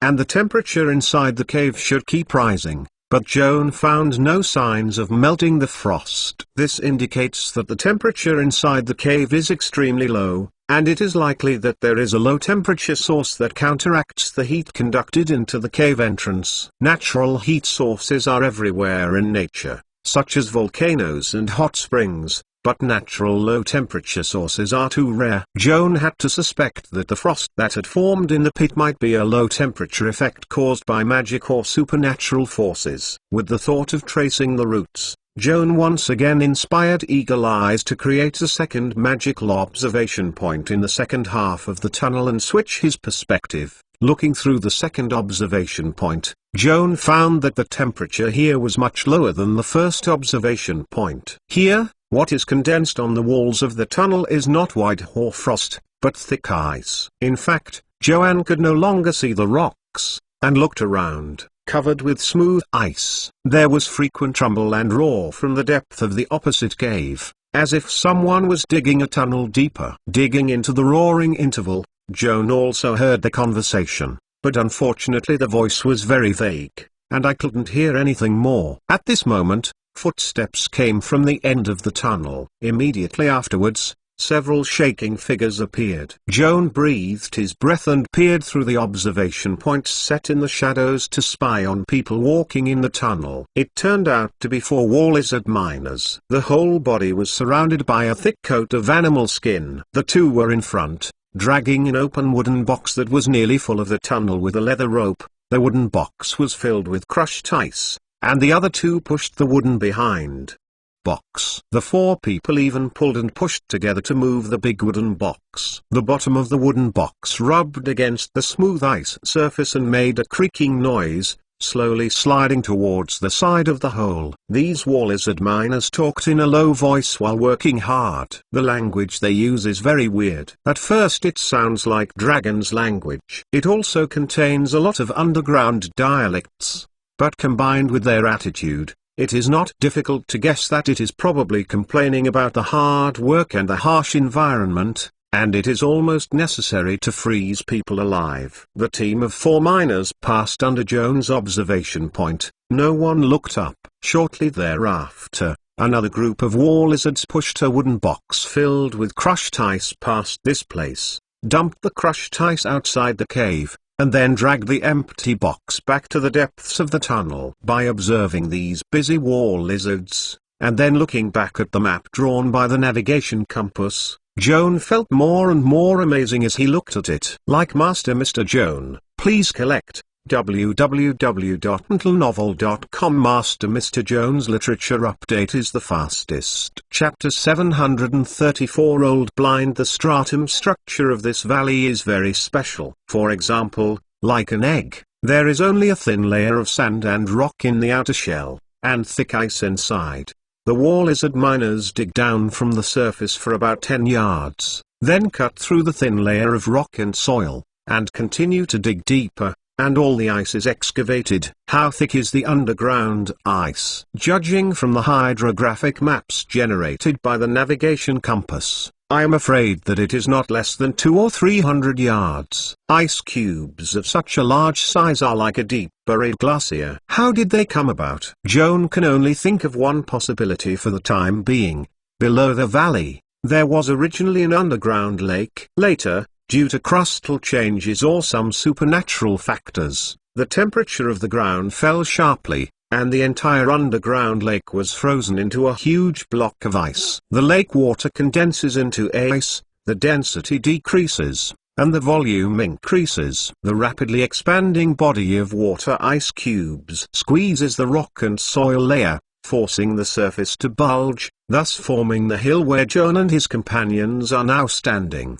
The orogenic movement that occurs in the underground world is very similar to similar natural phenomena in the surface world. As for the deep valley below the hill, it is actually a crack formed by the expansion of the ice to break the rock and soil layer. Having figured out the cause of the local abnormal geographic environment, Joan still has two questions. First of all, he would like to know why the groundwater body condenses into ice. Where is the source of the low temperature? Secondly, he did not understand why the war lizards worked hard to dig tunnels and dig ice. Could it be said that inside this huge ice body, some kind of treasure was sealed, inducing the war lizard people to spare no effort to dig deeper? Joan thought more and more curious, and decided to see the excavation site at the end of the tunnel with his own eyes. Perhaps he could find answers to the above two questions. Thinking this way, Joan inspired today's last eagle eyes to stick to the end of the tunnel and create a third magical observation point. Closing his eyes and holding his breath for a few seconds, Joan slowly opened his eyes, and the angle of view has jumped from the second observation point to the third observation point just created.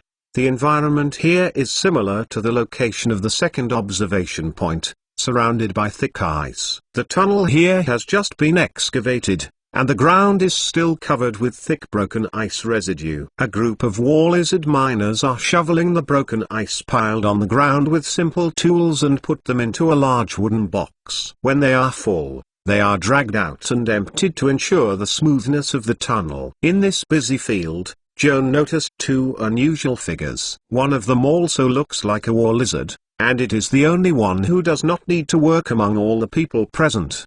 The war lizard bowed and hunched, sometimes coughing twice. The scales on his body were dull, and some had even peeled off, giving the impression of aging. This elderly war lizard man holds a cane carved out of obsidian, with a honey-colored amber ball in the head. Joan noticed that there seemed to be a shadow in the amber ball. After careful observation, he confirmed that a prehistoric hymenoptera was enclosed in the amber ball on the stick. It looked a bit like a locust. Accurately, it should be the ancestor of the locust. A natural amber ball as big as a fist, worth not less than 2,000 gold dagger, and not just an ornament. Joan vaguely felt that the obsidian stick in the hands of the old war lizard exuded magical waves. Unsurprisingly, it should be a magic wand.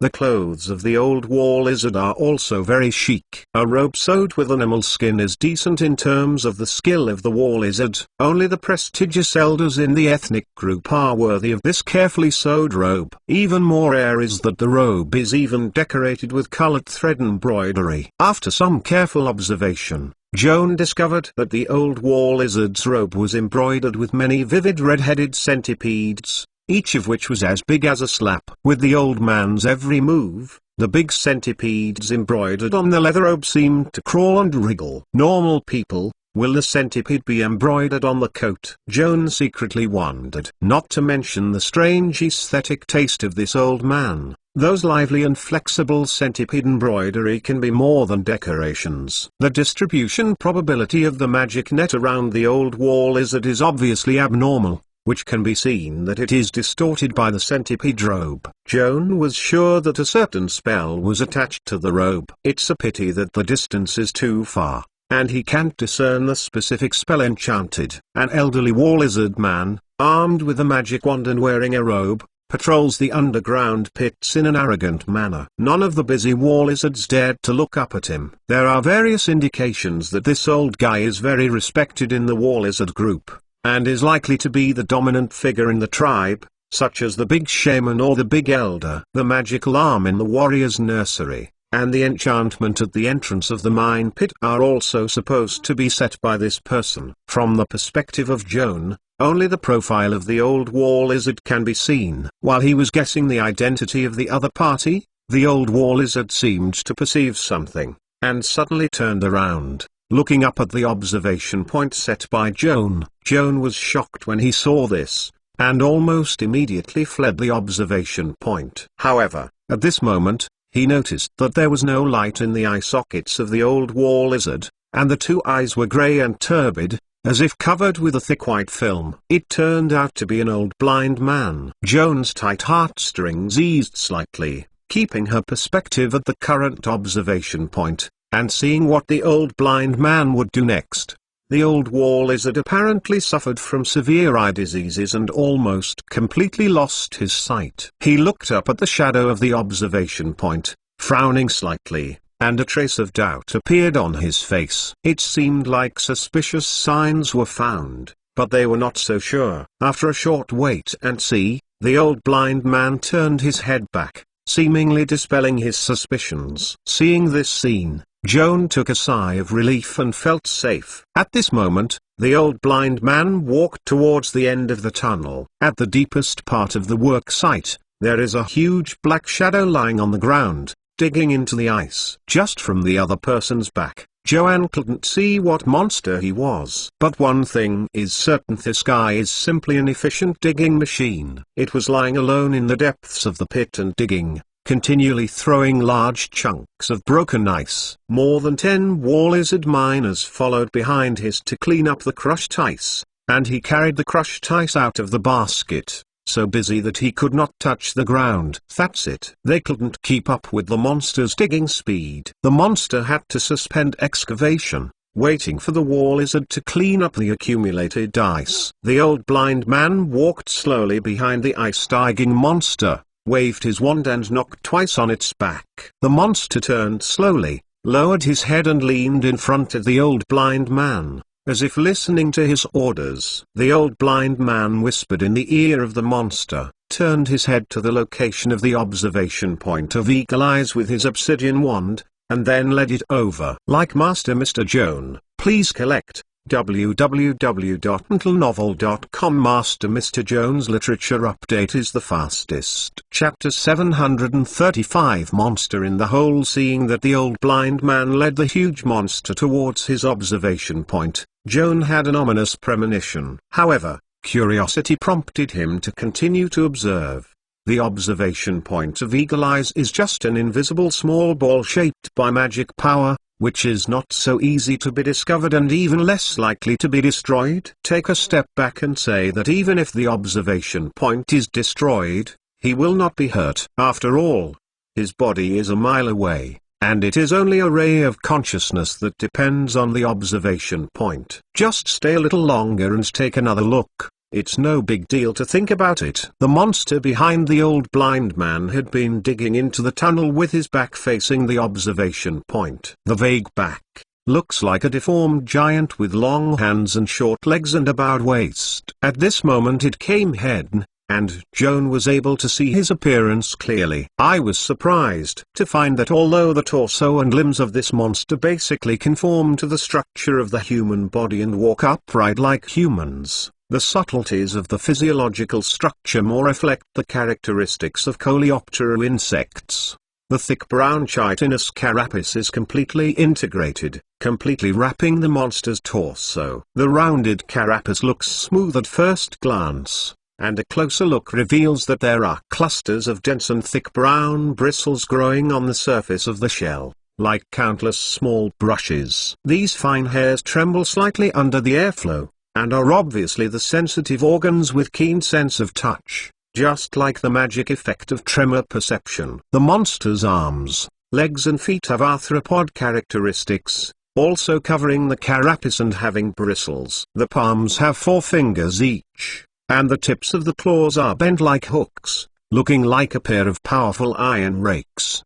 The spine line swelled up and appeared severely hunched. It seemed awkward when walking, But the speed was not slow. As the monster moved closer to the observation point, Joan gradually saw its strange appearance. The monster's head resembles an insect, and Joan can see the characteristics of at least 2 insects from his face. The forehead lifts a pair of tennis tentacles, which is also a sensory organ suitable for dark environments. The strong jaw resembles a step armor and can be opened and closed. It is like sharp pliers when opened, and like a shovel when closed. It can be used to cut off the prey waste, or used to dig sand and mud. Judging from the ice crumbs sticking to the jaw, this monster really used a huge and hard jaw as an excavation tool. It dug through the rock layer and the ice hard, and dug such a huge engineering tunnel by itself. The monster's face, the most peculiar organ, is the eyes. At first glance,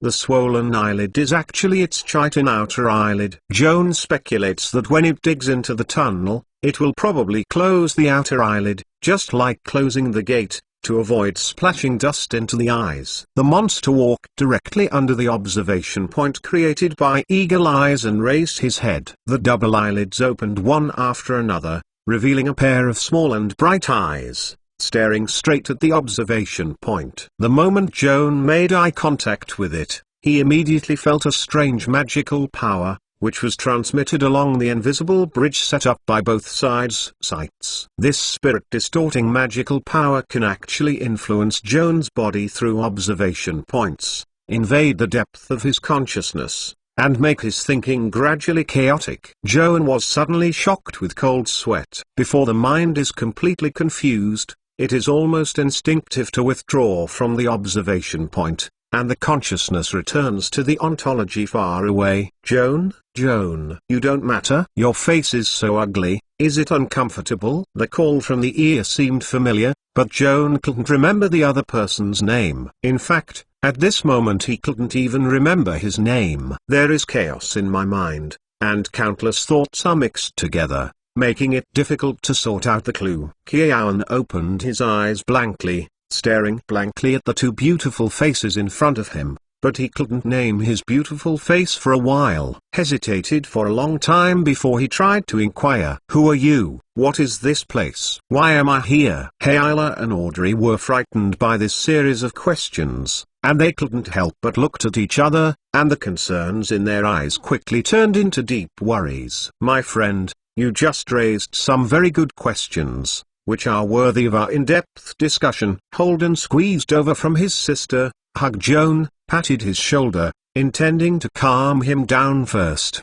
and then slowly find a way to help him wake up. Evelyn watched Joan's abnormal mental state aside, seeming to see the clue, raised her hand to make a series of gestures, and chanted the spell in a low voice. The magical brilliance of the stable mind spread out from the hands of the sorceress and quickly enveloped Joan, as if suddenly being poured into a bucket of cold water. Joan stunned, waking up as if dreaming, and his eyes quickly cleared. Recall that the mysterious monster I saw in the depths of the mind just now, and the insanity encountered after a brief confrontation with it, could not help the scalp tingling. Holden noticed that Joan's eyes recovered from dullness, took a deep breath, and hugged her shoulders vigorously, scolding and saying, "What is your kid doing? You scared us." Joan also needs a little time to sort out his thoughts, but just shakes his head and smiles bitterly, without saying anything. Mr. Vader, it just seems to have been a spell that disrupts the mind. Evelyn said thoughtfully. The spirit is indeed disturbed,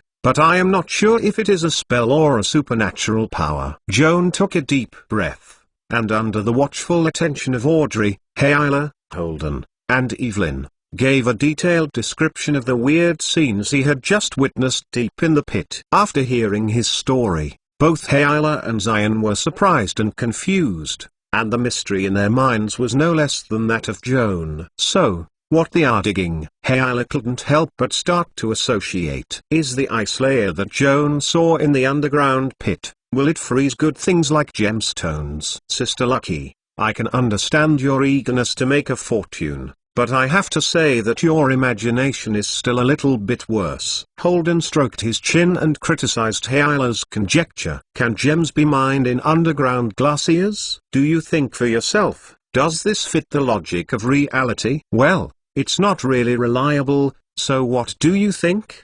The female swordsman asked in disbelief. Joan has just said that underground glaciers are probably an underground lake in prehistoric times. Based on this reasoning, I think that the glaciers formed by the condensation of lake water are more likely to contain aquatic life in ancient times, like the frozen ancient fish and shrimp. Hyla snorted. Your analysis is indeed more realistic, but I can't see any imagination. In addition to frozen fish and shrimp, there may be other creatures. Holden smiled slightly. How about an ancient white dragon hibernating in a glacier? Like Master Mr. Joan, please collect. www.mentalnovel.com. Master Mr. Joan's literature update is the fastest. Chapter 736. Puzzled gaze. Wow. The hibernating dragon. The dragon slaughter. The treasure. Hyla quickly started a series of reveries, shaking with excitement. However, she soon noticed that Holden's smile showed a sense of mischief, and Audrey, Joan and Evelyn were also helpless, only to realize that she was being played. Little rogue. Are you just bullshit? I just used my imagination, but I didn't expect you to take this kind of unfounded guess as seriously. Holden not only felt unreasonable, but instead taught Hyla a serious lesson. Sister Ki fan, if you don't get rid of the troubles of fans, sooner or later, they will be used by scammers, and they will be turned around. Bah. I treat you as a friend before I believe in you, and I can't believe a word if I miss you, kid. Hyla's cheeks flushed with anger. Holden didn't want to really anger her, and quickly changed the subject. What is buried in the underground pit? Let's put it aside for now. What is more important now is to figure out another thing. What monster did Joan see at the end of the pit? Why was he almost mentally disturbed just by looking at it? This is indeed a very serious problem. Audrey put away her smile and looked dignified. Without understanding this matter,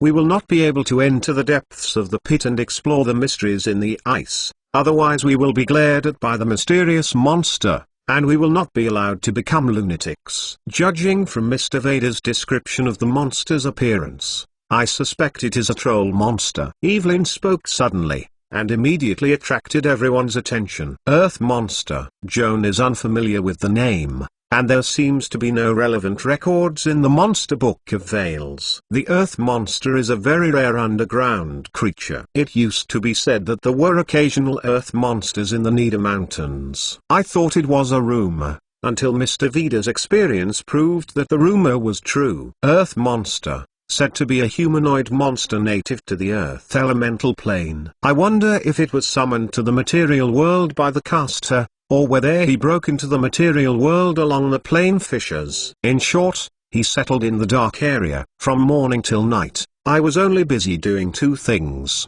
I kept digging underground holes, and digging for food. Earth monsters can eat everything, and powerful stomach bags can digest almost everything. It is said that when they can't find food, they can even fill their stomachs temporarily by swallowing rocks and mud. The intelligence level of this kind of monsters is not high, and no one really understands what they are thinking. Their only interest is to dig tunnels, maybe to find the entrance to the plane of the Earth element boundary back to the hometown deep in the crust. Most of the inhabitants of the underground world settle in underground cities or caves. It is conceivable that if there is a giant monster under this kind of building that tirelessly excavates the tunnel, the foundation of the building will be shaken and it is easy to cause collapse. In the mountains of Nida, there are occasionally mines or settlements that are attacked by giant soil monsters, with almost no signs of collapse. People who survived this kind of accident, even if they witnessed the terrible image of the Earth monster, very few people could describe the monster's appearance in clear language like Mr. Vader. This is because the giant monster possesses a very powerful supernatural ability. Anyone who comes into contact with his sight will become confused if his will is not strong enough, or even be insane. Even after proper treatment afterwards, the spirit can still returning to normal. Most of them can't remember what happened when the accident happened, because eyewitnesses are unable to provide uniform and credible testimony. We still don't have enough knowledge about the giant monster to date, and we don't even know how to prevent such monster attacks. When people discover the giant monster, they often have eye contact with the other party, and it is too late to escape. Joan silently listened to the warlock's story, and the suspicions in his heart were verified one by one. The creature named Earth Monster is likely to possess a supernatural ability similar to the fourth arcane Confusion. Glancing at it, you will instantly lose your normal thinking ability, and you may not even realize that you are in danger. As Evelyn said, people who are caught in confusion can't even generate the consciousness of should run away as soon as possible. So how can they run away? This gaze attack sounds like a confusion control effect that affects the mind. Should it be able to resist with a strong will? Hayla asked Evelyn. In theory, of course it is possible. The question is, who dares to ensure that his willpower is strong enough to resist the eyes of the Earth Monster? Evelyn shrugged her hands. Of all of us, no one has a stronger will than Joan, and even he can't carry it. We are probably giving it to nothing. Holden shook his head and sighed. Joan did not fully agree with his pessimism. At the very least, Joanne felt that Holden greatly underestimated his sister's willpower. Her Royal Highness is a paladin with the protection of the Old Man of the Sun. The extraordinary profession of paladin is almost synonymous with determination and perseverance. Joan dare not say that his willpower is stronger than Audrey. But these flaws did not prevent Holden from making a correct conclusion. Even if Audrey's will is strong enough to resist a confused gaze once or twice, there is no guarantee that every time he looks at the Earth Monster, he can resist the magic attack. As long as there is such a carelessness, or just bad luck, and hit the confused gaze, all the previous resistance will be meaningless. It's not a wise move to rely on the will of the will to resist the Earth Monsters, and the risks are too great. Joan Shin said with a conclusion, if we have to fight the giant monster, we have two more stable strategies. First of all, the once-level spell Protect from Evil. After blessing in advance, it will be able to resist confused gaze. Will everyone know this spell? Joan looked around his companion. Hayla, Audrey and Evelyn nodded together. Only Holden was embarrassed. Protect Evil is a very popular low-level spell, but unfortunately, this spell is not in the Bard's spell list. It doesn't matter, you can ask Evelyn to bless you. In addition, the poet's two-ring spell Stable Mind can also suppress the puzzle effect. After hearing Joan's explanation, Holden felt a little relieved,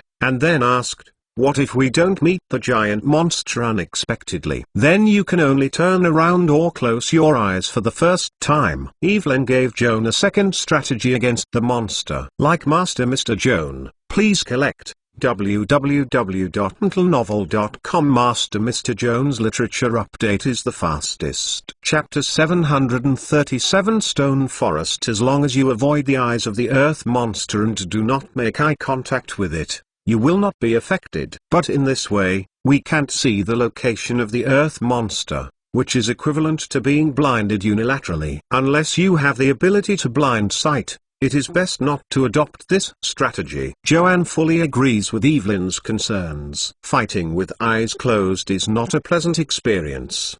But having said that, it doesn't matter to him. The three-ring spell Tremor Perception attached to Kiao Anis' eyes is actually what Evelyn calls blind vision. With your eyes closed, you can still determine the surrounding movements by feeling the slight changes in the airflow. Unfortunately, this spell only works on the caster itself, and Joan cannot bless his teammates with Tremor Perception. It's necessary to discuss how to save yourself when encountering a giant monster, but I don't recommend you to enter the mine voluntarily. Joan solemnly admonished his companions, especially Hayla, who was about to move. The Earth Monster is not the most powerful enemy in the mine. Its owner, the blind shaman Old Shaman, is probably more difficult than the Earth Monster. I don't know how strong the old blind man is, but with his ability to subdue the giant monster's domesticated clothes and drive the giant monster to dig hard to tunnels to underground glaciers, It is not difficult to speculate that this person's strength is at least above the giant monster. Not to mention, in addition to the old blind man and the earth monster, there are more than 10 war lizard miners in the pit. There are not less than 100 war lizard warriors in the valley outside the pit. After hearing Joan's warning, everyone was half cold and had to dismiss the idea of exploring the mine. "Joan, if there is really a treasure in the pit, let's just pass by like this. Wouldn't it be a pity to give up in vain?" Hyla was still a little unwilling. Joan didn't say to give up exploring, but emphasized that now is not a good time. Audrey calmly calmed Hyla. "We can mark the sitting of the pit, highlight it on the map, and then submit the relevant information to the school and the colonial company. As for how to treat the information we provide, is it necessary to send a larger expedition to expel war lizards, to explore the underground glaciers in more depth? It is up to the school and the company's top management to decide. As for us, there is no need to personally get involved in insurance. We can earn credits safely and securely only with the information we collect." In the end, Audrey expressed emotions, intentionally or unintentionally. Money is enough, and excessive greed for wealth will cause us to lose a lot of more precious things. Hyla's face twitched slightly. Of course she could hear that Audrey was persuading herself in a euphemistic way that it was not worth taking her life to risk and gain wealth. Frankly speaking, everyone has their own ambitions. She does not fully agree with Audrey's view of wealth. In her body is the adventure blood originating from the pirate family, and her desire for wealth is not only a material desire, but also a spiritual satisfaction. But Hyla has to admit that, as far as the current situation is concerned, Audrey's stable position is undoubtedly more rational and more in line with collective interests. Her Hyla Green can take her own life to take risks in pursuit of wealth and excitement. This is her freedom, but she can task her companions to follow her life. However, if there is no companion support, relying on her alone, entering the pit is not an adventure,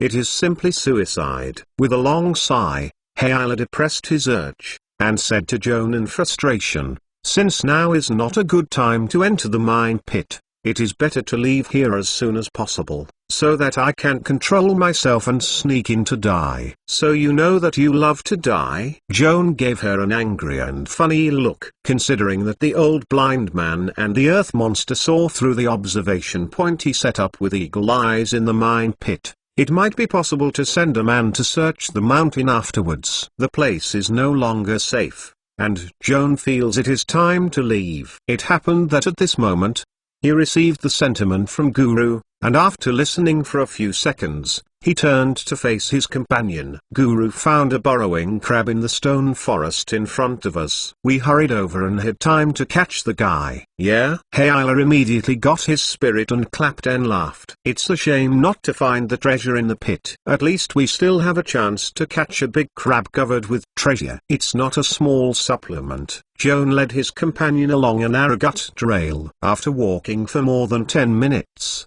the terrain in front turned to open, and a tall stalagmite rose up from the ground. From a distance, it looked like a grey jungle. Only when I approached, I found that these stalagmites are much thicker than trees and look like natural towers. Perhaps because of the erosion of wind and running water all year round, these large stalagmites are mostly crooked, as if they may collapse at any time. Joan, walking in the stone forest, could not help worrying, fearing that the excessively steep stone pillars would fall down and smash themselves into meat patties. Not far from the labyrinth of stone forest, Joan found Guru. The throat monster squatted on a rock, watching the towering stalagmites opposite with a mixed vigilance and excitement. "Guru, where is the burrowing crab hidden?" Joanne asked. The throat monster jumped up and pointed with excitement, moving from the east to the west, as if it was blowing. "What is this guy doing?" Audrey followed, looking at the grunt waving her arms like crazy, and asked wondering, "Is it dancing?" Joan smiled and shook his head. "It's pointing to us, the burrowing crab lair. But it looks like it's a little bit messy." Audrey was deeply skeptical. "That's because there are too many burrowing crabs hiding in this stone forest, no less than 10, and they are hiding in different places. Guru eagerly wants to show us all the burrowing crabs it found. From the view of the densely covered stone forest here, it is indeed very suitable for burrowing crabs to roam and hunt, and it is not surprising that they get together. After listening to Joan's explanation, everyone's spirits were all revitalized, especially Hyla, unable to help his face full of joy, counted his fingers apart. A crab in a hole. The value of crab blood is no less than 500 Jindugia. We estimate according to the most conservative figures that a total of 10 burrowing crabs have been caught here. That's exactly 5,000 gold dugger. 5 of us split equally, and each of us can get at least 1,000 gold dugger. Comfortable. This time it's comfortable. Sister Ki fan, you haven't caught a crab yet. You are in a hurry to count the money. Are you a little too happy? Holden habitually hit Hyla. Even if you are a group of pigs, when you start catching the first one, the other pigs will be frightened by the same kind of screams. Besides, the cave crabs are smarter and more alert than the pigs. There is no trace of it, so why would you wait for, you silly? Then don't make any noise. Hyla retorted angrily. Let's grab it quietly and try not to disturb the crabs in other caves. Like Master Mr. Joan, please collect www.mentalnovel.com. Master Mr. Joan's literature update is the fastest. Chapter 738. Vomiting crab fishing is not a soft persimmon. The strong claws and thick carapace are both offensive and defensive, as well as the ability to spit sticky silk to bind opponents, and their strength should not be underestimated. Hyla's remarks were actually to refute. He hadn't figured out what to do before he could quietly hunt and fish crabs. Joan was inspired by her words, thinking of a spell that was perfect for hunting and fishing crabs. Thinking about this, he opened the casting material pack, took out some fine sand mixed with dried petals, clutched it in his hand, and walked straight to the stalagmite that Grunt just pointed out. The stalagmites are thick and narrow at the top, inclined to one side, and several cracks are split at the top. One of the widest cracks hangs an almost transparent long rope, and the end glows slightly in the dark, emitting a tantalizing sweet fragrance. Joan stopped in front of the sling of the crab fishing, looked up at the crack in the rock above his head, and with the help of dark vision, there was a vague figure hidden deep in the crack. Hakala. Joan chanted the mantra softly and waved the cast material. A whirlwind was lifted on the flat ground, wrapped in petals and fine sand blowing towards the cracks. The deep sleep of arcane confusion of the third ring is similar to the spell configuration of the sleep of the first ring. The main difference is that the former has a higher magic level, and of course the hypnotic effect is also stronger. Although the cave fishing crab is strong, and has a hard carapace, its will is not strong enough to resist this magical power of sleeping. The wind and sand mixed with petals blew Hedden, feeling tired, and slept sleepily. Kiao was quiet for a few seconds, waiting for the cave crab to fall asleep before offering the mage ghost palm, grabbing the sling and pulling the sleeping cave crab out of the stone cracks and rolling down to the ground. Before waiting for the crab to land on the ground, Joan remotely controlled the magic giant palm to hold it and gently placed it on the ground. So far, the whole crab is still sleeping soundly. Eyes closed tightly, and with a soothing breath, a bubble appeared at the corner of the mouth. Hyla crouched, approaching the sleeping big crab. Pull back the giant sword, use the special ability of the magic warrior, spend 2 magic powers, temporarily increase the enchantment level of the giant sword, and attach the sharp edge special effect. With all his preparations, Hyla used his sword edge to resist the gap where the carapace on the chest of the crab fishing chest was held, holding the sword in both hands, struggling to stab forward. Puff! The giant sword penetrates the body of the crab for almost unhindered and inserts into the internal organs. Burrowing crabs, still asleep until death. The 8 claws twitched unconsciously and then relaxed. Hyla pulled out the giant sword, turned around and gave Joan a high five to celebrate the happy cooperation and smiled. Joan had already prepared a pot-bellied bottle. After Hyla pulled his sword, He quickly put the bottle close to the hole of the dead crab's chest and reached the heart of the deadly sword wound, catching the blue blood spewing out, and not wasting a drop. Evelyn and Zion also came to watch, and they thought it was a good way to use deep sleep to catch and kill crabs. With this method, Joan and I can cooperate with each other to kill all the big crabs in this stone forest without knowing it. Hayla said excitedly. The premise is that you have enough spell slots to cast deep sleep, Holden said. Joan heard the companion's remarks and smiled without saying anything. Spell position. What he has is that even 10 consecutive deep sleep casts are not a problem. This burrowing crab is about the same size as the one Joan hunted yesterday,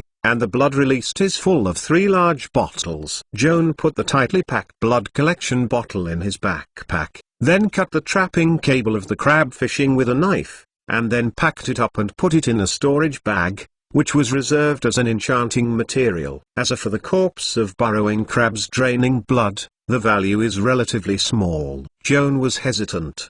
The next step was to start dismantling the crab corpses and picking the crab meat, or to hunt other crabs for fishing. Before he could make up his mind, noisy footsteps suddenly came across the stone forest, and a foul smell of déjà vu followed. Joan immediately covered his nose and looked alertly at the footsteps. Hayla, Evelyn, and Zion's sisters were also alert, clenched their arms, and prepared for the battle. Several figures came out of the stalagmites. It turned out to be a group of war lizard samurai. A total of 9 people, all dressed in humble animal skin robes, had javelins with sharp tips polished by obsidian, and others were holding lizards on the ground, looking like a hunting team. The 2 sides met in a narrow road. You look at me, I look at you, all surprised.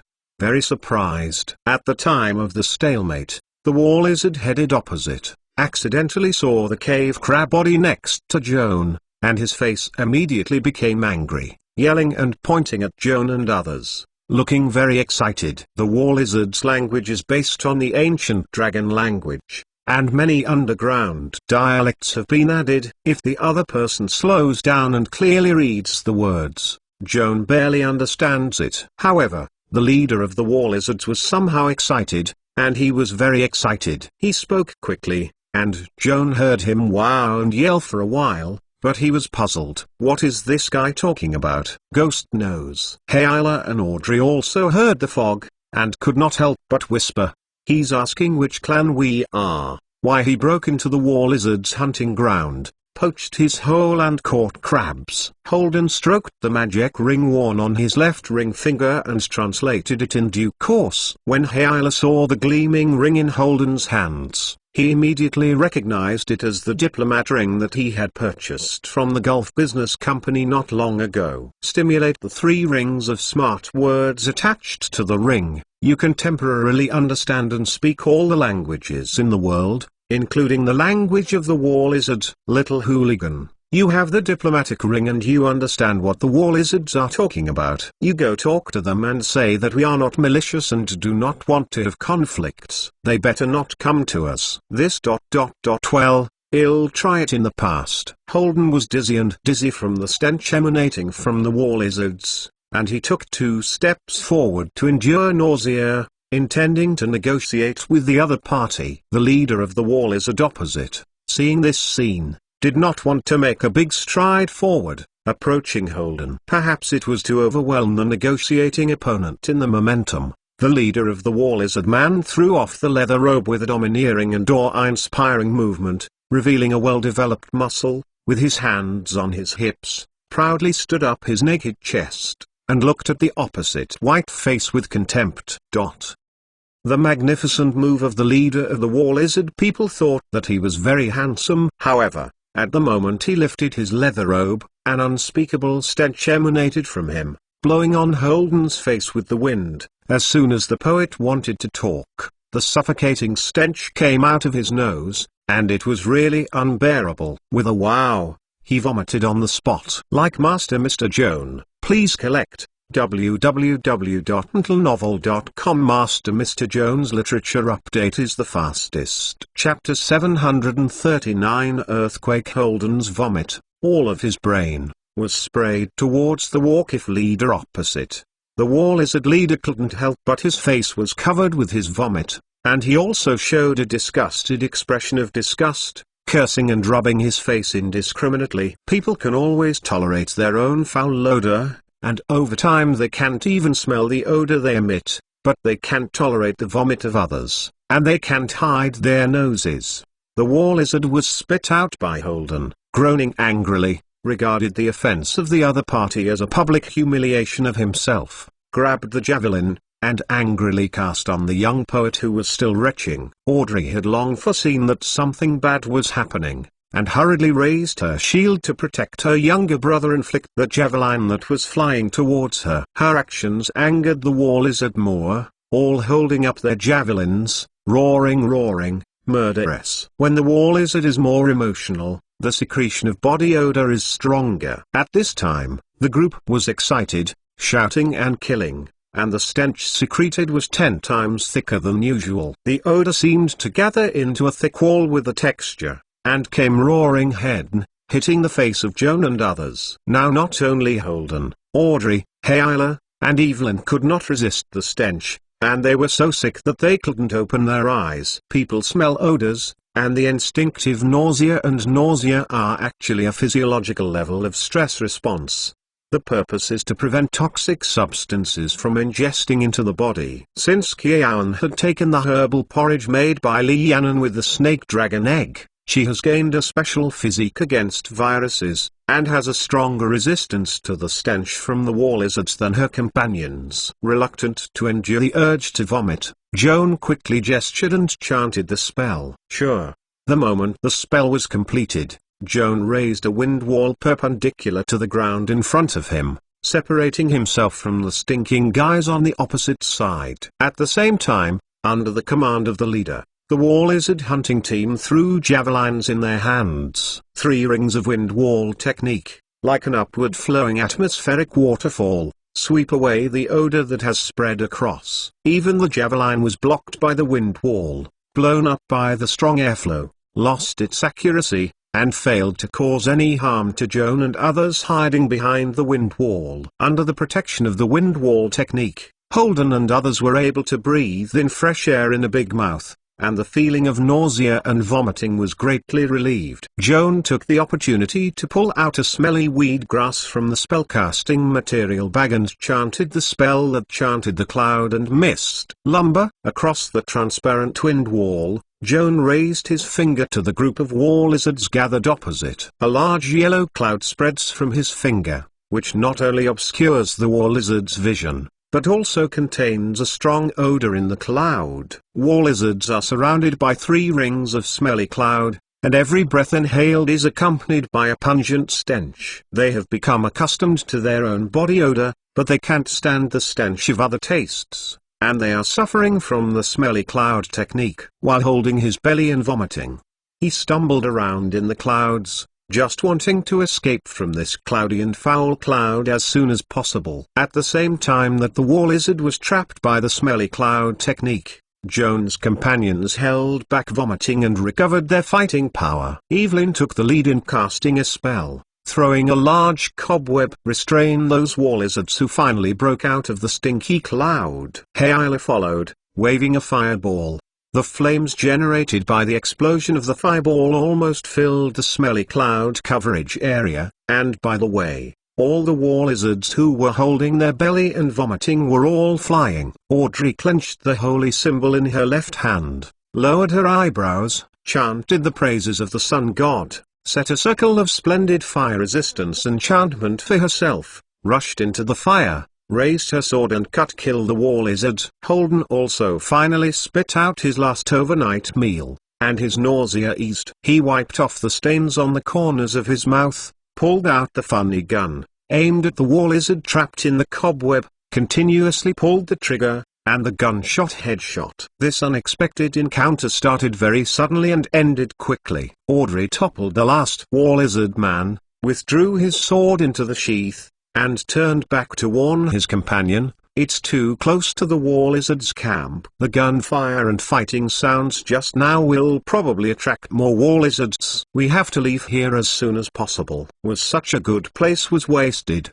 And there are still many cave fishing crabs that have no time to catch. Hayla looked sorry. Although she was reluctant, she did not oppose Audrey's initiative. After all, this is a hunting ground for war lizards. It is inevitable to retaliate when doing things on other people's sites. The war lizard's camp is nearby. Considering the large number of opponents, as well as the fierce characters such as the old blind man and the earth monster, it is undoubtedly the most wise decision to quickly slip away before the war lizard revenge. All members of the expedition soon reached a consensus and quickly withdrew to the depths of the stone forest. Not far away, a sudden roar came from the valley below. This movement was much louder than the earth monster digging the ice below, and the sound was more rapid and terrifying than the sound, so that the mountain shivered. Joan and others walking in the stone forest were shocked by the roaring ground and stopped at a loss. Joan was the first to come back and realized that the surrounding stone forest was affected by the tremor of the mountain, showing a shaky situation. Stone forest is about to be collapsed. Everyone was reminded by him, and they all recovered, realizing the urgency of the situation, and hurriedly jumped onto the ground lizard. The ground lizard also seems to foresee that a great difficulty is coming, without the need for the owner to whipping, and he will rush to the ground at any cost. A group of people quickly passed through the stone forest area. After a short time, the stone pillars behind them collapsed, hitting the ground and breaking into pieces of different sizes. They rushed to the open area before they stopped. The ground lizard was exhausted and panting. Joan looked back at the stone forest, and it was already in ruins. If you hesitate at the time, I am afraid it will be too late to escape safely. The abnormal roar continues, and the feeling of the earthquake is getting stronger and stronger. There are signs that a natural disaster is coming, and the nerves that have just eased are tightening again. Joan shook the reins and urged the lizard to climb up the highest hill nearby. Looking down at the valley where the unusual movement came, compared with the disaster that is being staged in the valley at the moment, the changes in the stone forest are nothing but pediatrics. The cliff in the valley where the pit was dug was shaking violently at the moment. On the originally smooth and flat cliffs, large webs of spider web-shaped cracks appeared, which may collapse at any time. Like Master Mr. Joan, please collect www.mentalnovel.com. Master Mr. Joan's literature update is the fastest. Chapter 740. Collapse. The scene in front of him made Joan shudder, and also caused a question. The reason why the mountain fell apart was that the strong seismic waves transmitted from underground had destroyed the original stable structure of the mountain. However, not long ago in the valley was still calm. How could an earthquake suddenly occur? Joan naturally thinks of the earth monsters and war lizards in the underground mines. Could it be that the giant monster emptied the underground ice layer, causing the mountain to lose its support, which in turn caused a collapse accident? In doubt, he hurriedly took out a handful of silver powder and sprinkled it under his feet, blessing himself with protection against evil, and then switched his perspective to the inside of the pit. Joan's invisible observation point previously created with eagle eyes has not been destroyed by old blind men and earth monsters, and he can still use it at this moment. There is protection against evil in your body, and you don't have to worry about being harassed by the confused gaze of the earth monster again. After a short dizziness, Joan projected a ray of his consciousness onto the observation point at the end of the tunnel. Opening my eyes, the construction site opposite has been flooded with crushed ice. The walls around the tunnel are rapidly collapsing and collapsing. The crushed ice and stones were like torrents, pouring sharply outward along the tunnel. The earth monsters, old blind men and war lizard miners who were working here are all gone. I am afraid they have already been engulfed by the collapsed ice and buried alive deep in the pit. Joan's observation lasted only a few seconds, and the area where the observation point was located was filled with a huge amount of crushed ice impacted from the opposite side. The eyes were dark and nothing could be seen. Joan hurriedly exited the observation point, consciousness returned to the body, opened his eyes, and looked at the war lizard camp in the valley. A disaster is happening in front of his eyes, even more thrilling than what he just saw in the mine. The cracked gravel fell like rain, and in an instant, the entire cliff collapsed like an avalanche. The landslide produced a large amount of debris, which gathered into a debris flow and poured down from a height. The gravel and sand were like a flood in the embankment. The mine pit exit below the mountain was first submerged, poured into the valley, and buried the lizardman camp together. The debris flow rolled along the narrow valley, roaring and roaring, filling all the ravines on the way and destroying all artificial buildings. The frightened war lizard fled in a panic in the valley, resembling a nest of ants who were about to be destroyed. War lizards ran in front, and behind them was the mudslides chasing after them. The people who escaped felt the trembling of the earthquake, and the roaring sounds were getting closer. Finally, they couldn't help but glance back. Then, this became their last glance before they died, and the torrent of whizzing engulfed was swallowed, wrapped and carried forward. Most war lizards have no time to escape, and in a blink of an eye they are buried alive in the valley. The scene in front of him was terribly shocking, and bystanders, including Joan, were deeply shocked. Deep in the formation, aftershocks frequently spread. Even the high ground where everyone is located shook violently, and a large piece of rock beneath his feet cracked, and numerous ravines appeared on the ground. Joan feared that his own side was also involved in the mine disaster, and quickly reminded his companions to try to fly off the ground as soon as possible. At the same time as the warning, Joan himself cast a spell to become the Eagle of Jotunheim, stretched out his arms to hold Audrey, who was still in a daze, and hugged her wings. Hyla, Holden, and Evelyn, reminded by Joan, have all recovered and used the spells or supernatural abilities to take off. The crowd hovered in the air for a long time, until the aftershock gradually disappeared, and the ground returned to calm before landing again. Affected by the strong earthquake, the landform of this area has changed greatly. The originally smooth and steep has now become a mess of rock.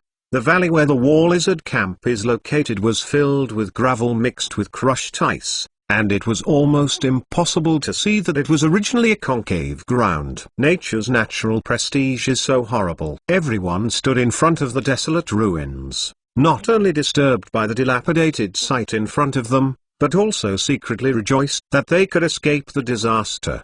Bloodstains can be seen everywhere in the pile of rocks. Joan walked to the nearest bloodstain, and a familiar body odor came with the wind. He waved out the mage ghost palm and remotely controlled the giant palm to pick up the stones accumulated on the blood. At the bottom of the gravel pit, a war lizard person lay on his head. His forehead was crushed by falling stones, the blood bleed to the ground, and he had long died. This body looks relatively complete. Joan controlled the magic power remotely, flipped the body over and looked at it twice, then dragged it out of the chaotic stone pit. After the war lizards died, their physiological activities were almost stopped. The body no longer secreted that special volatile matter, and the odor emitted from the body also obviously faded. But it still smells bad. For the sake of stability, Joan first performed breathing in water and wrapped his head with an invisible air mask to protect him from the odor. Prepared, Joan approached the corpse of the war lizard, pulled out the electric blade, cut open the blood-stained leather robe on his body, and after a little observation, found the source of the stench. This kind of secretion with a strong rancid smell is mainly concentrated near the belly button of the war lizard. Joan waved his knife through the abdomen and found a gland connected to his belly button. The glands draw nutrients from the blood of war lizards to produce a variety of compounds. These substances undergo a complex alchemy reaction in the war lizard, and eventually a special oil is synthesized, which evaporates through the navel and forms a strong and disgusting odor. After this in-depth study, Joan discovered that the special physical structure of the war lizard is actually similar to the musk deer. However, the musk secreted by musk deer has a pleasant volatile odor and is a precious spice and medicinal material. As for the stench secreted by war lizards, it is mainly a means of self-defense. Just like a skunk, the musk secreted by musk deer is widely sought after by humans, causing musk deer to become the target of hunters rushing to kill. Survival is becoming increasingly difficult, and the ethnic group is becoming scarce. The odors produced by the war lizards are disgusting and they retreat from the sanch. This provides a guarantee for the survival and reproduction of the war lizards to some extent. The war lizards are not highly civilized, and their combat effectiveness is not strong, but they have always been the most populous indigenous people in the dark areas. This is of course due to the factors of strong fertility, but its malodorous constitution also has irreplaceable credit. Underground creatures with the ability to hunt war lizards may not have very good eyes, but their sense of smell is mostly well developed, and they cannot bear the pungent odor. Unless they have no choice, these powerful creatures are reluctant to hunt down the stinky war lizards to serve as food, which will leave them with an unpleasant dining experience. From this perspective, the repulsive body odor of war lizards is a magic weapon related to their own survival. Compared with musk deer, they occupy a superior position in the chain of biological evolution. Like Master Mr. Joan, please collect www.mentalnovel.com. Master Mr. Joan's literature update is the fastest. Chapter 741 Dark Heart. Compared with the musk deer and the war lizard, Joan also has an association, suspecting that the war lizard's secretion has a function similar to Fremont, which can play the role of attracting the opposite during the courtship. If this guess is true, then the stench is likely to be an exclusive feature of the male war lizard. As for the female war lizards, they may enjoy the smell and regard it as a manifestation of male charm, but they cannot secrete this substance themselves. In order to verify his guess, it is necessary for Joan to find the body of a female war lizard and dissect it to see if there are malodorous glands in her body. Joan really wanted to do this, but he also found that his companions were covering their noses, hiding far away, a little bored when he was busy, so he could continue on the road. After 2 years of social training, Joan's EQ has greatly improved. In the current situation, he is really embarrassed to delay everyone's time, staying in this panic-stricken place that has just happened. Joan sighed secretly, and had to end his research on the war lizard, and buried the half-dissected body into the pit. A magic trick was applied to remove the odor from his body, and Joan turned to his companion. Joan likes to accompany his friends who are adventurous, and his companions are very kind to him. Even Evelyn of unknown origin has initially won his trust after all these hardships. However, there is always such a short moment, he would rather be alone, exploring alone in the vast darkness. Stay wherever you want, research whatever you want. You don't need to take into account other people's moods or other people's eyes, as long as you are happy. Like a beast living alone. Time and society together form a melting pot, and those who participate in it can easily be sharpened and become unrecognizable. Joan originally thought he had been changed by this furnace. In fact, many times he took the initiative to embrace this furnace and tried to change his quirks. Like a patient who is actively seeking medical treatment. On the surface, his efforts are not in vain. Over the past year, he has made many new friends. His social skills have improved greatly, and he is no longer as alienated as before. But some things are really difficult to change, such as the loneliness in the bone. Joanne was ashamed of his reappearance. Does this mean that he cares more about his right to do what he wants than to compromise for friendship? For the past 2 years, he has been trying to suppress this selfish and surly mentality, because he can't forget his grandfather's instructions before he died, and he doesn't want to become a monster that lives for himself but ignores the lives of others. It is a pity that this inner path of struggle is far harder and more painful than one might think. Joan is not afraid of the long way to go, but he is afraid of losing his sense of direction, not knowing whether he is on the right path or is entering the bottomless abyss. This uncertainty deeply disturbed him. Joan, come on. We have been waiting for you for a long time. The call of the girls, as if a ray of sunlight shone into Kyeonk's Inshan, slightly dispelling the gloomy gloom. A long time ago, Joan remembered that his grandfather once said a word to his younger self, and his memory is still fresh. It's hard to flatter, and it's harder to learn to fall in love with someone. Grandpa became more and more lonely in the last years of his life, and almost lost the ability to love. As for Joan himself, this ability has been missing since he was born. Congenitally missing mental functions are really difficult to regain through acquired learning. But Joan is willing to work in this direction. In addition to not willing to bow his head to destiny, the more important reason is that he does not want to let those who love himself down. The expedition left the valley where the disaster occurred and continued to advance towards the middle of the Nida Mountains. As a result of an earthquake, the already rugged mountain road became more difficult to pass. They drove most of the day and left the valley where the disaster occurred, and were not even 10 miles away. Everyone was tired enough to choke, and the ground lizard was also panting. He couldn't climb anymore, so he had to find a zone close to the water and camp. After a peaceful night, the early morning of the next day, the expedition team set off. From the day when he left the first base camp, Joan's adventure has arrived on the 14th day. In the first week, they mainly explored in the abyss of Taiku, without much gain. The following week, they crossed the navel and entered the dark area where there was no sun. They explored in the Nida Mountains so far, and they have been very productive. But they have also been greatly frightened, especially after witnessing the mine disaster yesterday. Although everyone did not say anything, there was a little bit of emotion in the heart. Unsurprisingly, the last 2 days of travel were still in the middle of the Nida Mountains. It is unlikely that anything will be discovered. Now everyone's mentality is relatively relaxed. Just wait for tomorrow to send back to the base camp. The biological specimens collected this week and the mapping maps are enough to produce a beautiful internship answer sheet. While earning credits, it should not be a problem to help Audrey win a bet with Arnold. The adventure came to an end,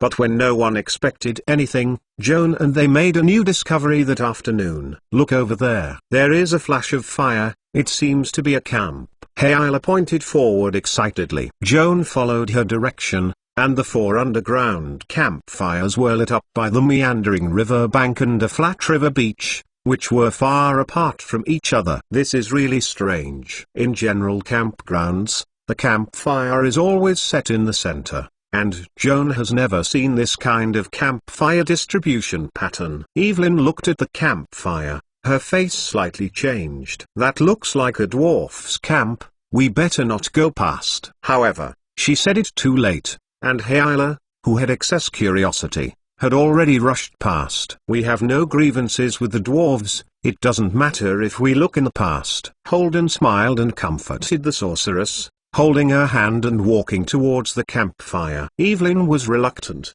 but could not find a strong reason to prevent her companion from visiting the dwarf camp. She had to follow her daringly. Joan and Audrey glanced at each other, and both urged the lizard to fly towards the dwarf camp. Soon, the crowd came to the river. On a closer look, I found that a huge tent was built between the 4 campfires from east to west. Wow! What's the situation? Are there circus tours in the dark? Joan stepped forward to look at it. No wonder Hayla and Holden yelled in excitement. The huge tent propped up in the middle of the camp, and the laughter behind the tent curtains, indeed remind people of the circus tour. Like Master Mr. Joan, please collect. www.mentalnovel.com. Master Mr. Joan's literature update is the fastest. Chapter 742 Dwarf Camp. Joan looked over at the huge tent in the camp. When he was curious, the tent curtain suddenly lifted, and a dwarf with a beard came out. The dwarf stood outside the door of the tent, his hands on his hips, his chest raised, his posture swallowing the mountains and rivers, and shouted to the sky 3 times, "I am a pig, I am a pig, I am a pig." Joan, when they saw this scene, they looked at each other in amazement, and then laughed out of agreement. In the big tent behind the dwarf, there was also a big laugh. Mr. Dwarf, who claimed to be a pig, heard laughter. His face flushed suddenly, and his thick beard could not hide it. Despite his humiliation, the guy refused to accept his mouth, and turned back to the people who laughed at him in the tent. "You laugh so fat." Losey confessed to betting and losing. "Shout 3 times if you should." Hearing his anger, Holden suddenly turned his face and smiled at Joan. This dwarf must have lost his bet, and he has to call him a pig. Joan hadn't replied yet. The dwarf heard a movement here, surprised, and strode forward. Audrey hurriedly put away her smile and made a gesture to remind everyone to be careful, but she also guarded by the sword. The dwarf strode to the crowd, stroking his beard and looking at them curiously. Just when Joan was worried about his anger, the dwarf grinned wide and showed a friendly smile. "Hi, traveler, good evening. Our camp is hosting the 1024th bragging contest. Are you interested in participating?" Holden frowned and approached the dwarf. "Bragging contest? Sorry, I'm never bragging." The dwarf suddenly looked happy, applauding again and again. "Yes, yes, little brothers, we need a strong player like you." Holden raised his face, and said angrily, "I am a sincere person with one word. You suspect that I am bragging. It is insulting my personality." The dwarf jumped excitedly. "Wow! Come on, little brother. You are so powerful, it would be hard not to win the championship." The poet couldn't resist his enthusiasm and gave a helpless smile. "I can't brag, but I have a story.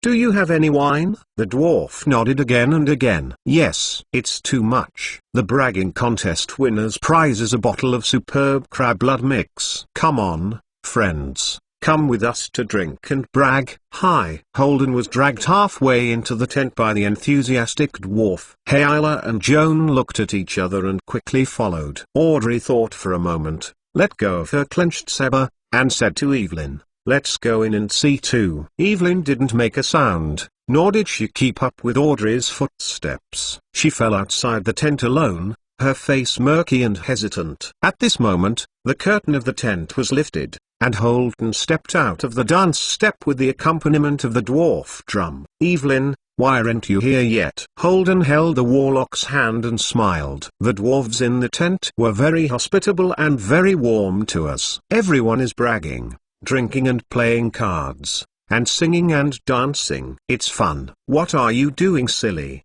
Come and dance." I don't want to go in." Evelyn reluctantly found an excuse for refusing. "You play it yourself. I can't dance." "What does it matter? I will teach you." Holden couldn't help but say that she was forced to drag her into the big tent where the banquet was being held. The rhythm of the music, like 2 drops of water entering the sea, quickly integrated into the joyful crowd. 60 or 70 dwarf prospectors gathered in the big tent, and the carnival was held in a warm atmosphere. In the middle of the tent is the dance floor, and a dwarf brass band is accompanying the dancing people. Many portable folding tables were randomly placed around the dance floor. The dwarves sat around the table, shouting, drinking, and throwing cards. Joan sat in front of a wooden table, holding 2 cards in his hand, and looked at the dwarf sitting opposite with a casual look. The dealer also held 2 cards in his hand,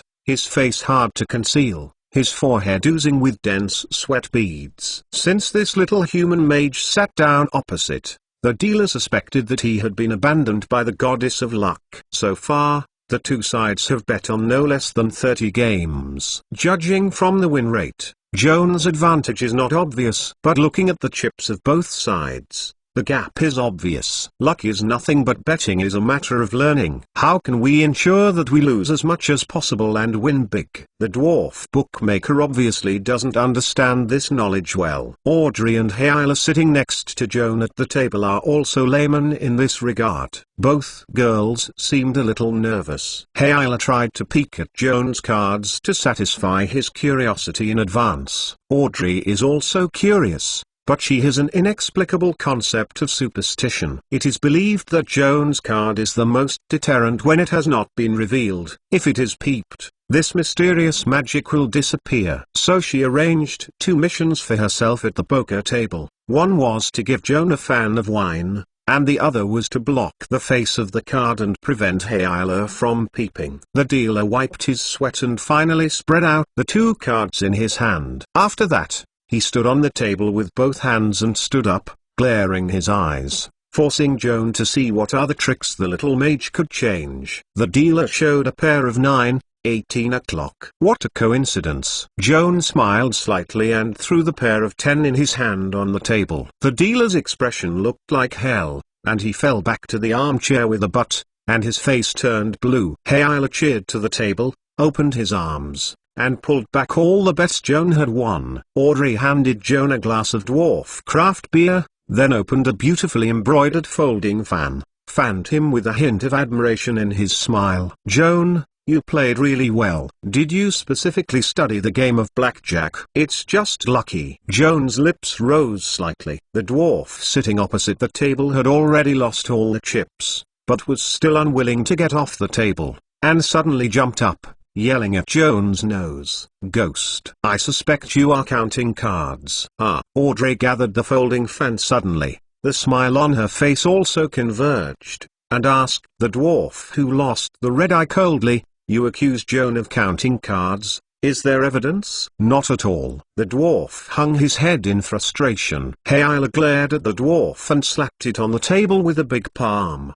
shaking his chips. "No evidence. What are you doing?" loudly. "Sit down." The dwarf was frightened by the female swordsman and sat back in the chair, stroking his beard and complaining bitterly, "Cunning boy ... Damn chick." "Brother, complain less." A dwarf watching the gambling patted the dealer's shoulders and persuaded him to pass his breath. "It's really counting cards. That's the skill of other people. If you have that cleverness, you can count. I count you as a caterpillar." The dealer pushed up the table annoyed and stopped playing. Like Master Mr. Joan, please collect. www.mentalnovel.com. Master Mr. Joan's literature update is the fastest. Chapter 743. Boss. At this time, a middle-aged dwarf dressed in a big bearskin, holding his hands on his back, walked across the table with his head upright, and his head looked like a tall man. When the dwarves around saw this person, they quickly got up and greeted them. Some people call him Klein brother, while others call him boss with a respectful look. The dwarf named Klein nodded slightly, raised his hand in return, and was polite but reserved. Joan accidentally saw the boss of the dwarf prospecting team and felt a little familiar. He couldn't help standing up and looked at it twice more. The boss sensed his gaze and stopped and turned to look over. The moment the two sides met, the boss suddenly showed surprise. "Brother Joan, why are you here too?" "Are you Mr. Kleinstove?" Joan tentatively asked. The dwarf laughed and walked over to hug him hard. "Why don't you remember me? Not long ago, we were drinking with Nadavil. I saw you just now, but I didn't dare to recognize each other." Joan replied embarrassedly. This enthusiastic Mr. Klein Furnace is indeed his old acquaintance and cousin of Schmidt Anvil, the owner of the Nadavil Arsenal, and the owner of the Zoki mine. At the beginning of January this year, Joan lived in the dwarf city Nadavil for a few days while traveling north. At that time he received a bounty task. The client was the cousin of Kleinstove, Mr. Schmidt Anvil, the owner of the dwarf factory. The content of the task is to investigate the legendary haunted abandoned iron mines Uoki pit. After a deep investigation into the pit, Joanne eventually found out that a madman named Fergu was playing tricks in the pit, trying to scare away the miners, and using the hidden pit to conduct smallpox virus research. After some fierce fighting, Joanne caught the mage alive and sent it to the client for disposal. Mr. Schmidt was very satisfied with Joan's work, paid bounty afterwards, and introduced his cousin Kleinstove to him. Klein, as the owner of the Zoki mine, is certainly grateful to Joan. During Joan's stay in Nadavil, Mr. Klein often invited him to dinner. Later, Joan went north to study in Midgard and never had the opportunity to return to Nadavil. He never expected that he would meet Brother Klein unexpectedly in the underground world. Reunion of old friends is inevitable. Joan and Klein touched the glasses, took a sip of beer, and asked casually, "Mr. Klein, why are you here? The mine is not operating smoothly." "You mean Uoki pit?" "That iron mine has already been sold by me." "You sold mines passed down by your family?" Joanne was taken aback. "Ha ha. Very surprised, right?" Klein leaned back in his armchair. "In Nadavil, which respects tradition and has a conservative atmosphere. I am an alternative. I am afraid that it is only me who can sell such familiar mines. How does Mr. Schmidt view this matter? Joanne asked. My elder brother, who is the spokesperson of the stubborn and old-fashioned forces, learned that I sold the mine and was so angry that he almost committed a heart attack. However, the sales contract has been signed, and my brother has no objection. I can only admit it by holding my nose. Klein took a sip of wine, and his thick beard was glued with white foam, making his smiling face look like an old prankster keen on mischief. Brother Joan, tell you the truth. I am a person who is not used to a stable life. In my opinion, it is too boring to live in a mine for a lifetime. You long wanted to sell the mine? Joan asked tentatively. Klein nodded calmly. I really wanted to sell,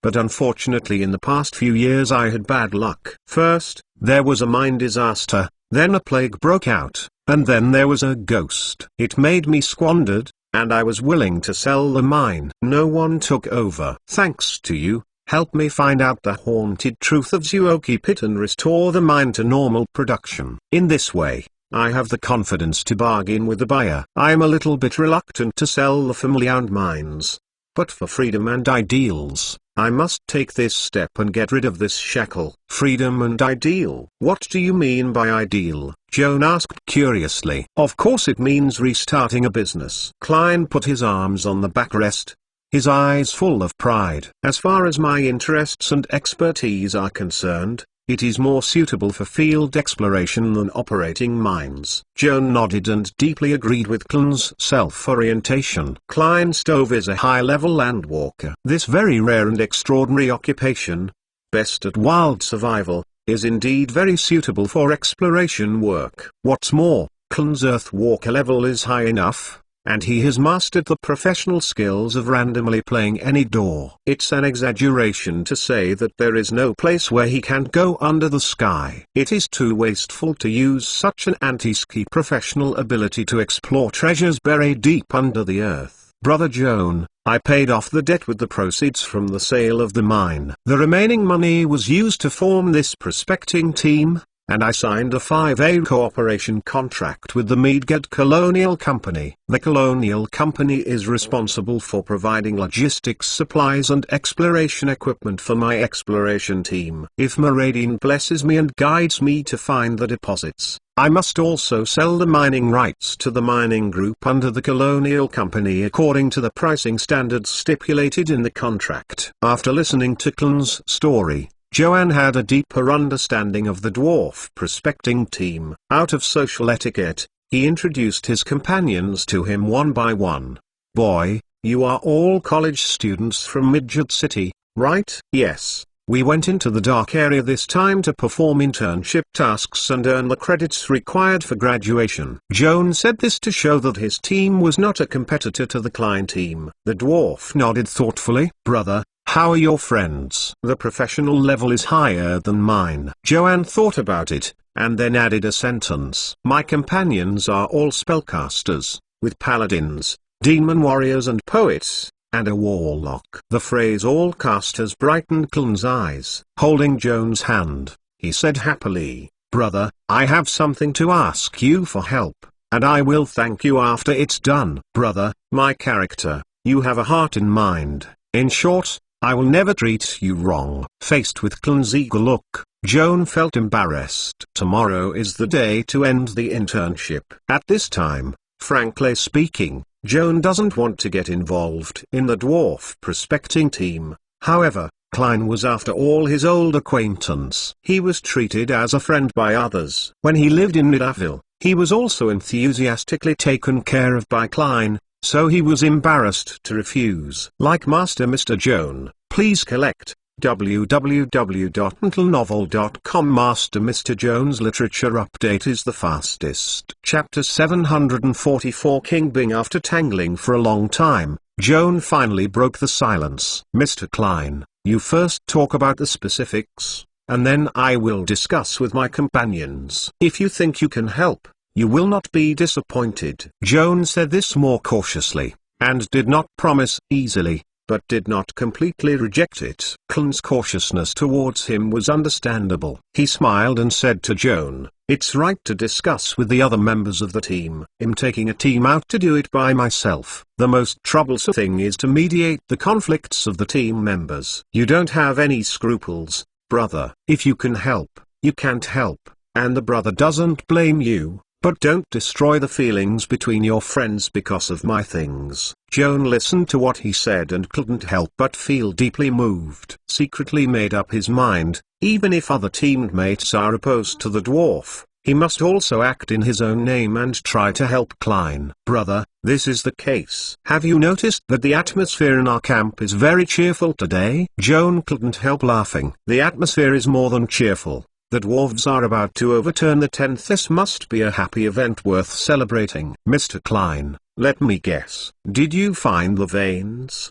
"Boy, you guessed it." Klein raised his thumbs, his face hard to hide his excitement. "The proven veins we discovered this time are not too large, but the location of the veins and the types of ore are very peculiar." "What is the ore?" Joan asked curiously. Klein smiled mysteriously, lowering his voice and asked, "Brother, have you heard of King Bing?" "King Bing?" Kian frowned slightly, quickly searched his memory, and vaguely impressed, as if he had seen an introduction to this rare mineral in a book. "Mr. Klein, you said King Bing. Is it the kind of ice that is hard like steel, and it is not easy to melt?" "It is said that the internal temperature of the container made of this material is always maintained below the freezing point. Used to keep food, drinks and alchemy medicines fresh for a long time. It is worthy of being a learned master."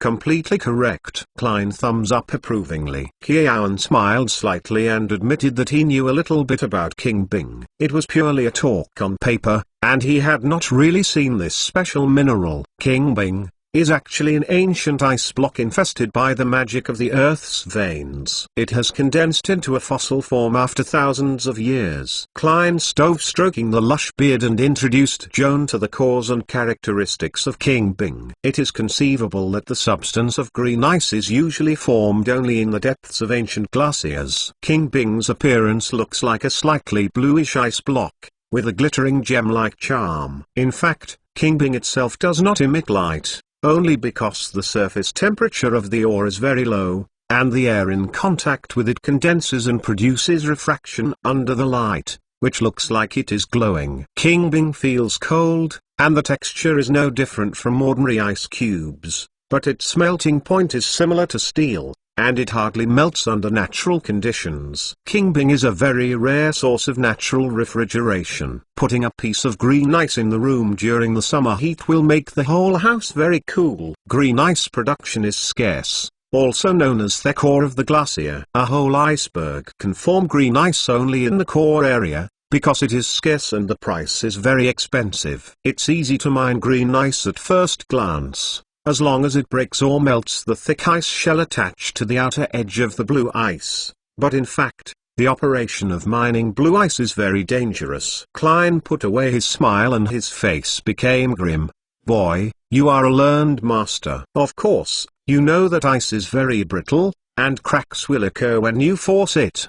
The internal stress will change, and the overall structure of the ice block will become more unstable. It still looks intact now, ice cubes, but if you tap it again, the whole ice will suddenly break." Joan nodded and agreed with Clan's analysis of the physical properties of the ice cube. If the ice cubes are relatively small, cracks can be easily observed during mining, but for the huge mountain glaciers, especially in the dark environment such as the lack of light, it is difficult for miners to find ice layers in the process of digging glaciers. The internal cracks can cause massive glaciers to collapse, resulting in a fatal mine disaster. Because of the high risk of digging glaciers, only the most experienced miners dare to try to mine green ice. Joan silently listened to Klein about the difficulty and risks of mining green ice, and his face gradually became strange. Clan's account of the collapse of the glacier reminded him of the mine disaster that he witnessed in the War Lizard Valley yesterday. The dwarf prospecting team is stationed at a straight line distance of no more than 20 miles from the War Lizard Valley. Joan recalled the map drawn by the navigation compass a little bit, and confirmed that the area where the dwarf prospecting team discovered the Kingbing deposit was on the same underground ice as the area where the old blind man ordered the giant monster to dig the tunnel. However, the war lizards dig from east to west, and the dwarves explore from west to east. The ultimate goal of both is likely to be the green ice veins located in the core of the underground ice layer. Klein just mentioned that trying to mine green ice is a very dangerous act. Miners without enough experience can easily cause a mine disaster, compared with the dwarves who have dealt with ore all their life. The war lizard mining technology is not worth mentioning. Prospecting experts like Klein lead a professional exploration team and are extremely careful about the mining of Kingbing Mine. On the other hand, the war lizards don't understand fart. They just do it all, and it's strange if they don't make a mining accident. Mr. Klein, neither my partner nor I understand mining techniques. What can I do for you? Joan asked, puzzled. Exploring Kingbing. Just hand it to my team. You don't need your brother to do it. The problem now is that there is a very difficult monster in the hollow of the underground glacier. Klein placed his fingers on the table with his fingers crossed, his face more dignified. My miners don't understand spells, and it's difficult to fight this kind of ice warcraft. So I want to invite your brother to help you hunt or expel these monsters lurking in the ice cave. Monster in the glacier. Joan was interested, and wanted to inquire Klein in depth. What kind of monster? How powerful? The tent door suddenly opened. A group of dwarfs in frost and snow rushed in with a cold wind. Klein noticed the commotion from the door and looked back. He found that the dwarves had just entered. Several of the dwarves were wounded and looked embarrassed. If you like Master Joan, please collect it. www.mentalnovel.com. Master Joan's literature update is the fastest. Chapter 745 Exposed Shorts. What's the situation in the mine? Klein asked. The dwarf-headed Shorts is the deputy captain of this prospecting team, Klein's right-hand man. Schultz looked tired. His pale golden beard covered with crushed ice, and his face was somber as to freeze. Brother Klein, I'm sorry to bring you a disappointing news.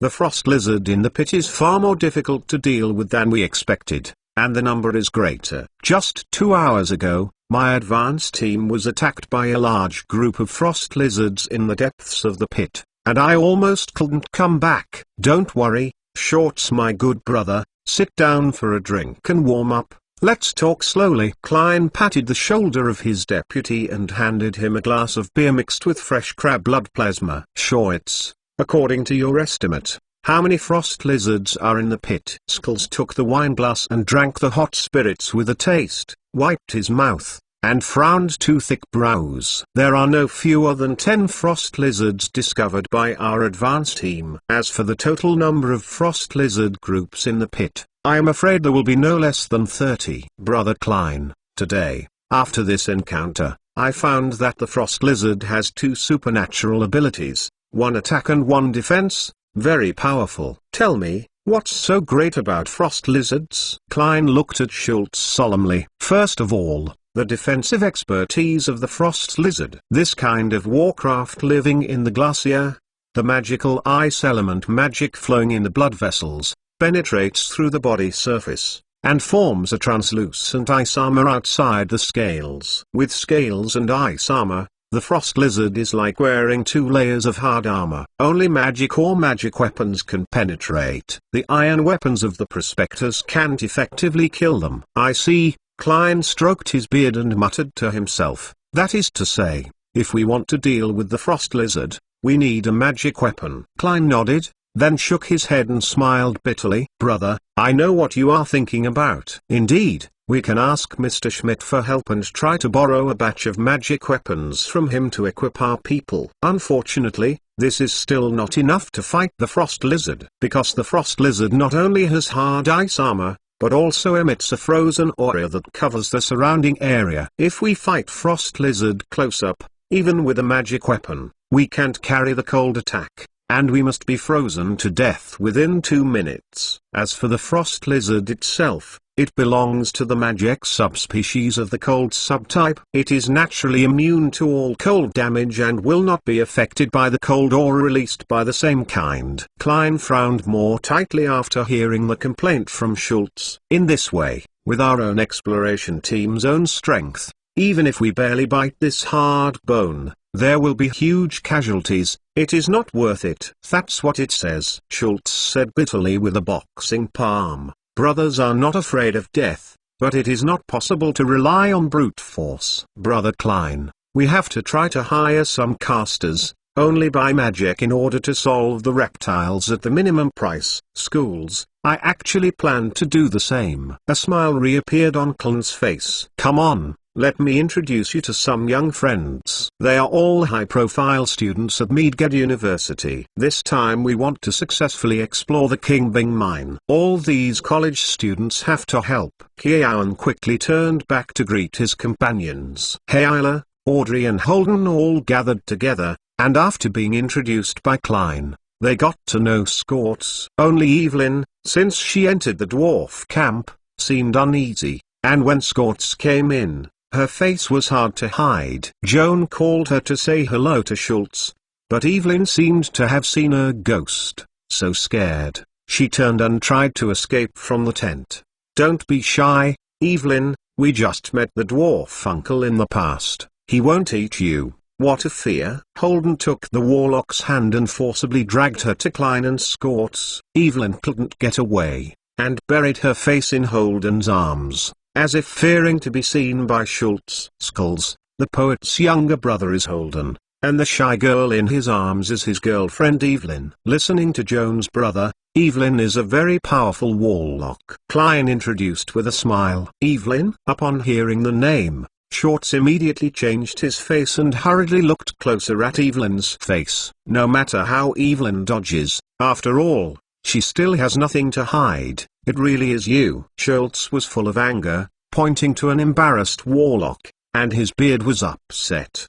Despicable spider woman. How dare you, dare to take the initiative to come to the door? Really looking for your own way? You just came. It's time to liquidate that blood debt. I'm going to see where you can escape this time. Skulls. Calm me down. Klein snapped off his deputy's complaint. You are so rude to treat my VIPs so arrogantly. There is something to say. I guess there should be a misunderstanding between you and Miss Evelyn. Brother, this is by no means a misunderstanding. Schultz shivered with excitement. Poor Kerry and Hans were killed by this sinister spider woman. Hearing these two names, Klein also changed his face, looking a little more puzzled in Evelyn's eyes. But Schultz, you told me before that Kerry and Hans were killed in Spider Valley, unfortunately killed by a large group of mutant spiders. How can this blame Miss Evelyn? Brother, at the time, Kerry and I and Hans decided to go deep into the spider's den to explore because a woman volunteered to guide us and bluffed us,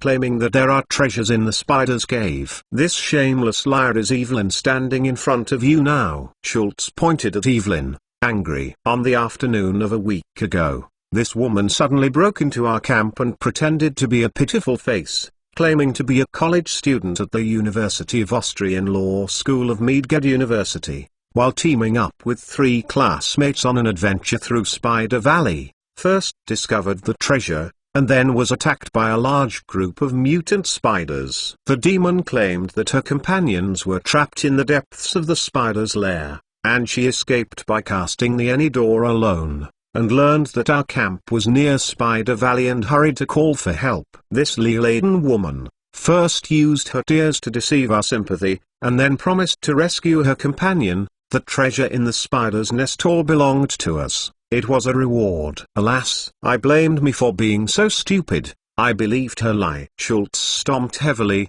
with remorse in his face. Like Master Mr. Joan, please collect. www.mentalnovel.com. Master Mr. Joan's literature update is the fastest. Chapter 746. Accusation. Brother, you were not in the camp at that time. Saving people is like saving fire. I didn't want to go to the mine to discuss this with you, so I took Kerry and Hans and followed the demon girl to Spider Valley. In the beginning, we smoothly entered the spider's nest, and the number of variant spiders encountered on the way was not large, and it was easy to solve. However, when we reached the center of the spider's den, the situation becomes more and more dangerous. More and more big spiders poured into the grotto and besieged us. Just when we were barely supporting, a phase spider suddenly jumped out of the spirit world and tried to attack me from behind. Thanks to Kerry's alertness, push me away in time,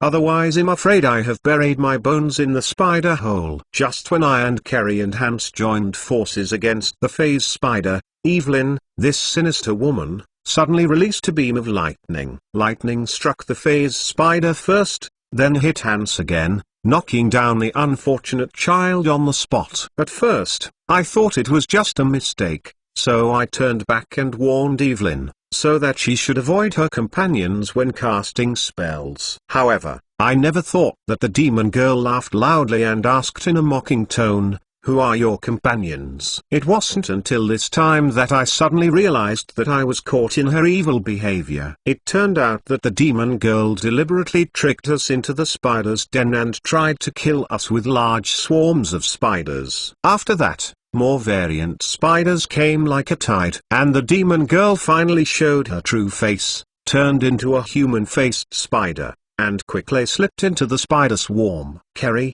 Hans, and I were abandoned in the spider swarm, fighting desperately. Kerry and Hans fell one after another, and finally I was left to kill the road, and finally escaped the spider's den alive. Schultz's eyes turned red, glaring at Evelyn, almost choking to make a final complaint against her. "Spider-Woman, I have been thinking of revenge on you all these days.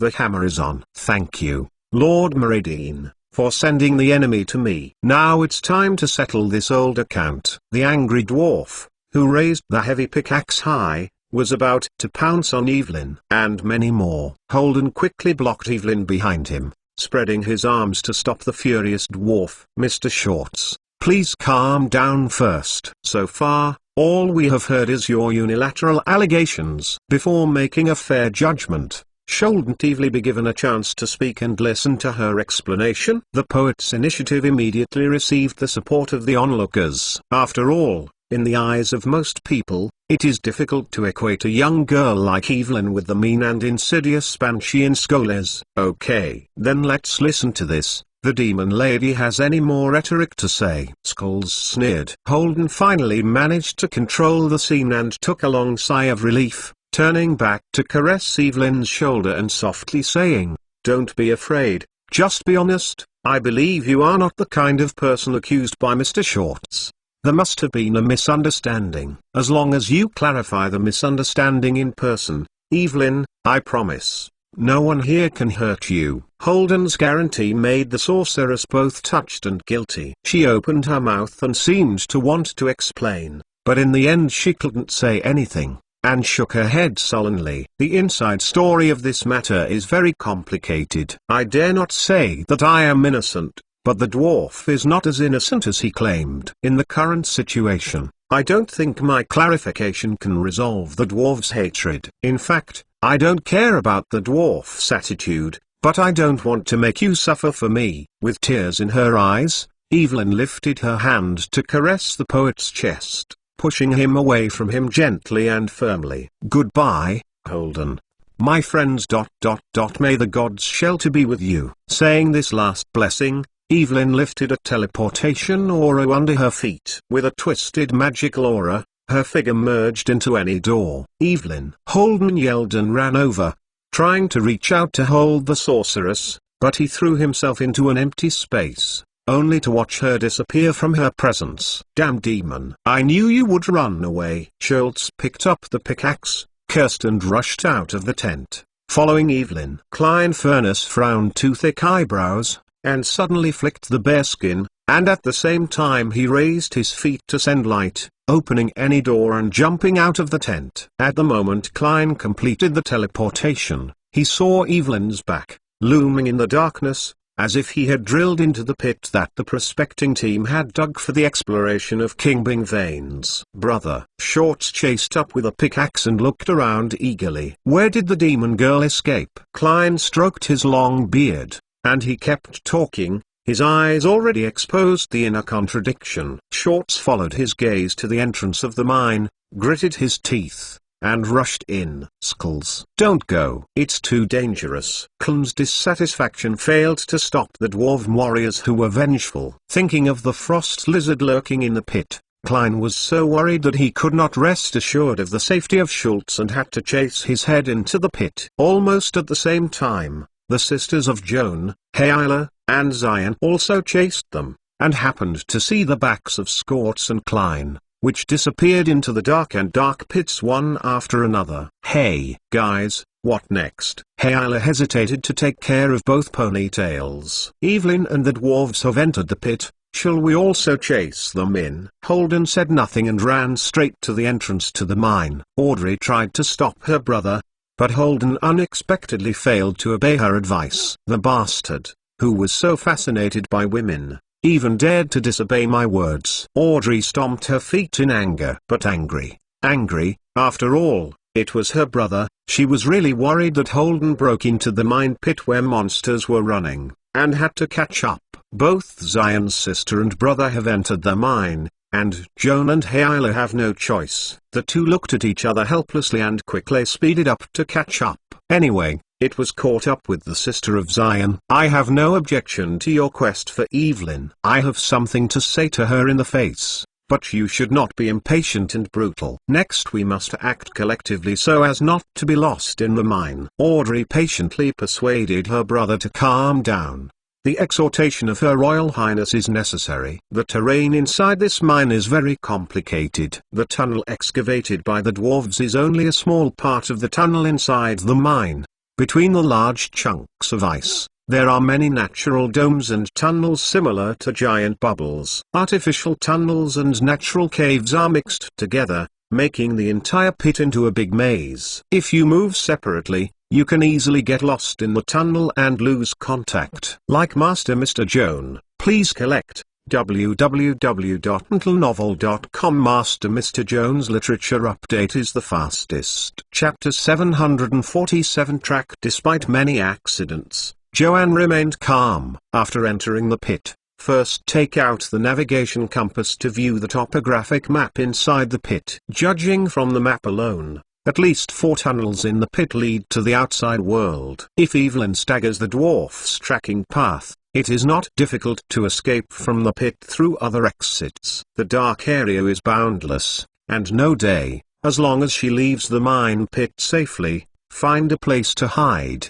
Even if the dwarf digs 3 feet, do not want to find her out. The question is, Evelyn seems to have entered the mine for the first time. She doesn't know the topography inside the mine. How likely is she to safely cross the labyrinth of tunnels and get out of it? Joan couldn't make an assessment of this, whether the grievance between the dwarf and Evelyn is right or wrong. In short, try to find her first. Joan touched the storage bag, took out a 2-ring item positioning scroll, and asked Holden, "Is there something on Evelyn's body that wears jewelry or not?" Holden nodded without hesitation. "Can you recall her jewelry accurately?" "Any item is fine, as long as it is worn close to the body. The richer the details, the better." "Of course can." Holden once again gave a positive answer. "This is easy to handle." Kiawan was about to hand the spell scroll to the poet. Suddenly his face changed and he stopped. When he entered the mine just now, he opened the tremor perception attached to his artificial eyes. At this moment,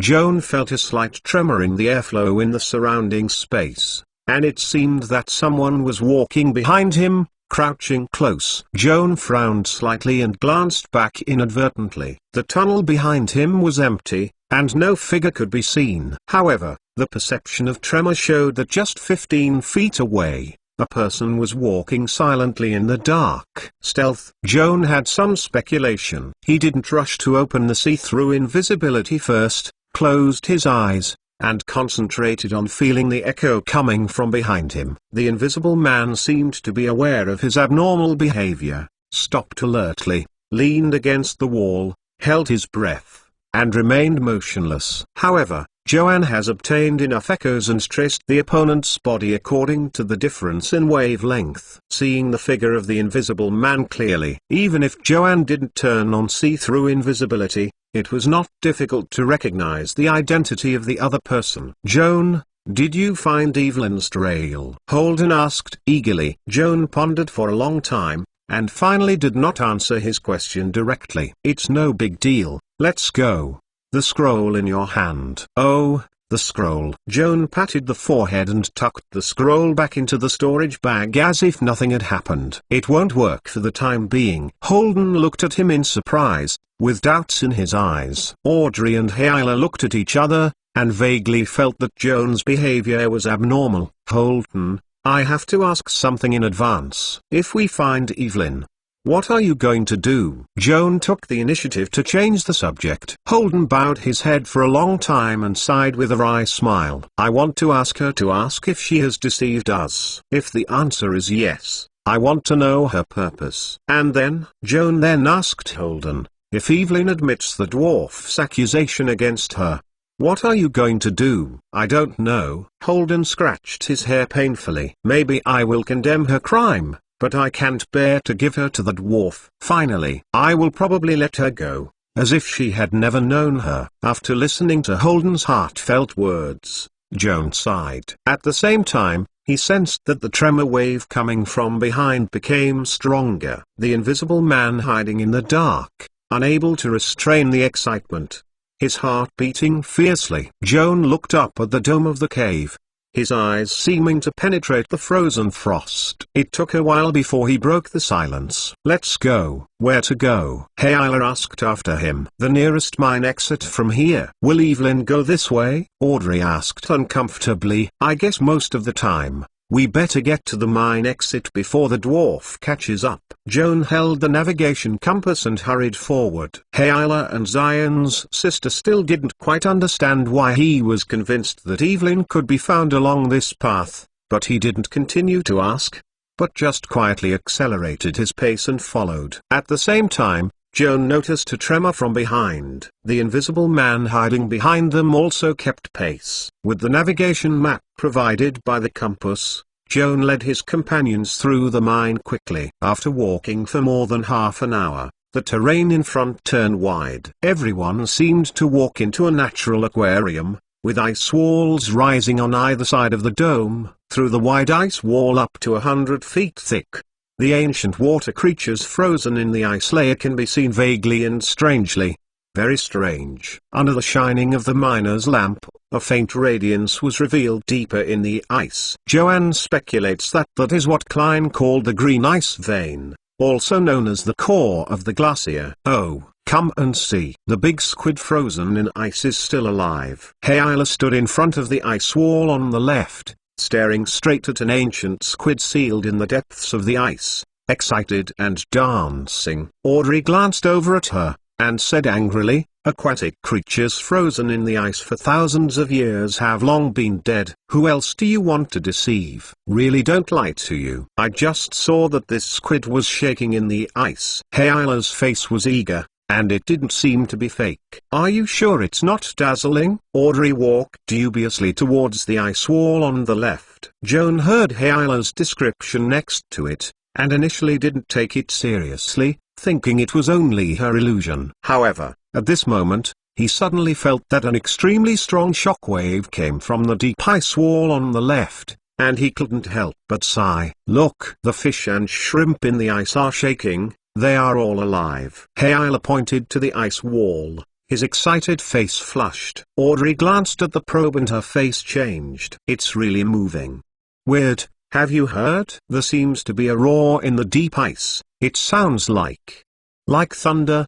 The thunder rolls from a distance." "Come back." Joan suddenly realized that the crisis was approaching, and rushed up without thinking, grabbing the wrists of Audrey and Hyla respectively, and forcibly dragging them away from the ice wall. "Like Master Mr. Joan, please collect. www.mentalnovel.com. Master Mr. Joan's literature update is the fastest. Chapter 748. Meet in a narrow road. Joan, what happened? Holden looked back, his eyes suddenly dull. Just across from him, The seemingly indestructible ice wall, which had been condensed for thousands of years, was showing large cracks and crackling sounds. Immediately afterwards, the whole ice wall collapsed. Countless pieces of crushed ice converged into a silver torrent, accompanied by a shocking rumble, rushing towards Joan where they were. "Run!" Joan left Audrey with her left hand and Hayla with her right hand, and ran away in addiction away from the collapsed ice wall. Holden also recovered in time and turned to run. The crushed ice turned into a debris flow and screamed into the tunnel. Fortunately, it was only a partial collapse, which subsided after just over 10 minutes. The four of Joan were lucky enough to escape, and his heart was beating almost out of his throat. Just when the shock was unsettled, I suddenly heard a weird roar behind the collapsed ice wall, and heavy footsteps quickly moved from far to near. "What's going on? Is there anyone behind the ice wall?" Hayla couldn't believe his ears. "Is it a dwarf miner who accidentally excavated the tunnel and caused the ice wall to collapse?" Audrey speculated. "No, that's not the footsteps of the dwarf." Joan turned back suddenly, his face dignified. "This roar ... where have I heard it before?" After a brief recollection, a horrible image suddenly jumped into his mind. "It's an earth monster." The earth monster is still alive. It was this monster who just dug through the ice, causing the ice wall to collapse. As if verifying Joan's prediction, the hill on which the crushed ice piled up opposite suddenly burst. A brown monster with a large body, both insect and humanoid features, waving two thick long arms, sweeping away the crushed ice accumulated in front of it, striding out of the ice wall that broke a big hole. Behind the monster, an old wall lizard blinded, wearing a robe embroidered with many red-headed centipedes, holding an obsidian wand inlaid with amber balls, coughed all the way and stumbled. The two sides met in a narrow road, and they were very surprised at the first time. The old blind man and the giant earth monster, aware of Joan's existence, stopped one after another, turned their heads and looked over here, their faces showing a strange look.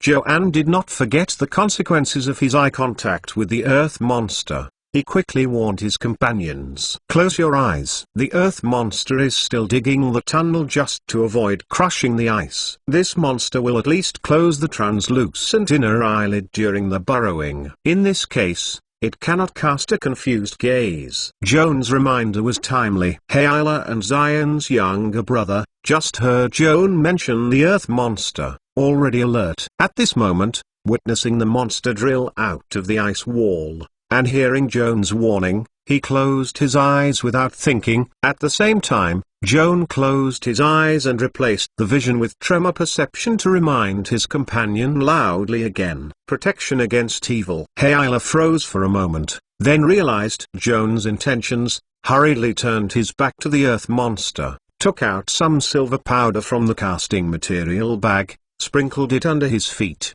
and blessed himself with a ring of spells to protect against evil. A faint silver brilliance rose from the feet of the female swordsman and quickly enveloped her all over her body. Under the shelter of this silver enchantment, even if you open your eyes and look directly at the earth monster, you will not be confused by its sight. Audrey's reaction was no slower than Hayla's. However, she didn't bless herself with protection against evil for the first time, but first sprinkled a handful of silver powder under her brother's feet to ensure the safety of Holden. As for herself, it wouldn't hurt to bless protection against evil later. As a paladin sheltered by God's grace, Audrey had reason to trust her willpower. The giant monster's confused gaze is terrible, but it is not so easy to break through her will. 30 feet away, the old blind man had noticed the actions of Joan and others. At the beginning of the unexpected encounter between the two sides, he could not be sure that this group of young men and women were enemies or friends. However,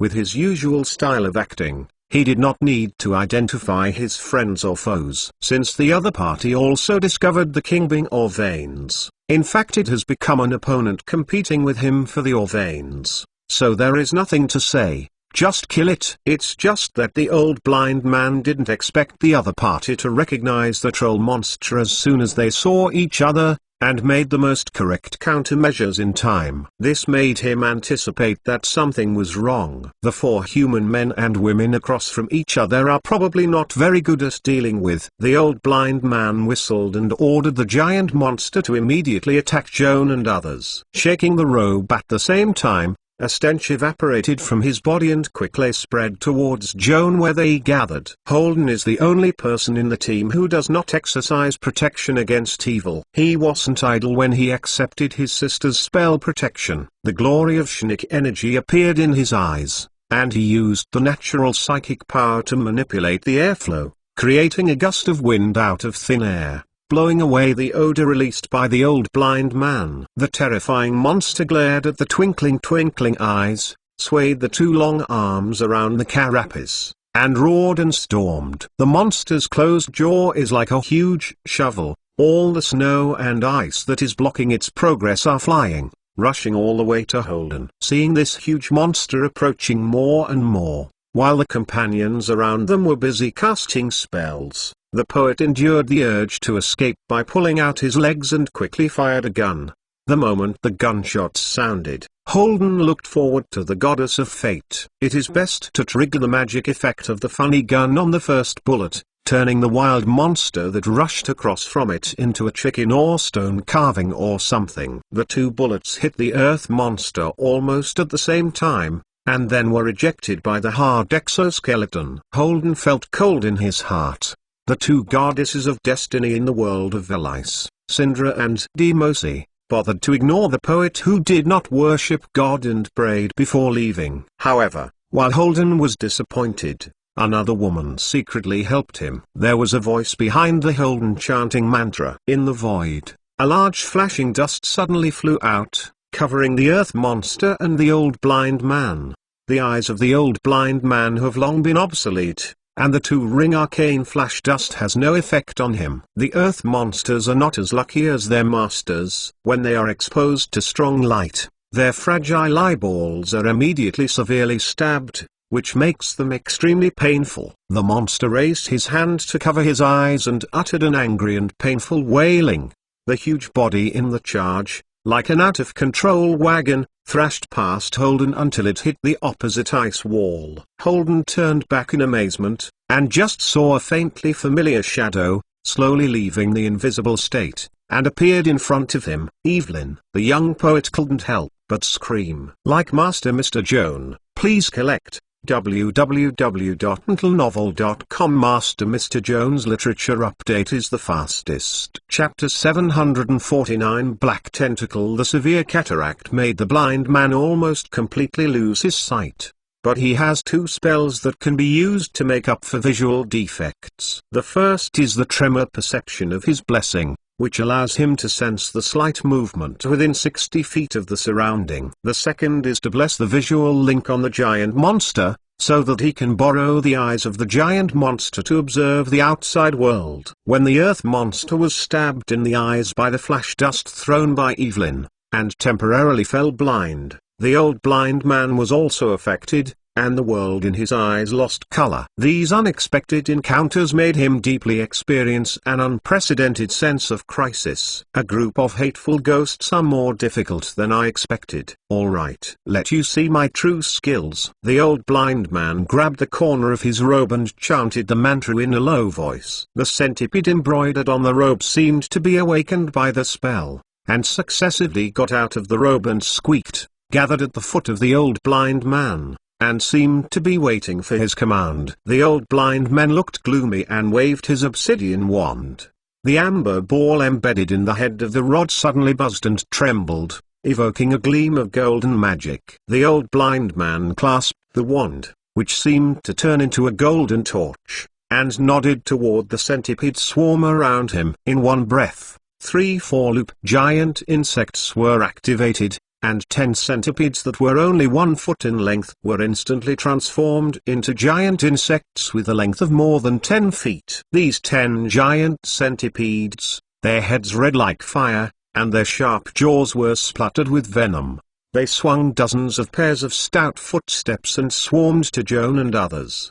Evelyn, who had just left the invisible state, sang spellcasting spells in time, and waved a large, dense, dark tentacle that seemed to have life, filling the front tunnel ground. The giant centipede passing through the tunnel was mostly entangled by these crazy twisting black tentacles, and was strangled from head to toe. In the tentacle cluster, there were frequent crackling sounds of the exoskeleton of the giant centipede, and there was also a dying cry. The old blind man's face became more and more ugly when he heard the centipede whine. In a hurry, he made a series of spellcasting gestures, attempting to bombard his opponent with fire strike to reverse the decline. However, before he was ready to cast spells, a cold negative energy poured into his throat, instantly freezing his vocal cords. Newcomer Joan chanted the start spell of aphasia, raised his finger to the old blind man, abandoned his vocal cords, and interrupted the spell of fire strike by the way. Failure to cast the spell caused the magic to bite back. The old blind man's body shuddered, and 2 lines of blood flowed from his nostrils. Compared with the pain caused by the magic backlash, he was even more shocked that he was no longer able to speak the prayer of chanting the magic. This means that in the next battle, he can no longer release any natural magic. For a caster, this can't be worse. Cold sweat dripped down the forehead, and the old blind man suddenly realized a serious problem. It is no longer enough to consider killing people and killing the mouth. The most important thing is to escape from this place as soon as possible and save your old life first. Thinking this way, the old blind man quickly shook his shoulders and used his professional ability as a wild transformation. In a situation where he cannot chant the divine prayer, he can only rely on this trick to save his life. The centipede robe was illuminated by the sudden eruption of magic light, and the body under the leather robe expanded rapidly. The shabby warrior shaman, who was originally boasted and humpbacked, instantly became a huge, majestic giant lizard. The monitor liar hissed at the letter, causing Joan to be alert. He holds a small shovel model in his hand and intends to cast 3 rings of stab pit, but has not yet determined the target of the cast. The earth monster that had just hit the ice wall just now was awake after a short dizziness. The monster pulled its head from the pile of crushed ice and let out an angry roar. The eyes stabbed by the flash dust could not be opened for the time being, but with the bristles covered by the body surface, the earth monster can still sense the tremor around it, and the combat power is almost not affected. For Joan and his companions, this armored, gigantic giant monster, even if it is unable to cast a confused gaze, is still a threat that cannot be ignored. On the other side of the battlefield, the old lizard transformed into a lizard is approaching Joan. It seems that he has chosen him as a breakthrough to reverse the defeat. This is a reasonable choice. Joan, the little mage, seems to be the most vulnerable and least proficient in melee combat, not to mention the tunnel exit behind him. As long as the old blind man breaks through his block, he has no worries and can leave the mine pit at any time. Now, Joan has only one chance to cast a spell. Is it trapping the earth monster or blocking the lizard? While Joan was still weighing, someone had noticed his dilemma and started the operation first. The beautiful girl in silver armor quickly stepped forward, blocking Joan behind, and pointed the sword at the monitor lizard. A beam of holy light sanctioning evil descended from the sky, and imprinted on the monitor lizard turned by the old blind man. Sanctions against evil, the signature stunt of the paladin profession, is also known as crushing evil. Any evil creature, once stamped with sanctions by the paladin, it is best to stay away from the other party, otherwise every time it is hit by the paladin, it will be forced to take excess damage, which is absolutely uncomfortable. However, after a little hesitation, the old blind man dared to rush towards Audrey. When he wanted to come, the other party was just a little girl, and even if he used broken evil, he would not pose too much a threat to himself. The old blind man's self-confidence was soon smashed by Audrey's strenuous shield. With the mumble of boom, the night shield hit the monitor lizard's head heavily, causing a vertigo. Audrey's pretty face was cold. She took a step forward, and while the monitor lizard had not got rid of the dizziness, a sword pierced her neck. The long sword, which contained the evil light, penetrated deeply into the monitor lizard, almost cutting off its throat. Severe pain and anger prompted the old blind man to wake up suddenly, shouted and withdrew his head, and the blood from the sword wound like a spring. Audrey did not risk chasing, holding Joan behind the shield, because she saw that a familiar figure was flying over. Hayla leapt up and down as he ran, and the wave-edged sword raised his head high, slashing toward the monitor lizard. The wave-bladed giant sword shone like a bright electric light on the back of the monitor lizard, almost splitting the spine of the old blind man. This is not over yet. Hayla is also in this full blow, into the magic warrior profession, unique martial arts magic, using weapons to conduct contact spells. The moment the giant sword cuts the back of the giant lizard, the electric claw attached to the sword bursts synchronously, and the shining arc swims along the wavy blade, instantly burning the flesh on both sides of the wound. Like Master Mr. Joan, please collect www.mentalnovel.com. Master Mr. Joan's literature update is the fastest. Chapter 750. Corpse Taker. The monitor lizard rolled and fell, covered in blood, embarrassed. At this point, the old blind man who was seriously wounded no longer dared to count on a hard way. Resisting the pain, he exerted the last trace of strength and once again inspired the wild transformation. The monitor lizard twisted into a big moth, flapping its wings and flying high, trying to cover the figure with the darkness, looking for an opportunity to escape from the pit. A cobweb descended from the sky, covering the moth that the old blind man turned into. At the same time that Evelyn cast spiderweb, Holden also raised a funny gun. A lead shot roared out of the gun barrel, shattering the head of the moth. The body of the moth twisted and expanded, and in a blink of an eye, it changed back to the war lizard form.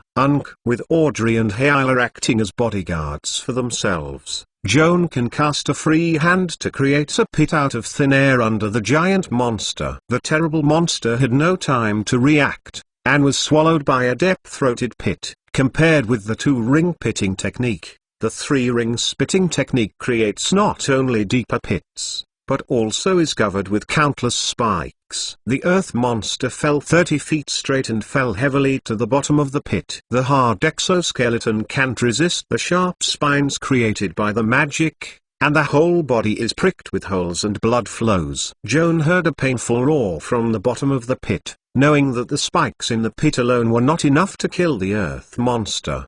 Decisively cast a spellcasting gesture, first creating a large pool of smooth fuel in the stab pit, and then throwing a flaming sphere to ignite the grease in the pit. Blazing flames rose from the trap, and the stab pit turned into a fire pit, ruthlessly burning the earth monster. The earth monster deep in the fire pit originally wanted to use its claws and hard jaws to exert its best digging skills, trying to dig a tunnel at the bottom of the pit for escape. However, it soon discovered that its efforts were in vain. The deep pit created by the stab pit is not a real trap, but a half-plane created by magic. No matter how good the earth monster is at digging tunnels, it is impossible to cause any damage to the pit, let alone escape from the bottom of the pit. Joan stood by the fire-breathing wellhead, watching with cold eyes. The groaning of earth monsters from time to time in the well, from bottom to top, getting closer and closer to the wellhead. Through a curtain of heavy fire,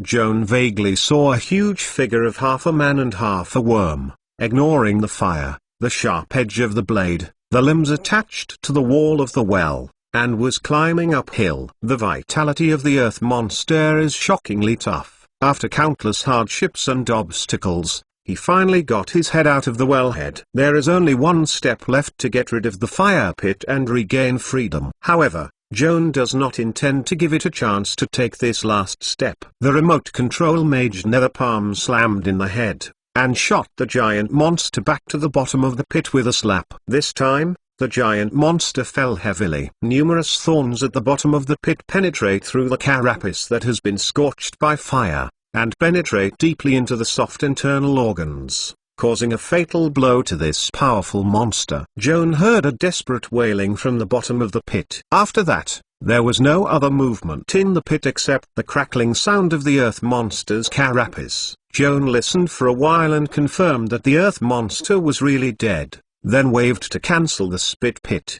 The pit, filled with spikes, like a wound that healed quickly, disappeared from the surface within a few seconds. The body of the earth monster emerged from the bottom of the pit and lay quietly on the ice. The stab pit disappeared, but the fuel that soaked the earth monster still exists, and a blaze of flames burned on the ice. For curse spells like fuel oil spells, the created matter is real. Once created, it will continue to exist in accordance with the laws of nature, and even the spellcaster cannot make it disappear. Joan didn't want to watch the giant monster's body. A very valuable research sample, burned to ashes by fire, took out the water element gem, summoned a large water element, and ordered it to extinguish the flames.